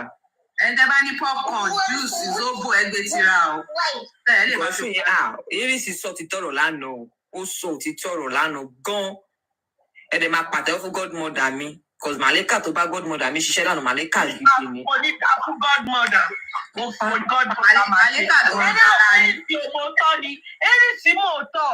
Tí Wùnmí bá pé Eris léni, ẹ rí pé Eris ó máa yí òun padà. Eris jẹ́ ẹ̀dá kan, ó jẹ́ ẹ̀dá kan, ó believe pé gbogbo nǹkan tóun bá ti fẹ́, àwọn èèyàn gbọ́dọ̀ máa submit under her. Which is not possible. Kò possible. Eris inú fámìlì ẹ ló ti máa dórí burúkú wò kò ń ṣe ní public. President ṣebí Eris ti sọ pé Lizzy tó ń ṣe ń búlì Wùnmí ni torí Wùnmí ò bọ́ tàwa sọ̀rọ̀. Ó sọ náà, ó sọ náà. Tí Wùnmí bá bọ́ tàwa bá Eris lẹ́yìn àbí tó bá wá sọ̀rọ̀ Eris máa yóò padà lóòótọ́ bí president ṣe sọ. Ó máa yóò padà lóòótọ́. Ẹ wo ọjọ́ tí Dòsí pè bó ṣe fọ́ ayé Eris ti ta. Mo láìkí ẹ o president. Ó fọ́ sára ẹ máa bú godmother mi láìkí ẹ. Bí ẹwà gan ṣe fọ́ ogun ẹ ti la mi lọ́jọ́ yẹn. Ó ń blush ni. Eris ṣàfẹ́ torí Kudi ti polówó Dòsí pé ó lọ £5 olóṣì. Dòsí kan náà lọ £5. Nǹkan náà ló ṣe tún sọ̀mù. Ó pọ̀. Dòsí kéré fún godmother mi o. Wàhálà Dòsí kéré fún godmother mi o. Àwọn àṣàlà tó ń pèèyàn kan láṣàlà. Godmother mi ò kí ń ṣàṣàlà o. Godmother mi ò kí ń ṣàṣàlà president mo ní gbà yẹn fún mi. Ó da aṣẹ́wó ni. Godmother mi ò kí ń ṣe aṣẹ́wó. Ó ní òògùn èèyàn mélòó lọ gbé síta nínú wa ń bí. Ibi tẹ́tí máa mọ̀ pé aṣọ wa gbogbo godmother mi ṣe wọ́n gbéṣẹ́ ẹ̀yìn gbọ́ pé godmother mi ṣe camera up camera down. Wọ́n fẹnu gbé ọyọ godmother síta náà. Wọ́n náà yan godmother rí bákan. Ṣé godmother máa mọ̀ pé ó lọ́yàn godmother mi kún síwájú ó kún sẹ́yìn ẹ má sọ bẹ́ẹ̀. Ṣé máa pákéjì ẹ̀yẹn gan ó tún máa kọ́ àgbọ̀ ẹ̀ ní báyìí. Ó máa pákéjì ẹ̀yẹn. Ìpàdé olóṣó ni godmother ogun ẹ ti ń pòṣì. Ogun ẹ ti wọ́. Godmother mi lọ́kàn lé o. Godmother mi ò ṣe ṣìnà. Godmother mi ò dà báwọn tó fi ice cream gba òkú nídìí wọn o. Àwọn tó fà àfọ̀ṣẹ gbogbo gbapátá. Wọ́n fà àfọ̀ṣẹ gbapátá ń di wọn. àwọn tó ń sẹ́ndì kiri torí 5k o godmother mi ò sí inú godmother mi ní class náà ṣé ń wá yìí ni. no godmother is decent ó decent lóòótọ́. ẹ mọ̀ bí tẹ́ ṣe ń bọ̀ ẹ má wọ ọjọ́ kan ó dẹ̀ máa sọ fún godmother mi pé kó jọ yín lójú lórí platform yìí màá ní kí godmother mi kó jọ yín lójú màá ní kí godmother mi kó lọ ra bone straight gidi kó wá wọ̀ ọ́ kó múra kó wá ṣí kámẹ́rà kó jọ yín lójú. ó wá ṣọ́ owó láyé ni. Olóògùnkù. Ó tọ́ ni kò wá ná ó wá ṣọ. Oníwéègì 1960. Ọ̀yà kò tí ẹ̀ ní ẹsẹ̀ mọ́tì. Ọ̀yà tó wá débẹ̀ àti dé 70. Owó òṣùwọ̀n àwa là á ná owó. Olóògùnkù. Àwọn èèyàn ní gbèbòrùn ṣá nísinsìnyí àti dé 72 irọ́ o. You guys will keep tapping, Jerry. Emma, the president alone. Emma, the president alone. I feel like you saw someone like me. When you come back, you show what kind of way. Emi gidi. O lè ṣe kó máa pélé ó lè mí olórúkọ tó máa ń pè mí mọ́lá kẹ́ńkẹ́lẹ̀ wù. President kẹ́ńkẹ́lẹ̀ wù. President àwọn olóṣèlú. Ó dàbí pé ìgbà yẹn ni Pinky lọ sórí ọdún ẹ̀. Ó wá sọ ohun ẹni yìí johun ọ̀rẹ́ mi kẹ́ńkẹ́lẹ̀ wù. Ókè, ó tọ́ ni mo rántí jọ ẹ̀.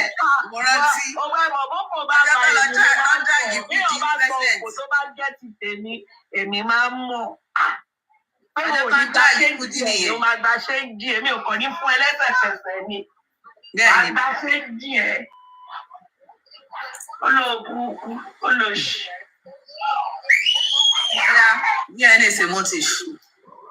Ó yẹ gbé wa débẹ̀ o. DNA ṣe bóun ló fẹ́ gbọ́rọ̀ ẹ̀ ṣó tán òun kọ́ lẹ́sọ̀ kọ́kọ́ gbé yín débẹ̀ nísìn. Gbé wa débẹ̀. Anyway. Guten Tag o. Guten Tag. Yes. Ihnen. Good, my dear. In deiner Familie. Okay, ó ti dá. Alle good. German là ń sọ. Àwọn ti jẹ́ mi ọtí yé mi. Okay. Ọmọ sábà. Sábà bẹ̀rẹ̀ sí. Nǹkan tó gbọ́ yìí gbọ́ yìí. Wí ilẹ̀ là. Ilẹ̀ náà fà á. Ilẹ̀ lẹ́pẹ̀pẹ̀. Ọyẹ bíútì o, ẹ bíútì o, má bẹ̀rẹ̀ sí. Ó yá ẹ bẹ̀rẹ̀ jẹ́ ká mi. Ẹ máa tap o, bó ṣe ń pre-ep, you guys should tap, please. Now, let me play a message for you. Here is my WhatsApp message. In fact, this person actually insulted me too, but I'm going to look past my own insult. And I want you to listen to the truth. Because Mama Mohbad, Iya Mohbad was called. Iya Mohbad was called. And you're going to listen to actually 2 voice notes. Iya Mohbad was called. And we're going to listen to the message, to the voice notes. And Iya Mohbad confirmed that the person that called her was Guresi. In fact, she did not say Guresi. She said that unfortunate being. We shall play it now. Where is it? I sent it to.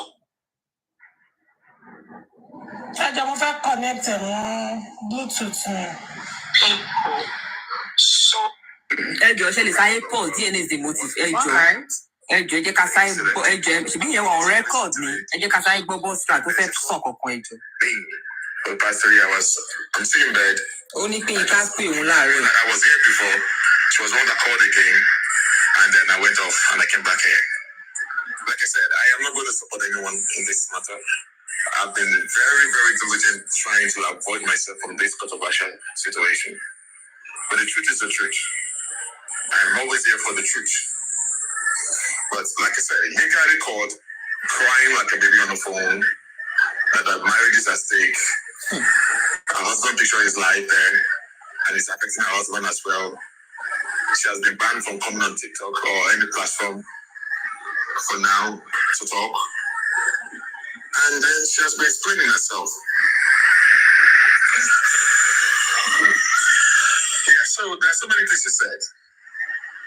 And like I said, this is a very controversial matter. And I guess the people need to cease fire. I don't want you to think I'm not talking on behalf of anybody. I've been very careful. This case is a very delicate situation, especially what happened in Abuja. And I've been very, very careful not to be on anybody's side. Yikade has been on the phone, swearing with everything in her life, that everything she said was true. And then she told me to help her since her husband told her I want her. Because, I don't know, somebody has to beg her husband on that behalf because she was on the verge of showing her a marriage was actually on the verge of scattering. So I don't want to mention the name of the person. To beg her husband on that behalf. And this case, this situation is actually affecting her right now.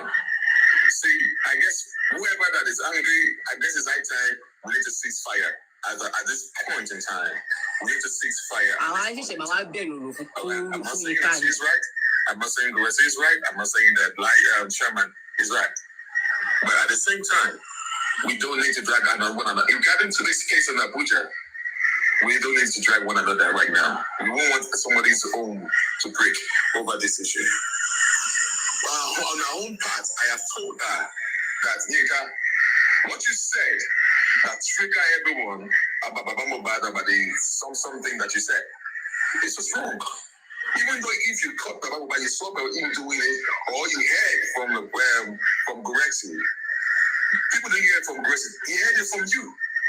And you should know that somebody is unneeded. It shouldn't have come out from you. It shouldn't have come out from you because you know that people are still recording and you know that that's going to dent people's image. And she accepted. And she said that because, man, I don't know how long it's going to be out. Maybe it's going to be 2 months or 3 months. And she doesn't know that, of course, that by the time she will come back, maybe after 2 months or 6 months, people will have passed over this issue. And she won't be able to revisit this issue anymore. And she said, I said, I'm going to go out there. I guess I'm going to be on Nobuzara. I guess we're also painting over this, something that she talked about. I was there on the Ninja when she said that. What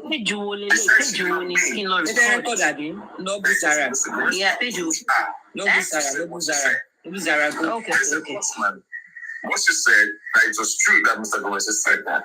But I said, why do you have to come on the platform to say that? Because you should know that thing, they're going to use it against Baba, even if it was true. The reason I've been joking. I said what she said or what she meant. I said, I was there, I heard you. See, when you twist or when you change some words, it means different things. He said, what Garessa said was that he said, Baba Mobad, you that if they give you a woman now, you choose some now, you will jump at it. He said, that is what you meant to say. But that's not what you said on that platform. You can see that what you just told me now is totally different from what you said on the platform. You see what I'm saying? Out of anger. Because I said, number one, they brought you up.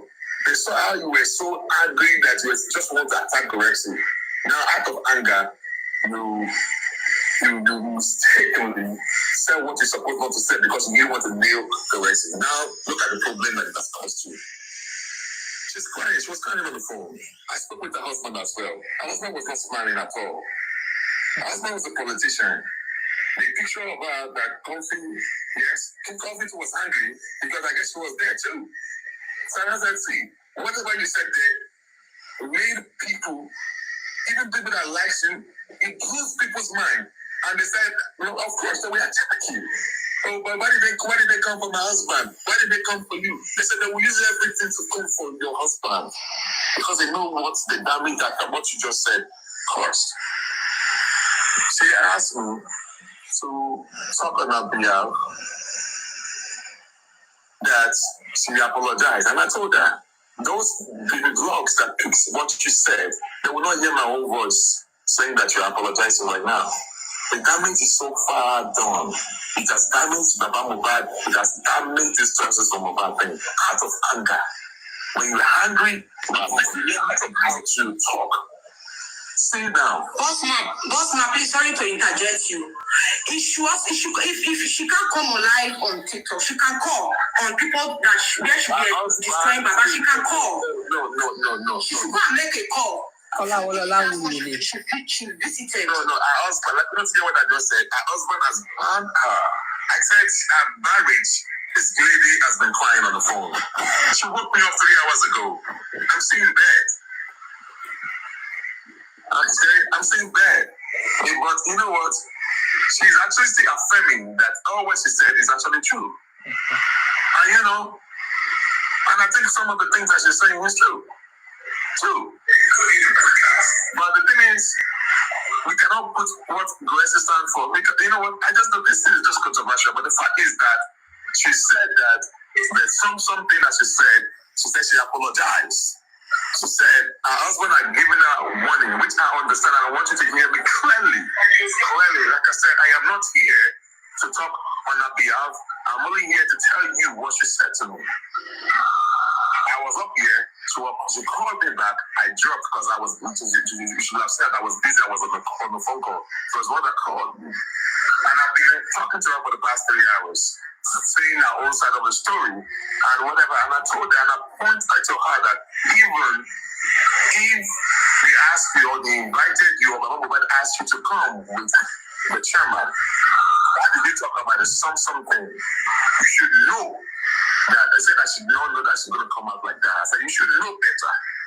But now, it has caused a lot of wahala on social media. People are starting spreading those rumors that Baba Mohbad comes out for something. Like she said, please, I should not know how long her husband is going to ban her for coming on social media. She cannot be heard on anywhere on the social media. Okay, when I told her that I was on Global Zara before, she said, you know, because I said, I'm not recording you. She actually made me to do the same. She said, please do a recording. But just keep it. She said I should do a recording. What did you tell her? She said I should do a recording because I told her I am not lazy. I am not, like I said, please don't twist my word. I am not on anybody's side. Because she listened to me really slow. I'm not a baby. Like I said, she called me. And then she said, she went to my DM, she has been messaging me, I didn't see that because I was sleeping, and then she called. And then I had to give her a listening ears. And I said, you also, and you know, she said her own side of the story. And I told her, she said everything she said about throwing cup at Baba, because I told her, I called Baba myself. I spoke with correction. Everything you just said, and what Chairman said, I took it back to Mr. Garrison behind the closed door. And I said, Mr. Garrison, tell me you did not do all these things like that. I listened to Garrison's side of the story. And I said, okay, you don't do this. Put Baba Mohbad on the phone. Because I don't like to call Baba Mohbad. I have access to him, but I don't call Baba Mohbad. Like everyone thinks I do. I have my reasons. Because if people think I talk to Baba Mohbad like that, Baba Mohbad always then boss. I don't want to talk to you, Baba Mohbad, because I don't want the situation that will say that Bossman is the one that is washing your head or stuff like that. I would rather stay from afar, and I don't want no scandal for me. That's why I keep telling people that saying that Bossman is very close to Baba Mohbad. So bring the evidence that I'm the one brainwashing Baba Mohbad. Yes, I have access to him, but I don't call him. There's a means of me reaching out to Baba. I would rather go through the mass speaker, Mr. Miwa, can you put Baba Mohbad on the phone? I want to talk to him. I will need somebody to be there when I want to talk. So I said, can you put Baba Mohbad on the phone? Keep Baba Mohbad on the phone. And I said, Baba Mohbad, how you doing, sir? Blah, blah, blah. I need you to listen to me very carefully, Baba Mohbad. I heard that they said Gracie wanted to throw a cup at you. I want to know if it is true or not. I heard that Gracie was bullying you, that your life is under threat. You're under siege. I heard. You guys should tap with Joe. Tap. What if you tap here? And if you go more soon, it's up. Something might be interrupted. Bossman. And I will quote what he said to me. Okay? He said, Bossman, what are you saying? Do I look like a baby? How can Gracie be bullying me? Please forget whatever you hear on social media. Gracie can't bully me. Hey, I'm fornicating. That I'm silent does not make me to be a fool. How can Gracie bully me?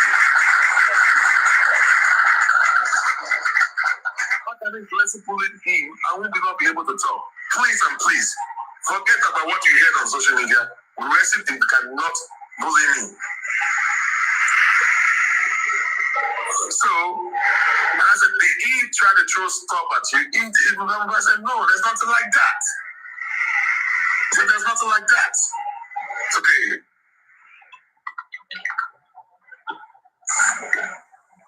I said, did you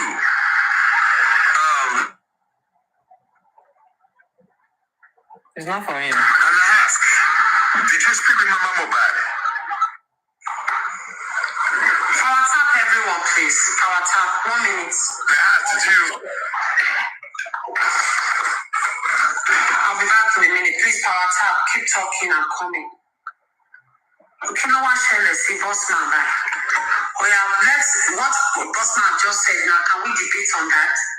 Can we debate? Shall I debate a lot of you are not be back. Like anybody will get your cat video and your husband, and now my own one start. Hey, God bless you. You can't only kure. My share part 1 to 100. Be just a shaman song. Again, be assignment.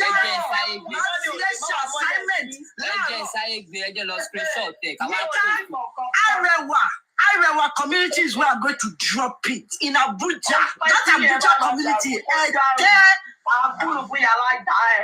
Alright, she might get it.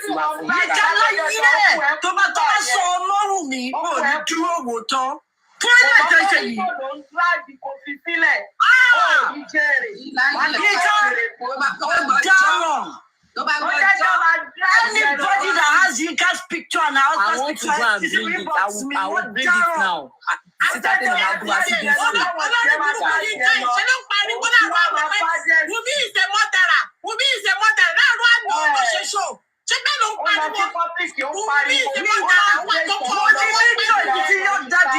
Chairman is your sugar daddy. Yinka Shana, you are cheating on your husband with chairman.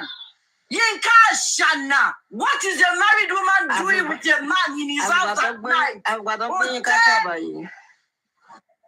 Kí ló sún ní orí ilé ọkọ lọ́kọ ó fún ní ọkọ lọ́kọ àfùgá ló bò mọ́. Ẹdìyẹ ló sì ń bá a tọ̀ kí náà ṣe máa fún lé ṣáàmà ni. Ẹyẹ ló ń bá a tọ̀ ẹdìyẹ máa bá fọwọ́ sí. Èmi sọ pé màá tó lọ sí gbogbo fàájì tó lọ jẹ fàájì tó ó tún lè bẹ̀ mọ́jú àárọ̀ ní nǹkan bíi 5 o'clock ló kúrò lè ṣí àmà tó gbọ̀nà lé. Ìgbà tó kúrò lè ṣí àmà ló pe làgàtà ló ń sọ fún olóṣì. Yinka,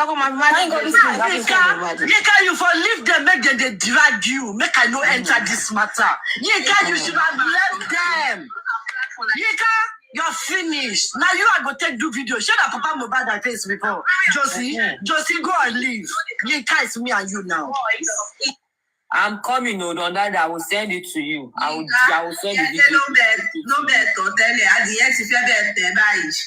Báyìí máa tàbó ṣe wà kí ló ṣe rí. Marriage ẹ̀ scatter. You can die your marriage is scatter. You will cry. Wàá ṣe video máa dẹ̀ wò mí. Yinka, Abuja has a blog on Instagram. That is where I'm going to deliver it to. You see you, Yinka. You sat, you were doing Bible for Wumi. You did do Quran the twist. You did Asana. Yinka, walo beretoyi. Shabuki lo yawere. Emi okuku loju, mi meni tamasu. Emi oloju, ti ba pa TikTok de ko seni to mo mi. Àwọn to mo mi ò lè dà mí. Olórí bu. Ọmọ jati jati. She was shouting, Wumi is a murderer. Aloma gba. Yesterday morning.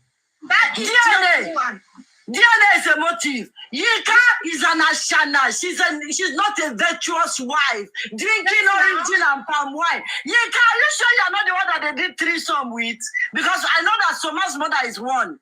Plus you is 2. It's one of Yinka's friend making 3. No, Soma's mother too was there. Soma's mother was there. Doing some. Yinka, ọmọ bó ṣe sọ pé Wùmí máa wọ yàrá kan nínú dáadáa má lè bó ṣe wọ́n ti bàbá tó sí. Bí kò rẹ́ ti ṣe bẹ́ẹ̀ sùn, bí ọ̀tún bá ṣe bẹ́ẹ̀ sùn, Yinka ìwọ nìkan ìyàwó lé, ọ̀tún bá bẹ́ẹ̀ sùn, Jòsí bẹ́ẹ̀ sùn, ó dáhùn. Brother, when you send you the pictures, Yinka husband pictures. Send it to my inbox. Send it. He's not going. He's not going. He said okay, don't worry. Send it to Temi. Temi will send it to me. Okay, I will send it to Okay, thank you, darling. All right, ma. Yinka Shana, Oloshi, Ugorogomu, Osuni Okolokomo. Yinka, we know that Josie's team, you people all do camera down. Yinka, did you have to do it face to face? Did you have to sleep with Chairman Josie and Grexy? How about Yinka Shana? Yinka, 3 men on you, Shana. I just said, team when you don't bet. Marriage,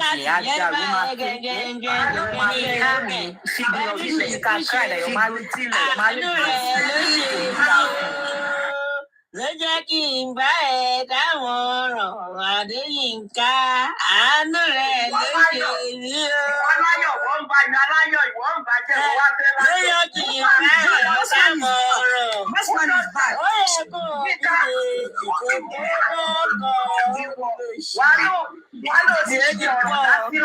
Bọ́sùmá ti padà ẹjẹ́ àgbọ̀n kan tó ń sọ. I'm only here for the truth and for to tell you exactly the conversation I had. Like I said, I was sleeping genuinely. Media continue.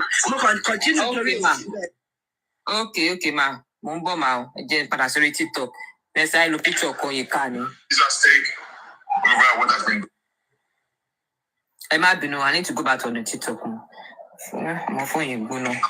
I'm not talking to the justice about justice for mobile. Not to talk on any. When you're ready, Media tell me. They're not giving up. Okay, ma. They ask you. I am. Was she giving? No. See, I'm not a biased person. Okay, I'm there. Go there, do that. We must stop and talk it right. If you lie, see me tomorrow. Later, you will say, I don't go, thank you. Now, I'll tell you the truth, I be your friend. Now, the papa, you, the place you did, I don't know, she don't take to test. Now, I be your enemy. I beg, look at it. Anything you say, I'll be giving you one back to back. You understand? Boss man, you are my friend. We come here, we smile together. When it's time to rub mind, we talk. When it's time to deal with issues, we talk about it, right? And if you see me do anything that is wrong, you say no. That video you draw, I think for so hard. I think you can correct me if I'm given at this place that we are meant to correct each other. You can talk to yourself, okay, I hear and I don't hear. You understand? Okay, I don't hear. Okay, I won't do that again. We are bound to make mistakes. She was here that day. I was talking. The first day, the day I came up last time, we were many like this. I was here. I told her, those who know, listen. I said, for you getting up alone, following these people, don't you know this is a setup? I asked a lot of questions. I told her on that day, I said, I was talking. Like, as I was just talking, no one, I mean, Lizzie Bensi, I mean, Lizzie Diamond, I mean, Lizzie DC. She don't blend in the eyes. She won't shock me. She won't shock Lizzie me. eyes. The eyes Yeah, Lizzie eyes. This matter got like this. So I told her, I said, some of you are disciples, are the people. Hold on now. That woman won't shock me. Now say, okay, Yinka is here. Me, I don't say I am disappointed in her left, right, middle, right, up, front. I don't they talk, they speak my mind. Woman, I don't know whether she go, whether Yinka just came. I was just okay, Yinka, this is what I said at your back. But I don't want somebody to say what I did not say. Let me, I just say, no, like that. Stop. The woman did not let me she didn't let me drink up. And so she did left and talk. I said, don't talk. I said, come. Nika, I see baby. She said she be on back. She be as laugh. I said, and so I drop her. You understand? Now I tell her, say, everybody gets where they are placed today. This is what I was warning Nika about on that day. Wallah, he say he cannot measure to this one. She cannot drag her and issue like this. All those people were panting and I said, oh, you can't man, I told her that as a married woman, you're not supposed to carry your bag and follow people. Somebody just call you from nowhere, say, let's go to beer parlor. Let's go and visit Baba. You went and visit Baba, forget the good location. fresh village. I mean, not the fresh village in the place. And I didn't have the old one, the year which I don't know. Fresh village, the place, the place fine. The place now money, people will get money now. Oh, I let you. Now we get the place, the mouth now. After that, we say, from nowhere, somebody came from nowhere, said he can't. They said you took 4 bottles of origin. That one they made me, she said she didn't know. She showed us a picture here that we should see. She saw Gracie look. I said that one is tiredness. We saw Gracie came. We were back to her. She said she's coming. She was telling us she's coming from nowhere. She don't go another place. She said she was going out with her son. Before you know, she get another platform. Don't they talk for me? Now here we take. Now they just come from nowhere. Say they cannot pull number. Say Baba they do so. I shocked that day. I say it's a lie. It's a lie. She can't say that. Another person said yes, it's true. Another person said yes, it's true. That day I was on that live. Thank you. I used my car to cover her. Somebody was like, talk to her. I said, yes, I will talk to her. I was looking for a venue to talk to her. When I heard everything, I said, this girl did not consider. This lady, this girl, because that girl, me too, that girl, we're not the old. No, see, I don't know old. She don't old, she don't old. This girl did not consider her husband first. Her husband career. She did not consider that. I told her, I said, don't use this to rob yourself. These people will throw you out like this. You are the neutral person. They don't call themselves gang. She was saying, hey, did you want to buy?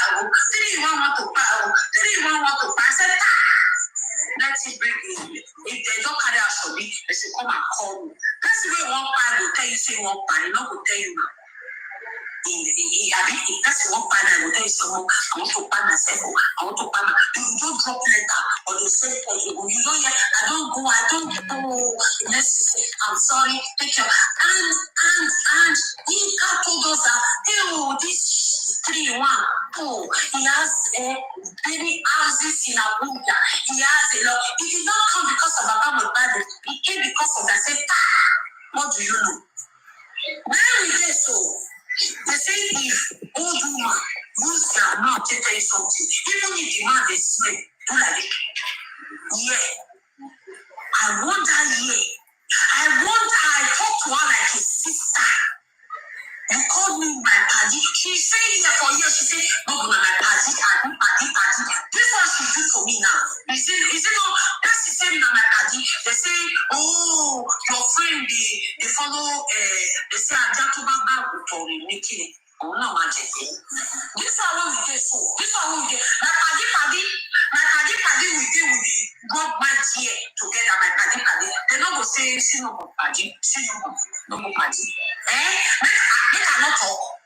I mean, me, you know, they here, not be all of us they here. When all of us would the wrong man, would they talk this or that? When one of us start they do what we not good. Say we not supposed to talk. No, make we talk through now. Make I keep quiet, cannot talk. But they say, don't worry, let's use her, let's forgive her. We go first flog her. Wait, we will go draw near body. We cannot just let it slide. She has to do the needful. She will come outside and say, Baba, I am sorry. Even if you see Baba, they do, it's a question like, oh, God, Baba, you shout. You will keep your mouth. They know not be your mouth, it's supposed to come out. Not be your mouth, it's supposed to come out. They say, any long. If you don't come out like, you don't feel back and get put out for me. You don't have to now. Those people want to say, you are darling. You are darling. I mean, I don't mind those people. Those people are so, they're not good school. Those people don't know how to speak English. You will go there, you see people where they put English, those are. All those godmother, the people cry, godmother, they don't get this. They are taking you now and throw you under the carpet. Now you are saying, see, baby. Oh, my dear, local. She said something that said, I dabbled in and said it in my, I said it live like this. I said, look my way too. Don't say everything you can say. No, don't say that. Let's pick something from what she's saying. No, wait, now this English that we did is 20 Nigeria. Listen, I told everybody, let's hold on, let's pick this thing one after the other. Then, we know how to go on with this. I personally said, people pick her one by one. Did I say that? Did I say that? Or I did not say? I said it here. After that, we talked at place. I'm going to give us transfer of Ojari to put it down. Dress up. Let's go. I can't talk on the way.